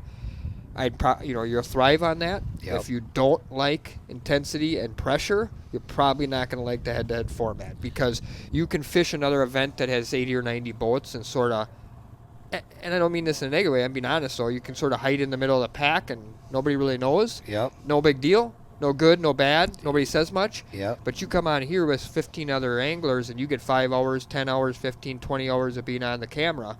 If you don't perform, there's some pressure there. There's right? a lot of pressure. Before I came to it my first time, I even told my girlfriend, I said, I've never been nervous for a tournament in a long time. This is the most nervous I've ever been because the cameraman. But I said, I don't have Facebook, so my brother, before I went, he told all my friends I was fishing. Like, I didn't want to tell anybody because I didn't want nobody watching me. Like, well, maybe I won't do so good, so I don't want to. Yep. But they all found out and everybody watched me and supported me, which thank you for that. But yeah, absolutely. It was nerve-wracking. Very, very nervous. Yeah, and I can honestly say I've literally fished hundreds, not 100, probably hundreds of salmon and walleye tournaments in my lifetime, and I can say that if I entered one of these, it would probably be the most intense I've ever been, because nobody wants to go out there and not do well. Struggle in front of camera. On any day, whether it's the first round, the second round, or the finals, Yeah. nobody wants to go out there and struggle on a camera for 5 hours. But it happens. It's fishing. It's going to happen to everybody. And I give credit to guys, like Brett Alexander and some of these other gentlemen that have fished multiple tournaments now. They've been back. Jake Lapine, for example, didn't have a good day on one of the tournaments. He signed up for another tournament, I know already. Okay. So I give credit to a lot of those guys, because it just goes to show you they understand that it's fishing. You're not always catching. Yep. And just because they struggled in one, they might win the next one. So every one of the fishermen that sign up for these events have a chance at winning it. Yep. I mean, whoever goes out there and says they didn't catch a fish in 5 hours and says it's never happened to them is lying to you. Exactly. If you fish long enough, you've been skunked, you've struggled in tournaments, you've taken last, you've probably taken first. I mean, it's, all in between. It all happens. We can see Scott Allen there getting reset up after setting up for another pass. You can see he's got his stacker on his line there. Looks like David Brady is making an adjustment here. I don't know if he's grabbing another rod, or is he maybe going to think about switching to jigging. I'm not really sure what he's got going on here, but I'd be very surprised after catching 27 pounds yesterday if he switched to jigging now, but it almost looks like he's reeling his stuff and he's putting it away completely. Go back up top. Says he's going back up top, so I don't know if that means up for another pass or if that means... I wouldn't think he'd put his pull away if he was... You wouldn't think so.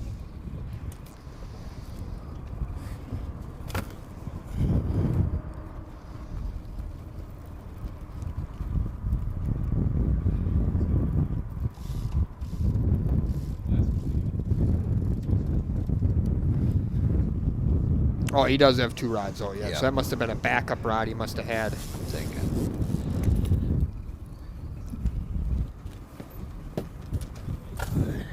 But back to your format too, I forgot to talk about that bracketing system. That is cool because you can have a bad day and maybe somebody out you're fishing against has a bad day. You can still advance, like you guys were saying earlier. So we've seen now twice. Good example again would be, and it's just sort of bad luck. A good example would be Brett Alexander has had, a top couple weight in his round and has lost both times. You know, he'd have won multiple other matches with his weight, but lost. That's part of it.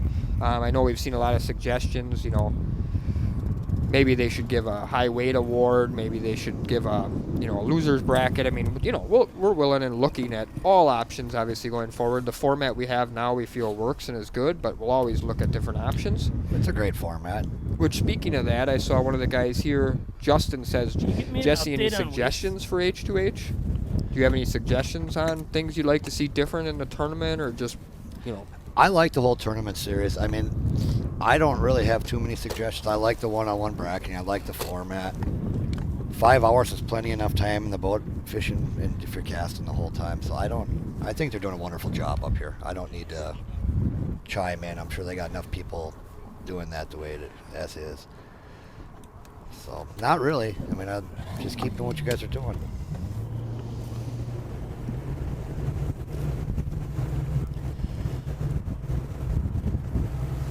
We're watching a lot of commotion right now. I kind of feel like, and I just got back in here obviously, but I'm getting the drift that a couple guys are starting to panic a little bit. And I don't mean, like panic like they're moving or anything, but David Brady has not, I don't think he's not been in the lead in 3 days now, until right now. He's basically been in the lead, I'm pretty sure, of his match since the minute of the morning start, basically. He's caught the first fish of his match every time. He's down for the first time by less than a pound. You got to assume that he knows that, and he's starting to think to himself, I got to hurry things up. I need to shorten my passes. He's going to start making all these different decisions just because he needs a fish really bad. I promise you he knows he's down. I promise you there's a lot of things going through his head right now. Yeah, absolutely. Some people it helps and some people it hurts if you start panicking too much. Well, you got two different anglers here too, right? So you have Scott Allen, who's a longtime guide, longtime tournament angler, probably the most relaxed guy maybe in the entire tournament in the sense that he's been there, he's done it. While I'm sure Scott wants to win, I think his demeanor and the way he has fun kind of just says, if he does, he does. If he doesn't, he doesn't, right? Yeah. David Brady, on the other hand, is, really got into tournaments the last few years as far as I'm aware. He's had some success. Obviously really wants to do well really bad. Yep. Seems to be a little bit more higher energy than Scott, so. More pressure to put on himself. Exactly, yep. Being a new guy, you get a lot more pressure. I was just going to say, so when you want to be the guy versus when, Scott's already been the guy to some level, he's probably like, you know what, I mean, I've won a bunch of tournaments. I've lost a bunch of tournaments. It is what it is. Yeah, I would assume so. You can always see them get more relaxed the better they do. I'm not quite there yet, so I'm still one of the hyper guys. Chris, most of these guys are fishing 7 to 10 feet of water, and they're trying to run a lot of their crankbaits, I'm sure, 1 to 2 feet off the bottom is kind of what they're doing here. I would be assuming. So. Thanks for picking up my phone, man. Yeah, no problem.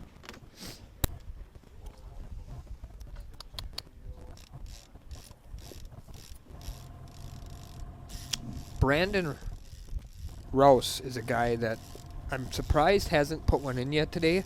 While he hasn't had a giant weight, he's been consistent on getting, 2-3 fish each day through this. He had a double yesterday, so I'm a little bit surprised. He's stuck to his trolling plan here. He's in the same general area as the other guys who are catching a few fish. No. He's got stuff that's been working. It makes you wonder, like, what changed from yesterday to today for him that has made him go from not getting one to getting one. I'm assuming he's probably running a perfect 10 because I think they all are. He had for sure a purple tiger flicker shad on. Okay. That he had caught some fish on. I can't remember what was on his other rod, but I know the one rod that he had caught a couple fish on for sure was the number 7 purple tiger. Them are flicker also shad. pretty good on the river. But on a cold front situation like that, I personally favor the perfect 10 just because it's got a little slower movement in the water. Slow roll. Yep, versus a quicker back and forth that the flicker shad would have. Yeah, that's what I'd be doing. I'd be running rogues and probably husky jerks. Or Yep. Terry, Scott is using a OR16 offshore release with a certain length of monofilament. Nobody really knows exactly how long. Might be 20, might be 30 feet. Jesse actually might be able to answer a little better in the sense of how long it took him to hand it in, but I'm guessing probably 20 to 30 feet maybe. And then, Scott's hooked up right now, it looks like. Oh, maybe not. I thought he was, but maybe not. I think he is. Yeah, I'm thinking I don't know what he's got going on here. Come on, girl. Oh yeah, it's tangled in his stacker line on his other rod. That's what happened. Yep. That's the one downside about the stacker is, if it doesn't catch you many fish and it gets in the way, you could have a problem. Scott's got a problem here. He's got a really nice fish on his board on the other side, and he's got a tangle in his stacker. Looks like he's gonna get it. He's gonna get it though. Yeah.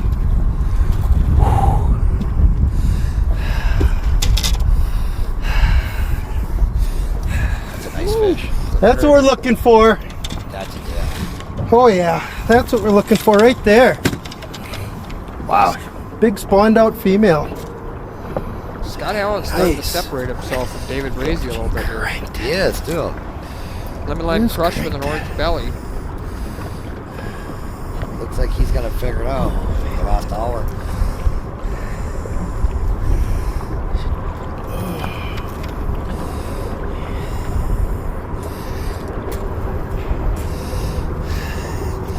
Yes, sir.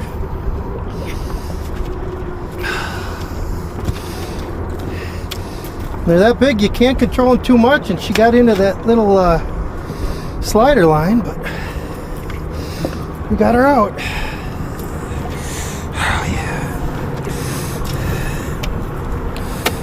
What we got here?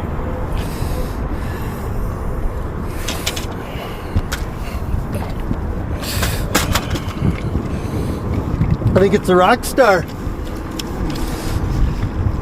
Nice looking fish for sure. What are you guessing on the weight here, Jesse? It looks like a 5-pounder. 5 pounder? Zeros? I would say 5. It's long and skinny. I'm gonna say you're right. Pretty darn close. I'm gonna go 5'6". Oh yeah, loving what this baby's doing here. Loving what this baby's doing. I got a 6 through 4. Oh, that's a nice fish. That is a nice fish. 6'4". 6 pounds, 4 ounces is the.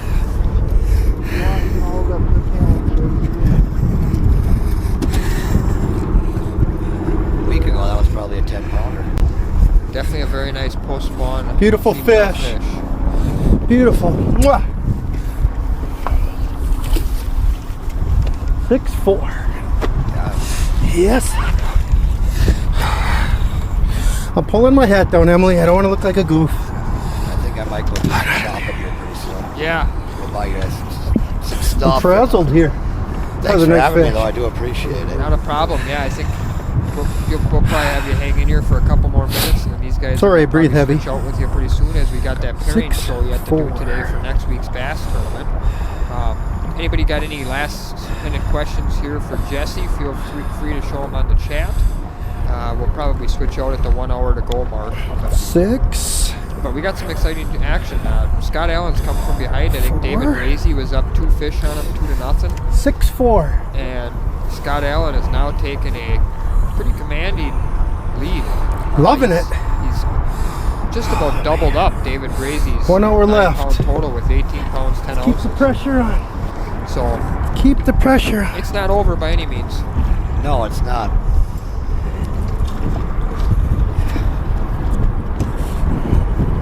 Taylor, yes, I do know the dive curve. I have the precision trolling app.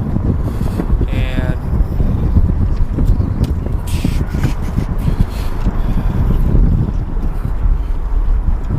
if you want to get them down 7 to 8 feet, you're looking at about 40 to 50 feet of line.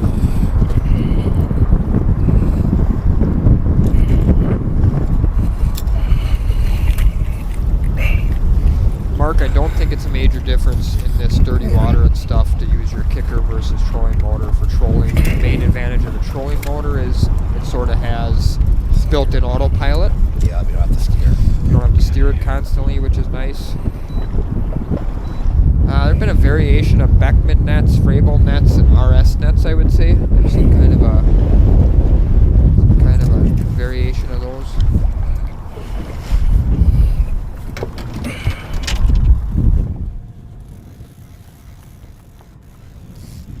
I think Brandon's checking a bait here.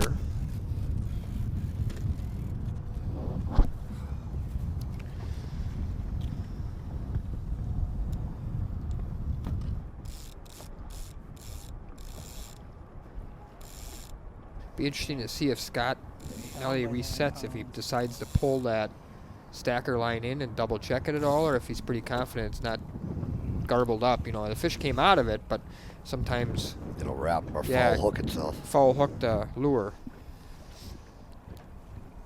You know, the pressure thing gets to guys. Like, I'm surprised how many guys get a bite or get snagged or whatever, and then they don't check their hook. And I think it just, you're so amped up, you want to get back out there, right? But I mean, all you guys are good fishermen. You all know that hey, I gotta check my hooks, gotta make sure everything's right. But I think you get so fired up, I gotta have one. You're back to casting in seconds, right? That's exactly what happens. You just kind of get going. If you miss one, you want to get back in the water, and I think that all comes with experience, where I got to learn that I have to slow down, check my hooks, and get back after it. But yeah, you get pretty amped up and forget about some of that stuff. We talked about that with you.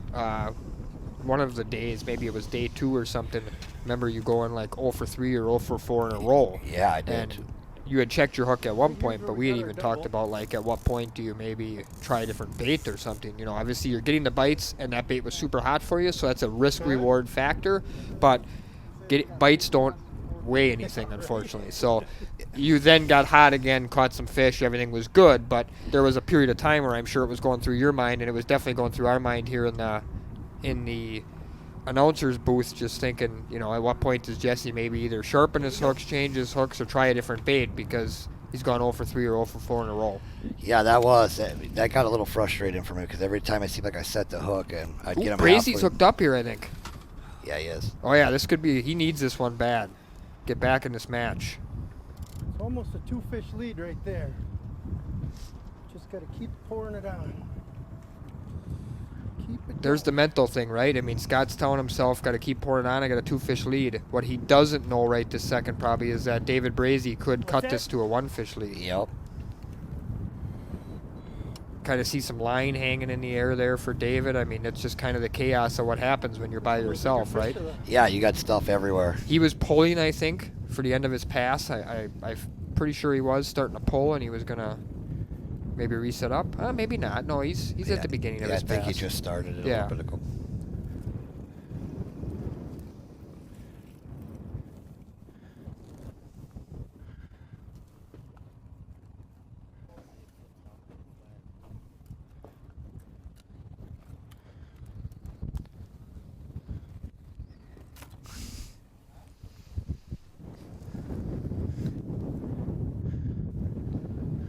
I'll be good with a 3 or 4 right now.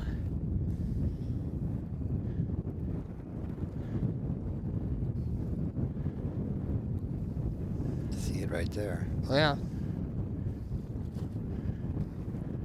It's a weir. It looks like a weir. It's not a giant, but it's a weir. Everything helps right now in this situation. I would say it's one of them 2 to 3 pounders, and he needs it. Yep.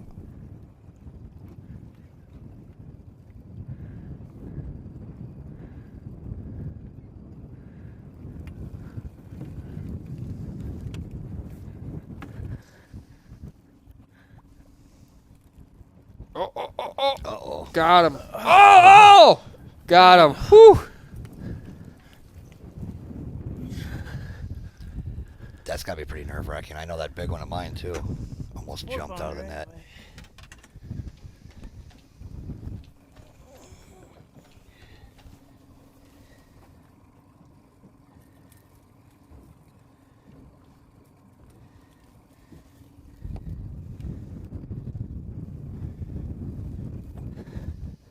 A little chunky one.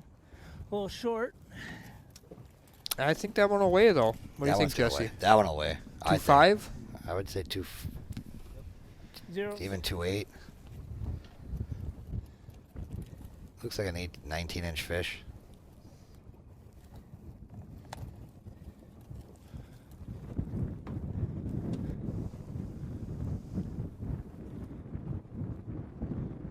$2.13. Yep.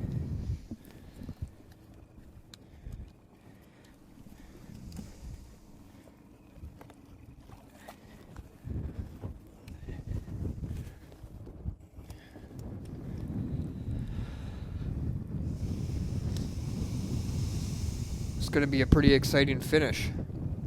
Yeah, it looks like it's going to be a nail biter for a couple of guys. Well, I guess I appreciate you coming in, Jesse. I think so do all the chat board. Look forward to hopefully maybe seeing you fish another tournament. If we bring head-to-head in 2021 to Minnesota, maybe you can jump in a few of those too. I will. I'll even jump in a few out here. Good. I definitely want to fish a couple more. Maybe this year if you guys do a few more. I don't know if I can do Winnebago. It's too soon, and I don't know the system well enough. So. Right. Yeah, that makes it difficult. But yeah, who knows? Maybe we'll get another Green Bay one or two. So we'll see what happens. But once again, thank you for coming. And everybody in the chat board, thanks Jesse for coming in and being one of our guests in the chair here. We're going to switch him out. I think Matt's going to come back in now. And we're going to get ready to do the pairing show coming up here pretty soon. So good luck, Jesse. All right, Appreciate thank it. you guys. Yep.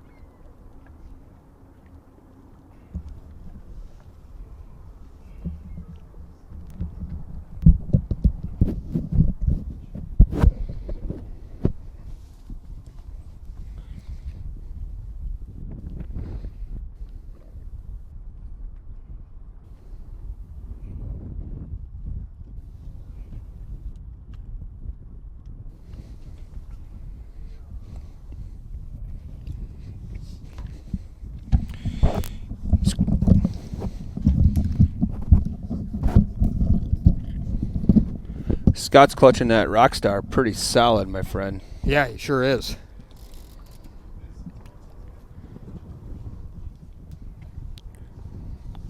All right, so great job, Jesse Brady. Man, that guy is a hoot, right? Yeah. Wealth of knowledge. I see the chat's all chimed up with Marlboro and Mountain Dew, so hopefully, those guys reach out to him.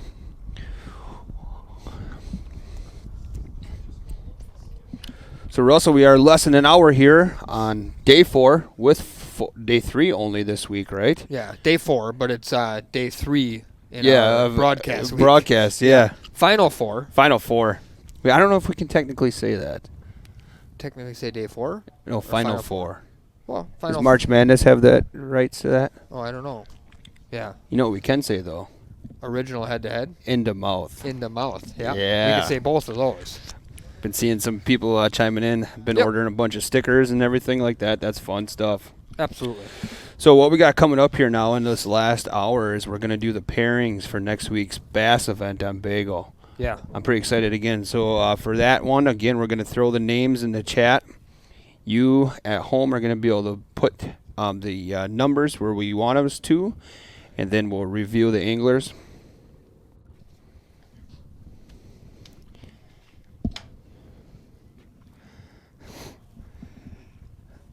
So yeah, that's going to be really fun. I'm excited for all the bass stuff that's coming up. The walleye, lots of salmon talk going on so far today. Yeah, a lot of salmon talk, and it sounds like we were down to one spot in Sturgeon Bay, maybe even full. I haven't heard the. I potentially think it's full now.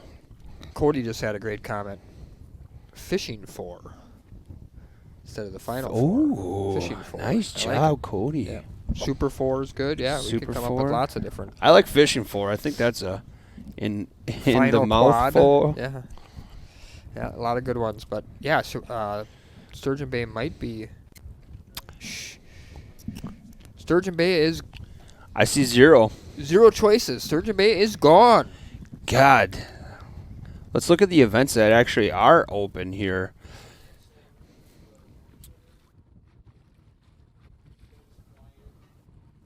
So I'm looking at it. The bagel walleye stuff is all full. Yes. Right? We've kind of mentioned that earlier.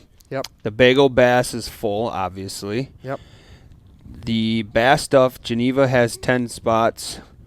Chautauqua Red Cedar, that one has 13, 7 for Madison. La Crosse still has 4. Matonga, Pelican, and Boom has 5. And then that's it. Salmon is full. So These spots are going fast, and I think, same thing. The walleye ones took a little bit after these walleye events were proven, and the bass stuff, again, that'll fill up super fast. Yeah, I think after our followers see the bass tournament next week, they'll see a plethora of entries. Yep. I'm working on new words. Good. Yeah. Good terminology. Yeah. Big fan of plethora. Brandon has switched over to his 3-way rig that he started the tournament off with. Obviously, he couldn't get the boards going, so he may still have a board out the other side, but he's switched to rod in hand on that side of the board, at least trying to grind one up here.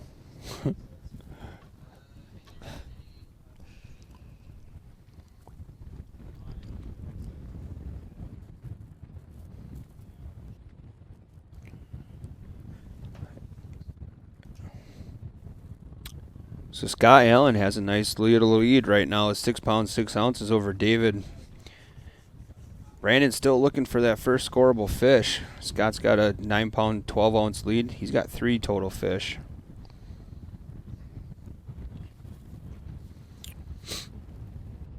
There's been a lot of things happening out in the bullpen, I guess you could call it, today. Yep.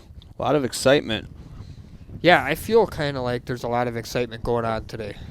Yeah. There's kind of just a feeling around this place that's a little bit different today. Well, it's a little bit of change of pace here. We've been grinding walleyes for the last 3 weeks. We got a bass event coming up. We actually have a gentleman in studio. He's going to help commentate next week's stuff. Troy Kilglass. He's a great bass fisherman, a local bass fisherman. He's going to help us out next week. We'll also hear from the tournament director, Kyle. He'll be in quite a bit next week since we're so local with this next event. So, plus, obviously, you and I will be here. Yeah. We're going to be lighting up the commentary line. Yeah. Aikman and Buck. Brian's going to probably chime in next week. The people in the commentary land or chat land, Brian, they want to hear the voice. I mean, everybody out there has been. It's almost like they're you rah rah and Brian. Yeah, a little bit, absolutely. Yep. Ooh, I like Ray's kind of an old play on the wrestling days of Four Horsemen. Ooh. Except they're in boats, but yeah. Definitely, I like the four boatmen. The Fox 4. Fox 4. Well, that will only work for today. Yeah, but it would work today. It's a good one. What I do know is this. I'm certain about one thing. Tomorrow at 8 a.m. There'll be a Scott. We're going to be live with us, Scott, in the finals. Yep. It sure looks like. I guess I'm not sure on that, but it looks like it. And wait, it could be a Scott battle. It could be a Scott versus Scott. I think, isn't that the way it's lined up as of right this second? I mean, there's 52 minutes left. Anything can happen here. Absolutely, yeah. But right now it's lined up as a Scott versus Scott championship. Look at that one. I like that one there from Thomas. Fantastic Four. That's the one. Fantastic Four. Thomas, send the head-to-head a message. We're going to reward you. That's Fantastic really Four is what we're going to call it from now on. Instead of the Final Four. That's awesome. Thomas, great job. Everybody, great job on that. Everybody, yeah. No, we appreciate it. That's part of the deal. But that was a good one. Fantastic. Yeah, let's do the pairing. Okay, so, hey, for you walleye guys, you're going to have to think bass here for a couple minutes. But are you going to be Vanna? Are you going to slide them into place? Yeah, I can do that. So we're going to start voting on the anglers for the bass event. The first 4 angler numbers that are up that you can go hashtag angler and then the number. Yep. It's angler 12, angler 3, angler 7, and angler 16. Perfect. So, again, remember, you at home don't know. I don't know. Who these anglers are. It's really simple, like Russell said. Just hashtag either angler 12, angler 3, angler 7, or hashtag angler 16. Remember, you have to have that angler as well in there. So let the chat line start going. I know it's going to be a little different here because you guys and gals are used to rooting for some walleye guys, but it's going to be fun. Some walleye guys placing some bass guys for next week's Nick stuff. Schurtz is in the tournament, so we got a walleye guy. So that's right. Well, I can go over if you're a walleye names guy, here. well, don't ruin it. It's coming. We're gonna find out. Or we're keeping it a secret. Yeah. I don't even know. I haven't even looked at it. Really? I only know Nick because he made the comment. Well, on you air just gave away one of them. Then. Well, I did, but he gave it away on air that he was fishing the bass event, so that's the only reason I knew that. So do you know this guy? I don't know who this guy is. Just We can go ahead and stop the voting. so All right. I'll tell you who to slide. Yep. Open up that beautiful All right. screen. Go All right. for it. Number 3. Angler 3. Next. All right. Angler 7. Angler 7. Next. Angler 16. Angler 16. And Angler 12. And Angler 12. All right. And we'll flip them real quick. Ooh, Mang Lee. Mang Lee. Going up. Kyle Moody. Yep. Neil Wazinski. Neil. Colin Martin. Ooh, that's a name everybody knows Yep. around this area. Do we have bios?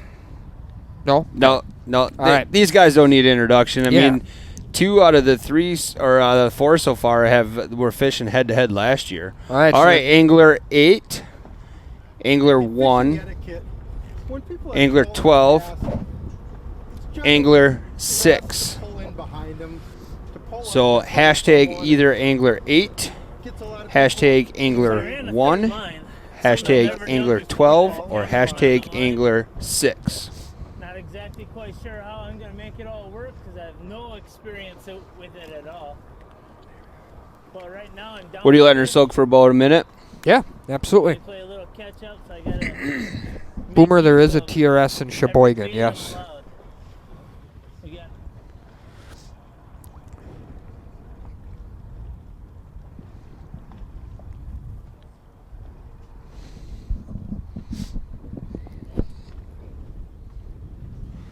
Go ahead and stop the voting. All right. We'll get that locked in.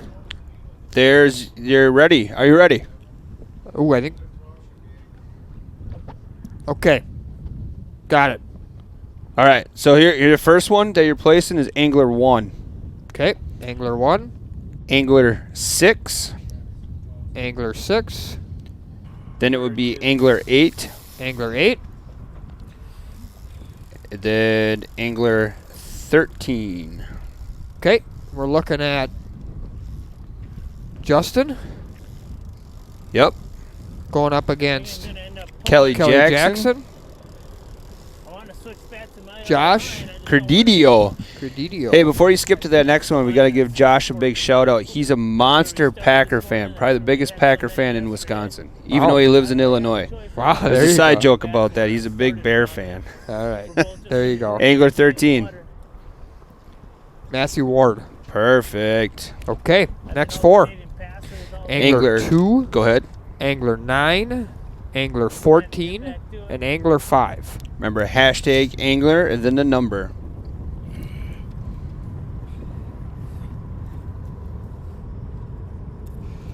We got a couple of matches here. David Brady is down 4 pounds 6 ounces, so he's down 1 nice fish or 2 weighable fish. And Brandon's not out of it either. He needs a couple of fish in a hurry, but Brandon was a guy that had our double header yesterday, so Yep. a quick double can change things very quickly. But we are getting down there on time, Matt. We're closing in on 45 minutes. Yeah. Yep.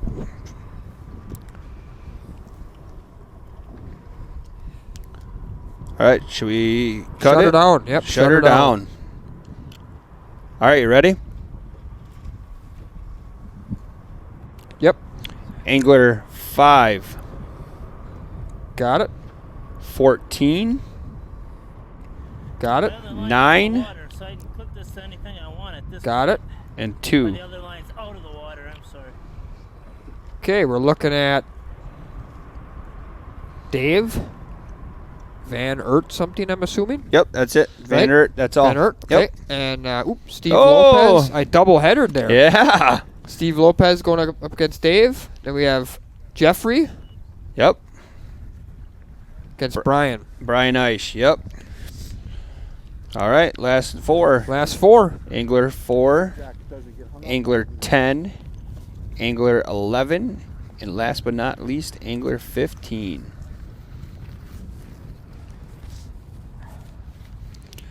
So if you look across the bracket so far, you got Mang Lee versus Kyle Moody.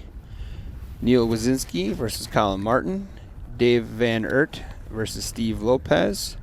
Jeffrey Vasu versus Brian Eisch. And then we go to the Tuesday side of it. Justin Koput versus Kelly Jackson. Josh Credidio taking on Matthew Ward.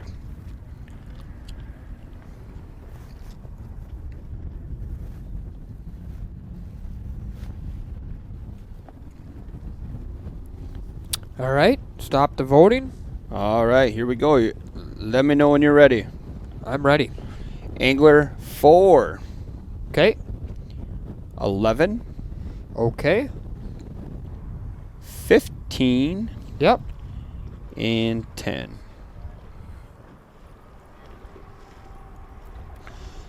All right, Angler 4 is Levi Warner. Going up against Angler 11, Mike Mann. Mike Mann. All right. Angler 15, Tim Meyer. Yep. Going up against Nick Schertz. Oh, there we go. Nick Schertz, yep. So what you're looking at now is the bracket has been placed for Bago Bass. This is the Bago Bass Challenge. Say that 3 times fast. Bago Bass Challenge, yeah, Yep. that ain't easy. So this one is going to start next week. Remember, this is the first bass event coming up for 2020. You're looking at your bracket. So go ahead and once this is uploaded to H2HFishing.com, you can print that bracket off and start having some fun with the bass stuff. Somebody says in the chat you might as well just skip the right side of the bracket and put Mike Mann in the finals. Oh. I think Nick Schertz might have something to say about that and about 6 other guys, but Did Michael Durant get paid to say that is what my question is.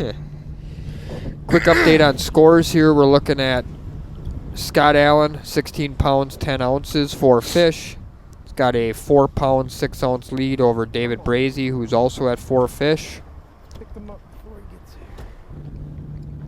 And then we got Brandon Rouse, who's still looking to put one in the boat here, against Scott Ristow, who's sitting at 3 fish for 9 pounds, 12 ounces. Looks like Brandon's making a last-second big move here. What's better feeling thus far, bass or walleye? Well, it's been walleye so far. Yeah, but, you know, that's not a fair argument, just in the fact that the 2 bass tournaments last fall were brutal weather, brutal fishing. Yeah. By no means am I saying that I think bass is going to have more. I'm just saying that I think, you know, it was a hard thing to justify. We'll see at the end of this year what the numbers are. Well, I honestly agree, Russell, that the salmon will probably have the more views than all of the events. You know, it'll be interesting to see. I mean, I think the salmon will be exciting to watch. Of course, there's way more bass fishermen and walleye fishermen than there are salmon, but I do think a lot of the walleye and bass guys will watch the salmon as well because it's going to be exciting. I mean, when you get a 20-plus pound fish on and it's running all over the place, et cetera, I mean, it's going to be a lot of fun. So I love the bass guys that are chiming in now, and Justin's even on here who's fishing, talking some smack. Tony Malika fished it last year. Brad Fuller. Awesome. So that's great. So we got a nice little fair mix going on so far. Ooh, Scott Allen's hooked up, I think. Yep. Oh, maybe not. Nope. He thought he was. Just skipping it across. David Brady is resetting. Brady needs to put a fish in here to try and get this thing tightened up.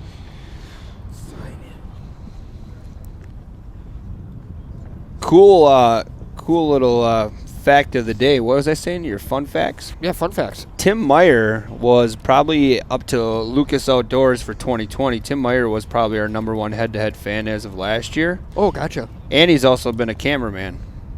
Camera Interesting. official. So he's pretty much played the chat board guy. Yep. Head of the chat board, we could say, and then cameraman. Now Yep. he's going to play tournament angler. Now he's going to play an angler. Awesome.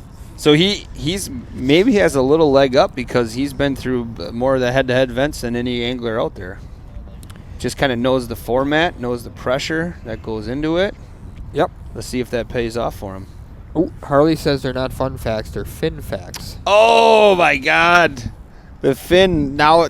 So now you got to give Harley something as well. Harley, I like that.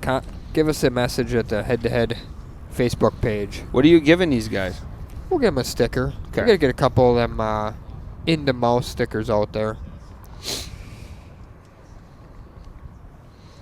Oh. You're going to have a ton of questions when the salmon tournaments run as far as the setups. Oh, of course.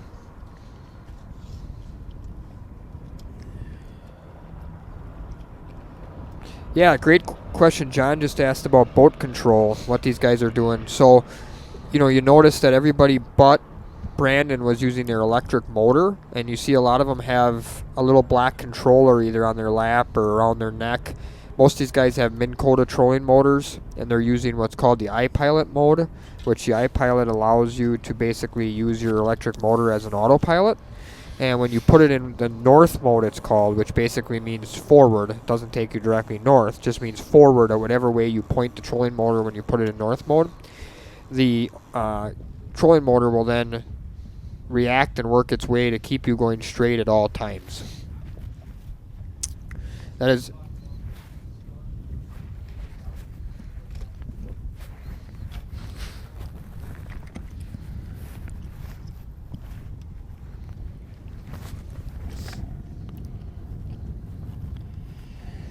See, now what the viewers didn't hear is Brian's is dropping straight knowledge. He did. The He people dropped need some to on hear me. him at Yeah, some no, point. I agree. He was telling me about a new mode called Advance versus the regular North, and I've only used units that have the the standard North mode, so I'm not aware of the advanced North mode.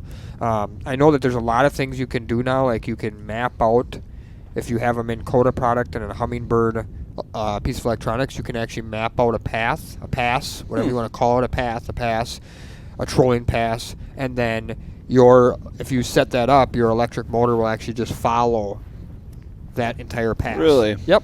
So there's a lot of things you can do now with these electronics units, with the trolling motors. There's a crazy amount of cool things a guy can do if he really wants to set it up that way. Brandon's kind of reminds me of the old school salmon type guy. He's got his kicker going, and he's using the arm to steer for the most part, or his big motor. He's got a bar across there too. Some of the guys will even use, it looks like that's what Scott Ristow might be doing. He might be using his kicker to actually go forward, and then he's just using his electric motor to steer. A lot of guys will do that as well. That way you don't burn out the battery on your electric motor.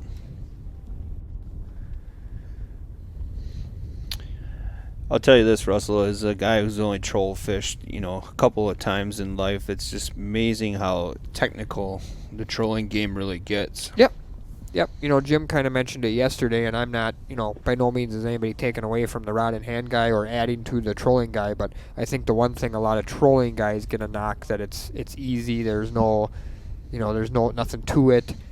That's not the case at all. It's definitely, there's a lot that goes into making good quality trolling passes, having the right stuff, paying attention to details, all the little things that make a difference. And it's a lot of the same sort of stuff that guys with rod in hand pay attention to, in the sense of spot on the spot, the type of swivels, the type of line, the type of leader. All those same things matter when you're rod in hand.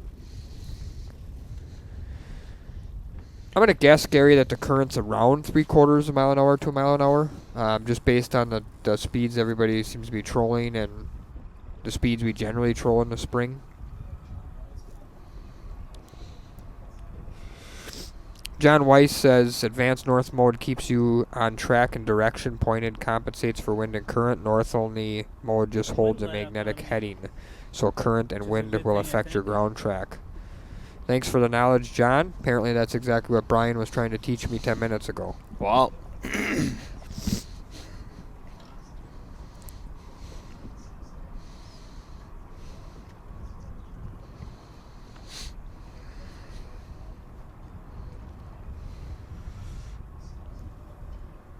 Yeah, Brian's point was right. So, I think Scott's got one going. Yeah. Yep, he does. Brian's point was right there. So in the original north mode, the issue is when you get a lot of wind or current, your boat's kind of constantly doing what I call an S pattern, left and right. You see a lot of these guys doing that.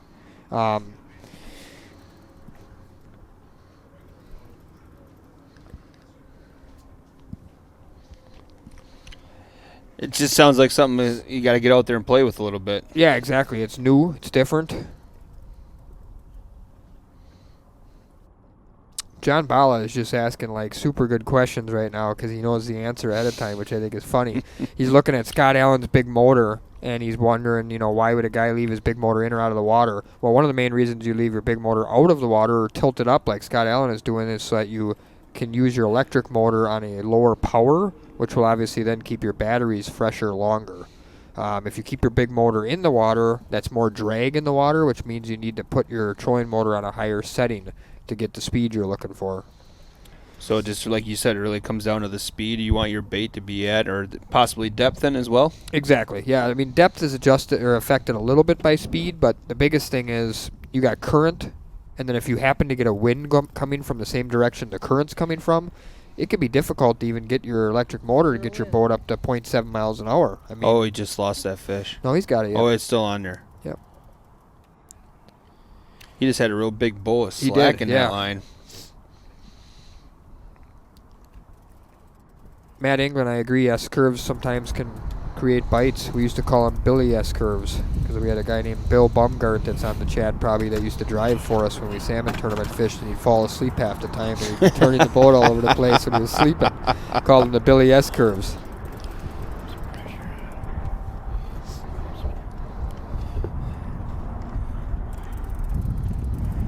Scott's got kind of a unique way of fighting him. He keeps bringing him to the side where his other rod is, and then it kind of becomes a tricky part to get a tangle. I don't know if he just doesn't like netting from the other side or... Goes to his dominant hand, puts his Both of these guys just told me dominant hand. Yeah. That makes sense. He's about to lose his net over if he isn't careful. He's going to pull a Justin Mutt, you're saying? It could happen. He got him, and that's not a small one. In the mouth. Scott Allen might have just put your dagger in, folks. With 33 minutes to go, he's going to extend his 4-pound lead to probably 8 to 9 pounds here, which could put him out of reach for David Brady. He doesn't sound too excited either.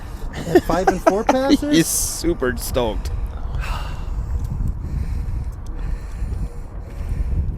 Yes.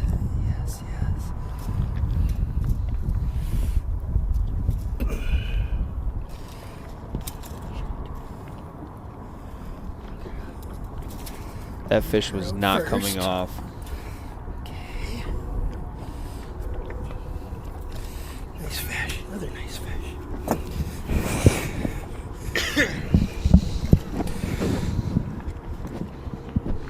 Shoot.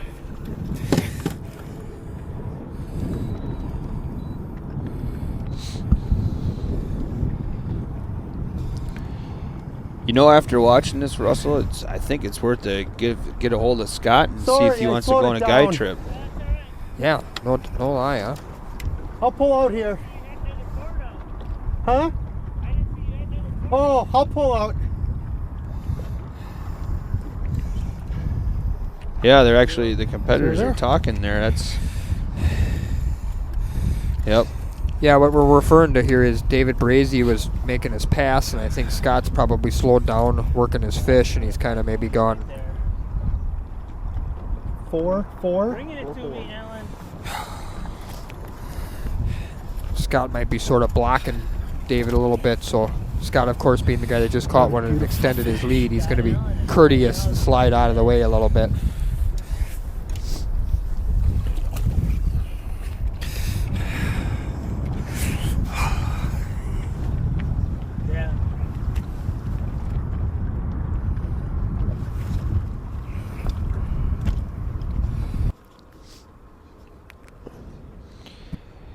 That's just awesome. Even though they're competitors, they're still being, conscious of each other, working, somewhat together. Yeah.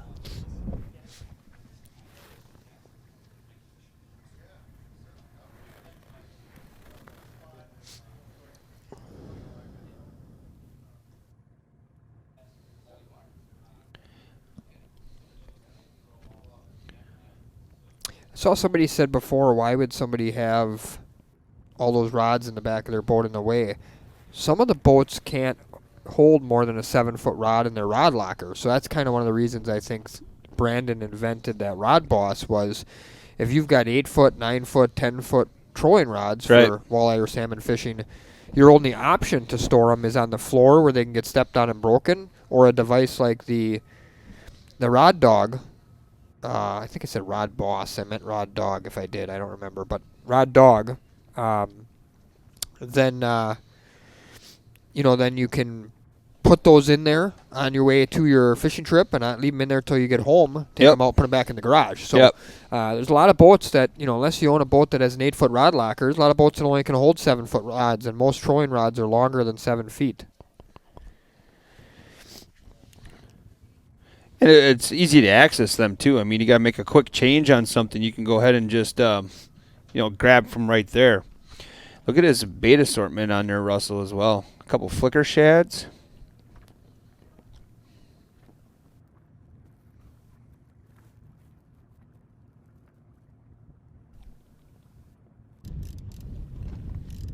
Less than a half an hour here of Fantastic 4. That's right. Fantastic 4, and we're going to let Hot to Trot 5 hopefully give us a few more fin facts going forward. Yeah, I can drop some knowledge. Just let me know when you're ready for it. I got to think of some kind of stuff to make up here. Matt, where can they find you on social media for your fans that are out in the chat world? Well, you can find me at The Real Shot Sheboygan. No, I was just kidding. See, I just said it. No, Hot to Trot 5, obviously. Russell's been saying that quite a bit the last couple of days, or just by name on Facebook. And then what about you, my man? TRS Sheboygan is our Sheboygan store page. Of course, like the Real Shot page as well, which is the Appleton store. Like them all. Yeah, like them all. We got Head-to-Head Fishing on Facebook. We've got H2H Fishing.com, right? Yep. It is? Yep. And then we're also on Instagram with Head-to-Head as well. Yep. And then, this is a good one too, though. Dave Verga says maybe mine will have to be called Fin Tips. Oh. Instead of Fin Facts. I like it. I have to write these down. Fin Tips and Fin Facts. And then also I got a knowledge-based page called Russell's Fishing Tech. If you're looking to learn a little more about salmon fishing, walleye fishing, all that kind of stuff, check that out. I also got a YouTube page called the same thing that's just full of videos and stuff, sort of helping everybody try and catch a few more fish. Do you have any salmon school stuff lined up anymore? We're done with live salmon school stuff for this year, but I've got a ton of videos on the internet, and I can consistently put out more videos. Right. Garrett Johnson wants to know if the bass events are a minimum of 2 pounds also. Yes, they sure are. Yes, they are. Jared's headed out, talk turkey. Good luck. Hope you get one, my friend. They should be gobbling good this afternoon. Craig Krieger. I'm thinking Cody Krieger. Excuse me. Craig Krieger says, mailman just dropped off my order of Rip and Wraps and blade baits. Uh-oh. Better get the boat ready.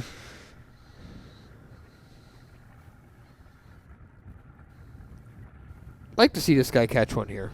Be nice to see Brandon get 1 or 2 right before the end here, just liven up his day, even if it isn't enough to get him in the W.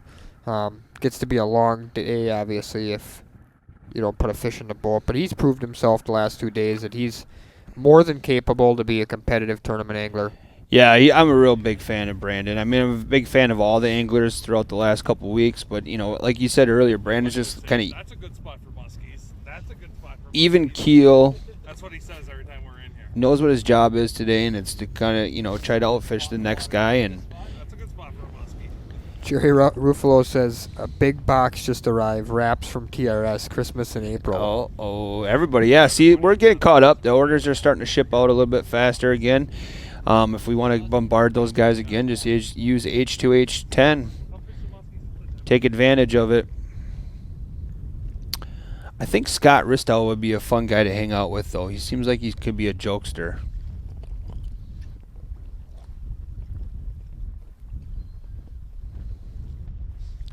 Tom, if you're going to troll the Fox River, I would recommend 0.7 miles an hour to 1 mile an hour, and generally always troll into the current. So then when you add the current factor in there, you're somewhere between 1.5 and 2 miles an hour. So here's a question for you, Russell. It might be a little kind of... This is funny, quick, before you go on. Okay. Ike says, my mailman says he has to empty his entire truck before doing a pickup at TRS. Yeah, he's not Fills lying. the entire truck. Nice job. Yeah, he's not lying. He's not lying. He comes here to deliver, and then comes back at the end of the day when his truck's empty to take the orders. Yeah. Sometimes they pick up from the Real Shot twice a day. Yeah. Awesome. All right, what were you going to say? Sorry about Excuse. Where Brandon's sitting right now, and with a lot of post-spawn fish in the river, is he 3 fish behind in weight? Do you actually think, or do you think two? Do you think two safely? I think, obviously, I mean, there's a high percentage chance he could catch 2 and it wouldn't equal that, but I think there is a fair chance he could catch 2 and it would. So, right now, he's got to just be focused on catching 1, and I'm sure he is. But, it's kind of a crazy match here. I mean, David Brady, who has not basically been in a deficit for the entire tournament, an hour ago saw his first lead evaporate for the entire tournament. Now all of a sudden he's down 8 pounds. Right. If he doesn't get a fish in the next couple of minutes, he barring a double, I mean, he's going to go home. And I think a lot of people would have not thought that was the case going into today after that pretty impressive 27-pound bag he put together yesterday. Question was what good shot size for turkeys? I like 5-shot. I'm shooting 1 7/8 ounce, but you have to, just like these guys with technique and tactics, you have to shoot a bunch of different turkey ammo to find out what your gun likes. Not all chokes and everything likes the same ammo. I myself, I like the Longbeard XR from Winchester, but I haven't yet used the TSS from Federal. I got a buddy that's used that out of 410, and he says it's absolutely devastating what that 410 does to turkeys. So there's your turkey tactic. Love it. That's your, what is mine? Mine are fin facts, and yours are fin tips? Yep. Well, that would have been a tail tip, I think. Ooh, a tail tip. Yeah. Tail tactics.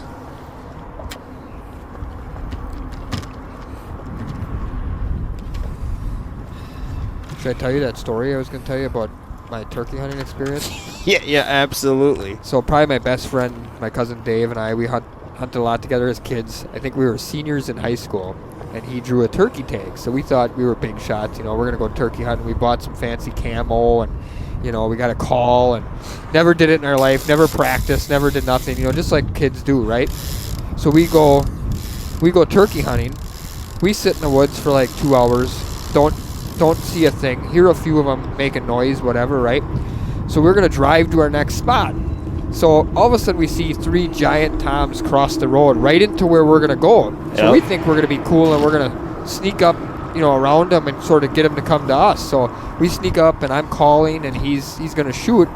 Well, they want nothing to do with us, right? I mean, they won't come anywhere near us. They saw us stick out like a sore thumb. So what happens is we leave the woods and we're walking back out, and they start walking up the hill directly at us, and my cousin shoots a 23-pound turkey with a beard down to the ground that literally walked 5 feet from him, right up the hill, and just stood there and looked at him, and he got it. That was my one turkey experience in my whole life. I mean, after that, you got to retire. That's what we said. Yeah, he's like, that's never going to happen to us again. Nope. We had no clue what we were doing, and we showed it, and we still got one. So that was the end of it. That turkey was probably trying to get away from that noise.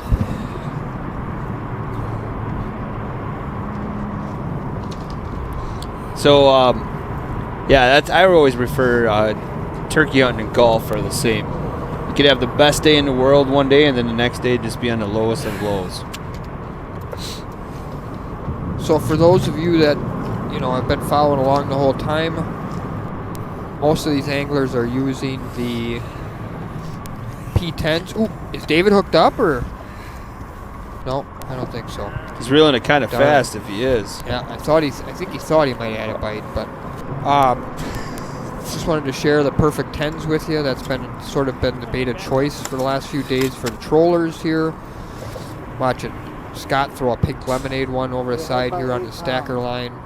Looks like David's either going back for one last pass or switching bays. Thank you. Did you see that comment now? Gary says so. Tomorrow will be the championship. Championship, yeah, I see that. Got here. Yep. 20 minutes though. A lot of yeah, we're digging now. It's good effort though. I like the effort. Yeah, A for effort. You hammered them that last half hour.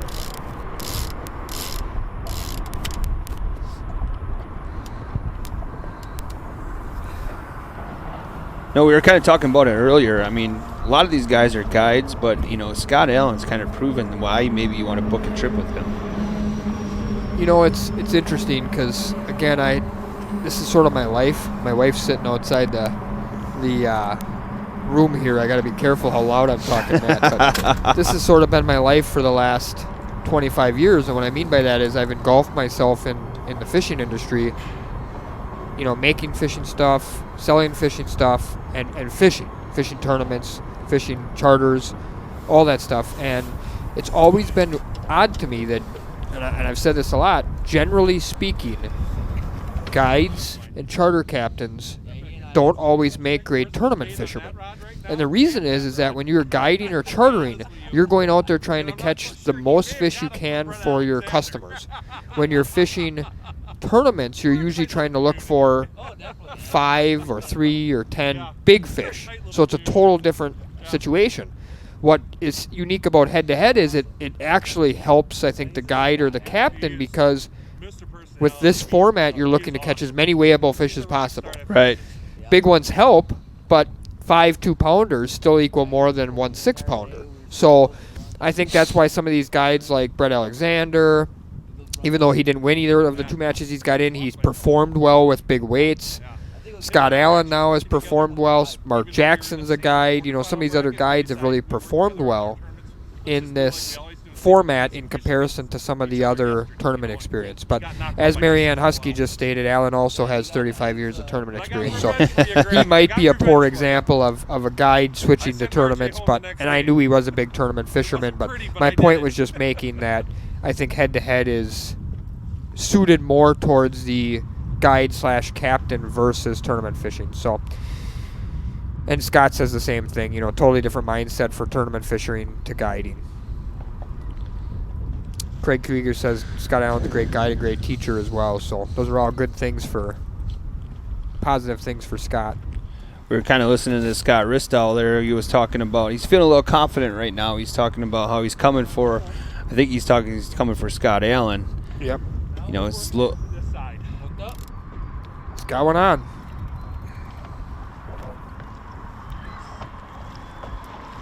And he mentioned Worth coming his side. Scott Ristow is now on the east side of the river instead of the west side. He'd been working the west side just below the 172 bridge. Now he's on the east side. There's flats on both sides of the river. You know, depending on the day, the fish might be lined up on one or the other. As we've said for a week or two now, these fish come through in schools, Matt, and groups. And as they do, they might decide to take a break or rest in a certain area for a period of time. And then they're gone. And looks like right now, you know, there might be a group of fish on that east side of the river on that flat right there. East siders instead of west siders. I gotta give a shout out there. I saw Phoenix got a 26-pound turkey this weekend. That's so awesome. That's a giant, right? Congratulations. Is that a really big one? Yeah, that's huge. Yeah. Usually a bird this time of year is like 23 to 24. I was going to say, we got a 23. A couple of people that were pretty avid turkey hunters said that, you know, my cousin might hunt every day for 10 years and not get one bigger than that. That's a good one, you know. So 26 sounds really big. 26 is a giant turkey. I saw somebody on there said the turkey hunts for people that can't kill big deer. I don't know, man. I've hunted some turkeys that are a lot smarter than some of the big deer out there. To each their own, though. To each their own. Come on.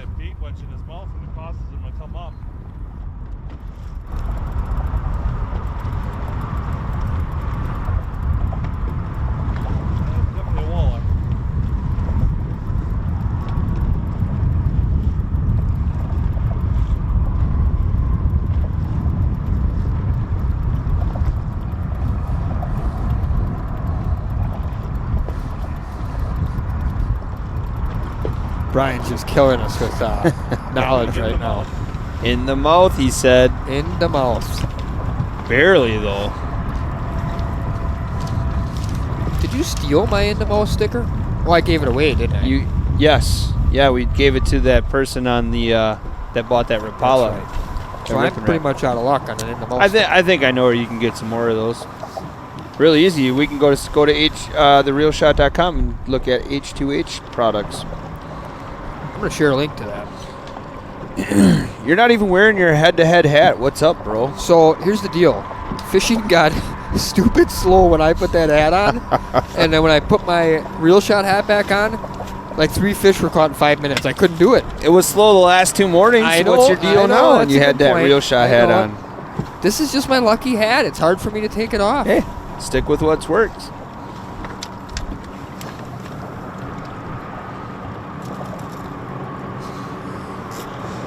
It's amazing how many fin-style comments are popping up. Yep. I love it. Part of the excitement for me is the chat board. I like There's it. no doubt about it. Seems like everything's settled down a little bit. Everybody's friendly with each other. Yep. That's super crucial. I mean, we kind of kid around on here quite a bit, but I didn't think so. Oh, there we go. 212. 212. 212. Got it. No, they're policing themselves for the most part. Yep, we Everybody's don't- getting along really well. I really appreciate that from the chat land. We don't want to have to shut it down. No, and it's been really good the last few days overall. It really has.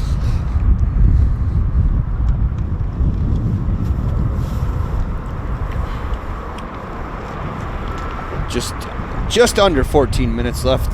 Should we wake up somebody's Alexa? Do it.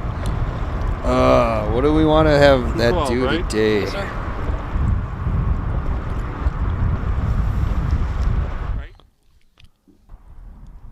Now I don't have one of those, but can you can tell those things to say stuff, right? That board's underwater. I think it's buried. I think it is buried. This could be the dagger for Scott Allen. Let's get.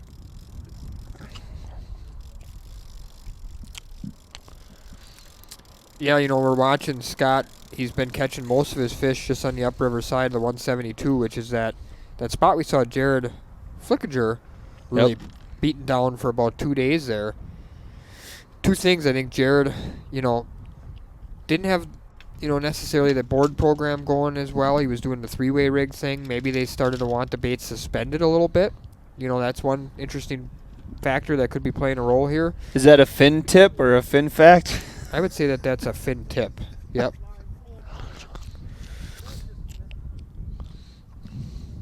Depends on the water clarity, Brian. They cannot hear you. Brian was just leading me into a great question. What a great producer. He wanted to know how high a walleye will come up in the water column to attack a bait. Well, as far as they can see it or feel it for sure, I would say in this water, the color in this water, 1 to 2 feet. So that's why I said earlier, I think a lot of these guys are trying to run their baits basically 1 to 2 feet off the bottom, in exchange for like the 3-way rig guys were running their baits basically right on the bottom. And at times that's good, at times it's not. If he lands his fish, I'm pretty sure we're going to see a Scott battle tomorrow. Yeah, Corey Clark thinks he might have a double on. He thought when he grabbed his other rod, he put it back in the holder because it had a fish bite it. Really? I don't think it matters, but it would be cool to end it here that way. I think at this point, unfortunately for David Brady, the Scott to Scott matchup is coming. Yep. Oh, God, now other people want stickers for Scott to Scott. But all honesty, though, there was a lot of people asking about merchandise. We're working on merchandise for head-to-head. So... Yeah, Mark Jennings just said the comment that's a guarantee for tomorrow, it looks like. Scott is going to win the tournament. Getting that net ready. We started with 3 Scotts, and looks like we're going to be down to 2 going into the final day. Down to 2. Yes, Brandon, it looks like everybody has pretty much done the stackers. Yep. Oh, I just saw a flash. It's a nice one. First I thought it was a muskie. Thought it was a muskie, apparently. Got him. In the mouth. In the mouth, he says. Yep. Scott Alexa? says in the mouth. Say in the mouth.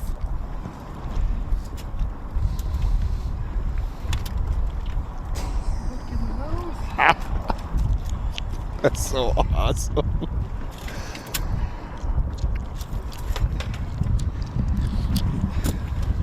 I would love it if somebody's young child, their first words were into mouth.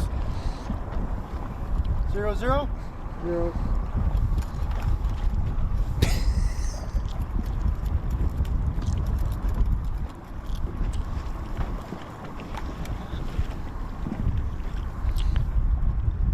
I turned off. It turned off.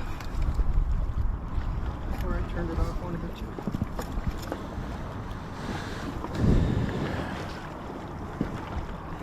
Zero, zero, zero. Gary says his Alexa just repeated you. Shows at 12 pounds. Brandon's at 0. And nothing else is shown for your mouth yet. Garrett Johnstone says Smithwick is getting more of my money after the past 2 days. Yeah, I'm hoping Pradco maybe decides to kick some of that money back to H2H in a sponsorship. Yeah, that would be Try one more time, okay? pretty stellar. I still got that other fish hooked up on that other line. 0. Oh, he does have a double. Yep. Not only is H2H good for Pradco, but TRS is one of Pradco's biggest single customers in the state of Wisconsin too. So There you go. That's a Finn fact right there. absolutely, a couple of great reasons for Pradco to get involved. My 2-year-old yelled T-bone this morning when Cap was on. So Eric says I'll work on into mouth. Yeah, I think we're working on T-boned. Keep going off. Brian Marianne wants to know who's going to have the first H2H Yep. in the mouth truck wrap. Should be somewhere near Marianne wants to know who's going to have the first H2H in the mouth truck wrap. I love it. That's hot. You can wrap the Subaru. We should wrap Justin's vehicle when he's not watching. Zero, I zero. agree. Zero. Garrett Johnstone says TRS has the largest selection of P10s in the area. We did. I think a lot of you viewers bought us out of a lot of stuff, but we'll get more in fast. I heard the word on the street is they got a big order coming. Oh, booyah. Yeah, What do we got? 3.7, 3.6. What do Yeah, you we'll call it a 3.6. got? 3.6. 3.6. Yeah, Good. stay at 3.6. I'm good with About 3.6. 10 seconds, so I started rocking. I think that the scale issue, guys, isn't as much as the scales as it is just guys' fingers are cold. They're trying to hurry. You know, yes, the scale might turn off and they got to get it back on, but I think a lot of it is just not necessarily like user error, but just guys are hurried. You know, they're trying to hurry. Everybody's in a hurry. They want to get the rod back out. In this particular case, and yesterday, the guys had doubles on, so they wanted to get to the other fish mat. I mean, I think 3.6. that's a lot of it. All right, let's see what we got going here. Oh, I don't think he's down anymore. Oh yeah, Chad. Lance is selling a 2006 Honda Pilot. Might be still up. We should wrap that. Yeah, we could do that.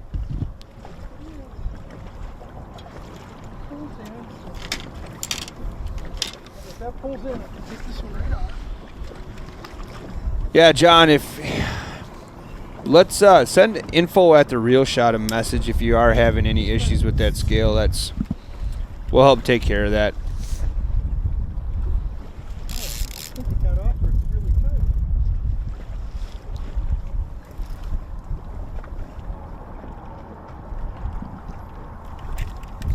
Yeah, I agree with Derek. I also have one of those scales.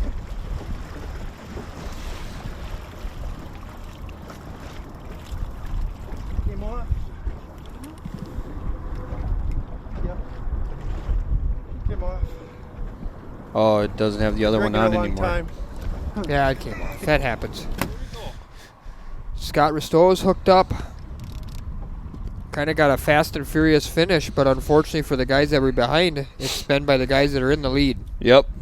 So the Scott versus Scott battle is just getting more impressive by the minute as these two guys are finishing off the day, putting fish in the boat, putting them on the scale, and putting them back in the water. Taylor, you have to specify what Scott. I think you meant Scott Allen. Those are gator boards. Yep. You want? Yeah, we can do a link. Share You a want a link to those. Yeah, why not?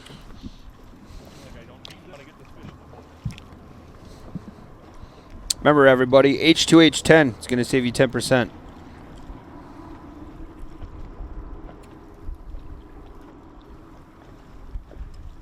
You know, we ended yesterday with a double as well. That's awesome.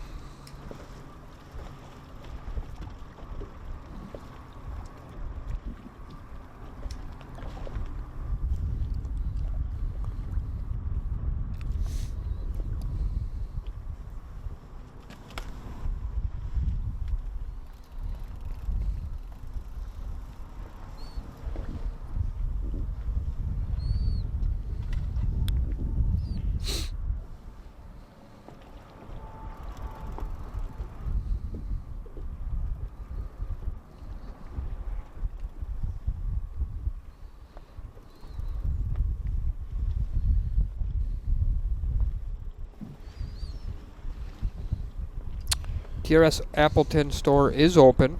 What's the hours today, Matt? We're open Monday through Friday, 10 to 6, 9 to 5 Saturday, and 9 to 1 on Sunday. But if you would like to, be social distancing and everything like that, you can shop online. That is totally up to you.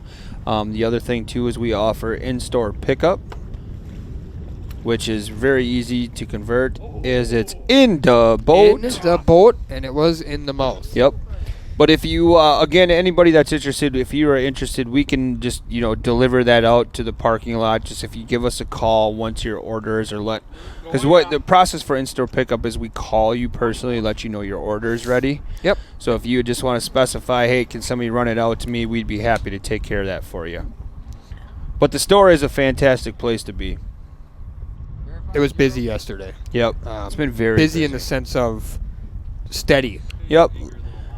It's a lot of people running around right now. I mean, as far as that, I mean, staff bouncing in and out. Everybody's remembering we're keeping social distancing in mind, washing hands. The stores got sanitized again, a couple of times yesterday. It gets sanitized every single day. 6 feet. Jay, the Sheboygan store is open, yes. 14, 3, What are your 14? hours? 8 to 6 3:14. Monday. 3:14, Mark? 3:14. Okay. 8 to 6 Monday through Saturday, 8 to 3 on Sunday. We do have some number 6 rip and wraps available in Nathan. We actually got some new colors in today. I don't know if those ever made the site yet, did they? Ooh, I don't know. And thank you, Nathan. That's a nice comment. We appreciate it. Thank you, everybody in the chat. It's always been fun talking fishing, watching fishing. Exciting guests. Remember, next week we have the bass stuff started up. We did the pairing show during this one right around the 12 o'clock time. We'll have Troy jumping in. 3:14. Yep. Perfect. We got 2 minutes left. How many more can you pull in? I'm not resetting that one. I'll leave that one in, but I'm not resetting it. By the time it's out, you gotta bring it in.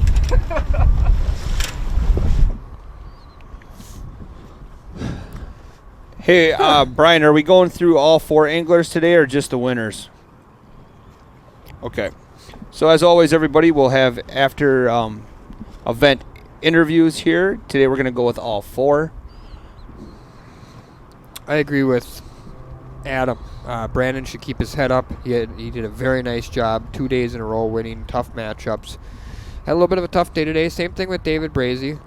I'm sure it's setting in for him with a minute left here that he, probably was assuming and hoping halfway through the day today that he was going to be going on to the finals, and all of a sudden this freight train named Scott Allen came just running right past him.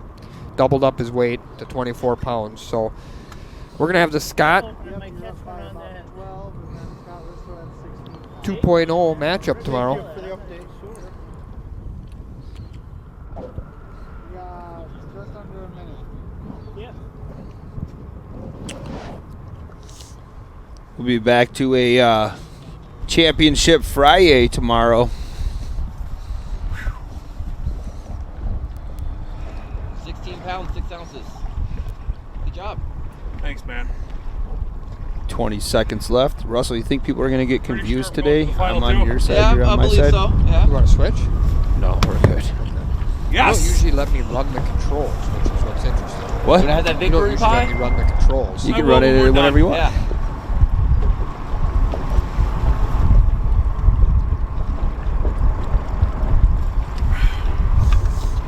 Mom, Dad, everybody in Florida, if you're there, love y'all. Girls at home, pretty cool. Pretty cool, huh?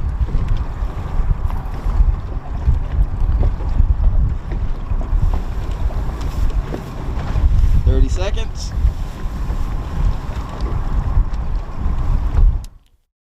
Hey, we're back in studio. What's going on, everybody? An awesome finish again. Started a little slow, but as always, finished strong, just like most of the head-to-head events do. Russell, everybody loves it when you recap every event. Basically, we got the Scott versus Scott matchup tomorrow. Yep. But first of all, I want to say congratulations to all 4 of the guys. You had to win 2 tough matchups to get to the, what was it, Fantastic Four? Fantastic Four. And they all did well. I mean, obviously, Brandon struggled today, but Brandon put up a great effort the last 2 days. That's fishing. Doesn't always go your way. He was in that same general area. He just didn't get the bites today that he got the last couple of days. Very tough. It was interesting that, David Brady, who was just fire yesterday, Yep. he flamed out a little bit there at the end. Scott Allen caught fire. That's why we're going to see the Scott versus Scott matchup tomorrow. I expect both of those guys to spend the bulk of the day trolling boards.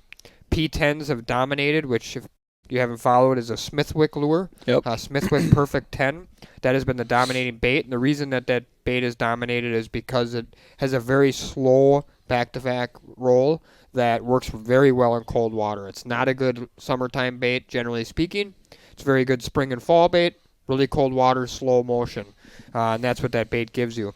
So tomorrow I expect to see more trolling, more boards, and we're going to see the champion tomorrow crowned at 1 p.m. of the Deja Vu on the Fox. Deja Vu and the Fox. And again, I mean, as the week progressed here, the temperatures got a little warmer, but it's been a slow process for hitting them peak kind of temperatures. So again, like they're saying, by the here in Wisconsin, by the weekend we should be looking at upper 50s. So tomorrow's supposed to be, I think, a high of like upper 40s, touching 50 degrees. So again, with the temperature warming up like that, the bite should pick up a little sooner. Is kind of what we hope to happen. It depends on how low the temperature gets at night is the big issue. Okay. Today was a little better than yesterday. It was 23 when I drove here yesterday. It was 28 when I drive here today. If it only gets down into the mid-30s tonight, not so bad. Right. Then I would expect the bite to pick up faster, and I expect things to happen faster. If it gets back down in the 20s again, it takes quite a bit of sun and quite a bit of warmth to kind of get those fish going again. Yep. People don't realize in that, 7, 8, 10 foot of water, it takes a lot of sun to penetrate down a couple of feet and get that warmed up and moving. Especially for the day. darker water like that exactly. as well. Yeah. Yep, exactly. So again, tomorrow, let's just beat the punch here. If you have any questions about what happens if there's a tiebreaker, because if the day starts out a little slower, we have a couple zeros on the board. Just go to H2HFishing.com. You can read over the rules. You can read over the tiebreaker rules. Be all caught up on that tomorrow, because I don't think we're going to see that. I expect to see another great midday bite again tomorrow. It should be awesome and entertaining, but just make sure you get caught up on that kind of stuff. And before we go to the interviews here, H2H10 on the realshot.com website is still live and it's still active. And that works for all the tackle. Works for anything that's not on sale, so it also will work for all the H2H gear. Yep. We just put the new stickers on there. We're working on some clothing stuff. That'll be maybe coming in, sometime late this week or next week, whatever. But we're working on that stuff as fast as we can, and give one real quick shout out to the staff in the warehouse. They're really working hard. I mean, they're kind of the behind the scenes people that don't get the credit they deserve, because all these orders that our great customers are putting in are super appreciative. We get to sit here and sell it all and act like big shots and put all the stuff on the page, but then at the end of the day, somebody back there's got to pack it up and ship it out. So thank you to them. Yeah, do them a favor by saying thanks, by just being patient with these orders as they come in. So, all right, we just got word that Brandon's ready, so let's go to Brandon then on the water. thank Rod Dog. Check us out. Hopefully you guys got a good glimpse of how the products work. Keep you organized, and everything else didn't work out too good for me today as far as the fish goes, but hey, that's fishing. Had an awesome time. This tournament's great. Stressful, not much sleep, but good job. You know, the guys running the tournament, the announcers do a great job, the cameramen and the other fishermen, congratulations. Thanks.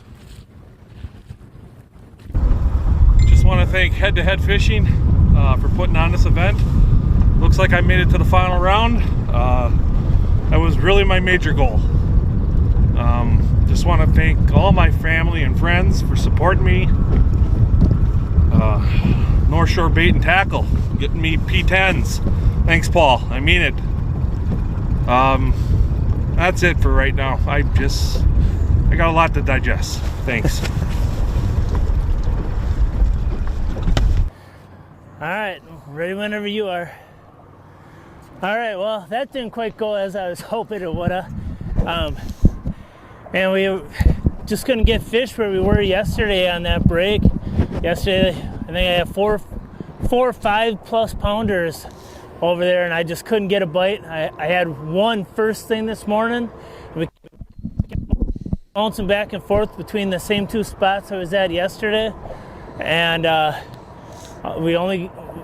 we got 3 over here and that 1 over there. But Scott Allen sure brought it to me. He caught at least 4 or 5 pounders right in that same area. I just couldn't get him to bite today. Remember the breaks? I guess just want to say thanks to my wife more than anything. And all my friends, family, sponsors. You guys really motivated me. Made me feel like I can do this. So thanks a lot. All right, that's it. Scott Allen here. Hi to everybody watching, and I don't know what to say. I am speechless. Looks like I'll be fishing tomorrow.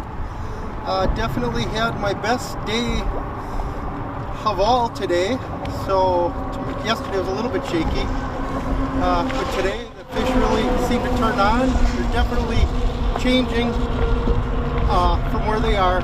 The fish are definitely on the move, and I like the way it's heading right now, because we're kind of going into a spot I like fishing a lot more. Again, I want to thank John at Recon and all the girls there, and Evinrude, Lisa, Emily, Paul for cheering me on, Coots for making some Coots rods are just unbelievable for trolling rods. You guys got to check those out, and hopefully you tune in tomorrow and I can pull a victory out. Thank you.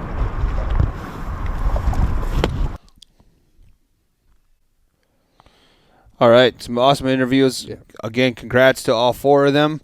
Headed into tomorrow, Championship Friday here, the Battle of Scots on Deja Vu on the Fox. A couple of people had mentioned the P10s, the Coots rods, everything like that. I mean, that's all stuff that you can get at the sponsor, therealshot.com. But absolutely. So we kind of talked about you're going to see some trolling right away tomorrow, probably the P10s. I'd be pretty surprised if either one of them bailed on trolling. Scott Allen started with jigging right away yesterday morning. It did not pan out for him. He went to trolling to get the win.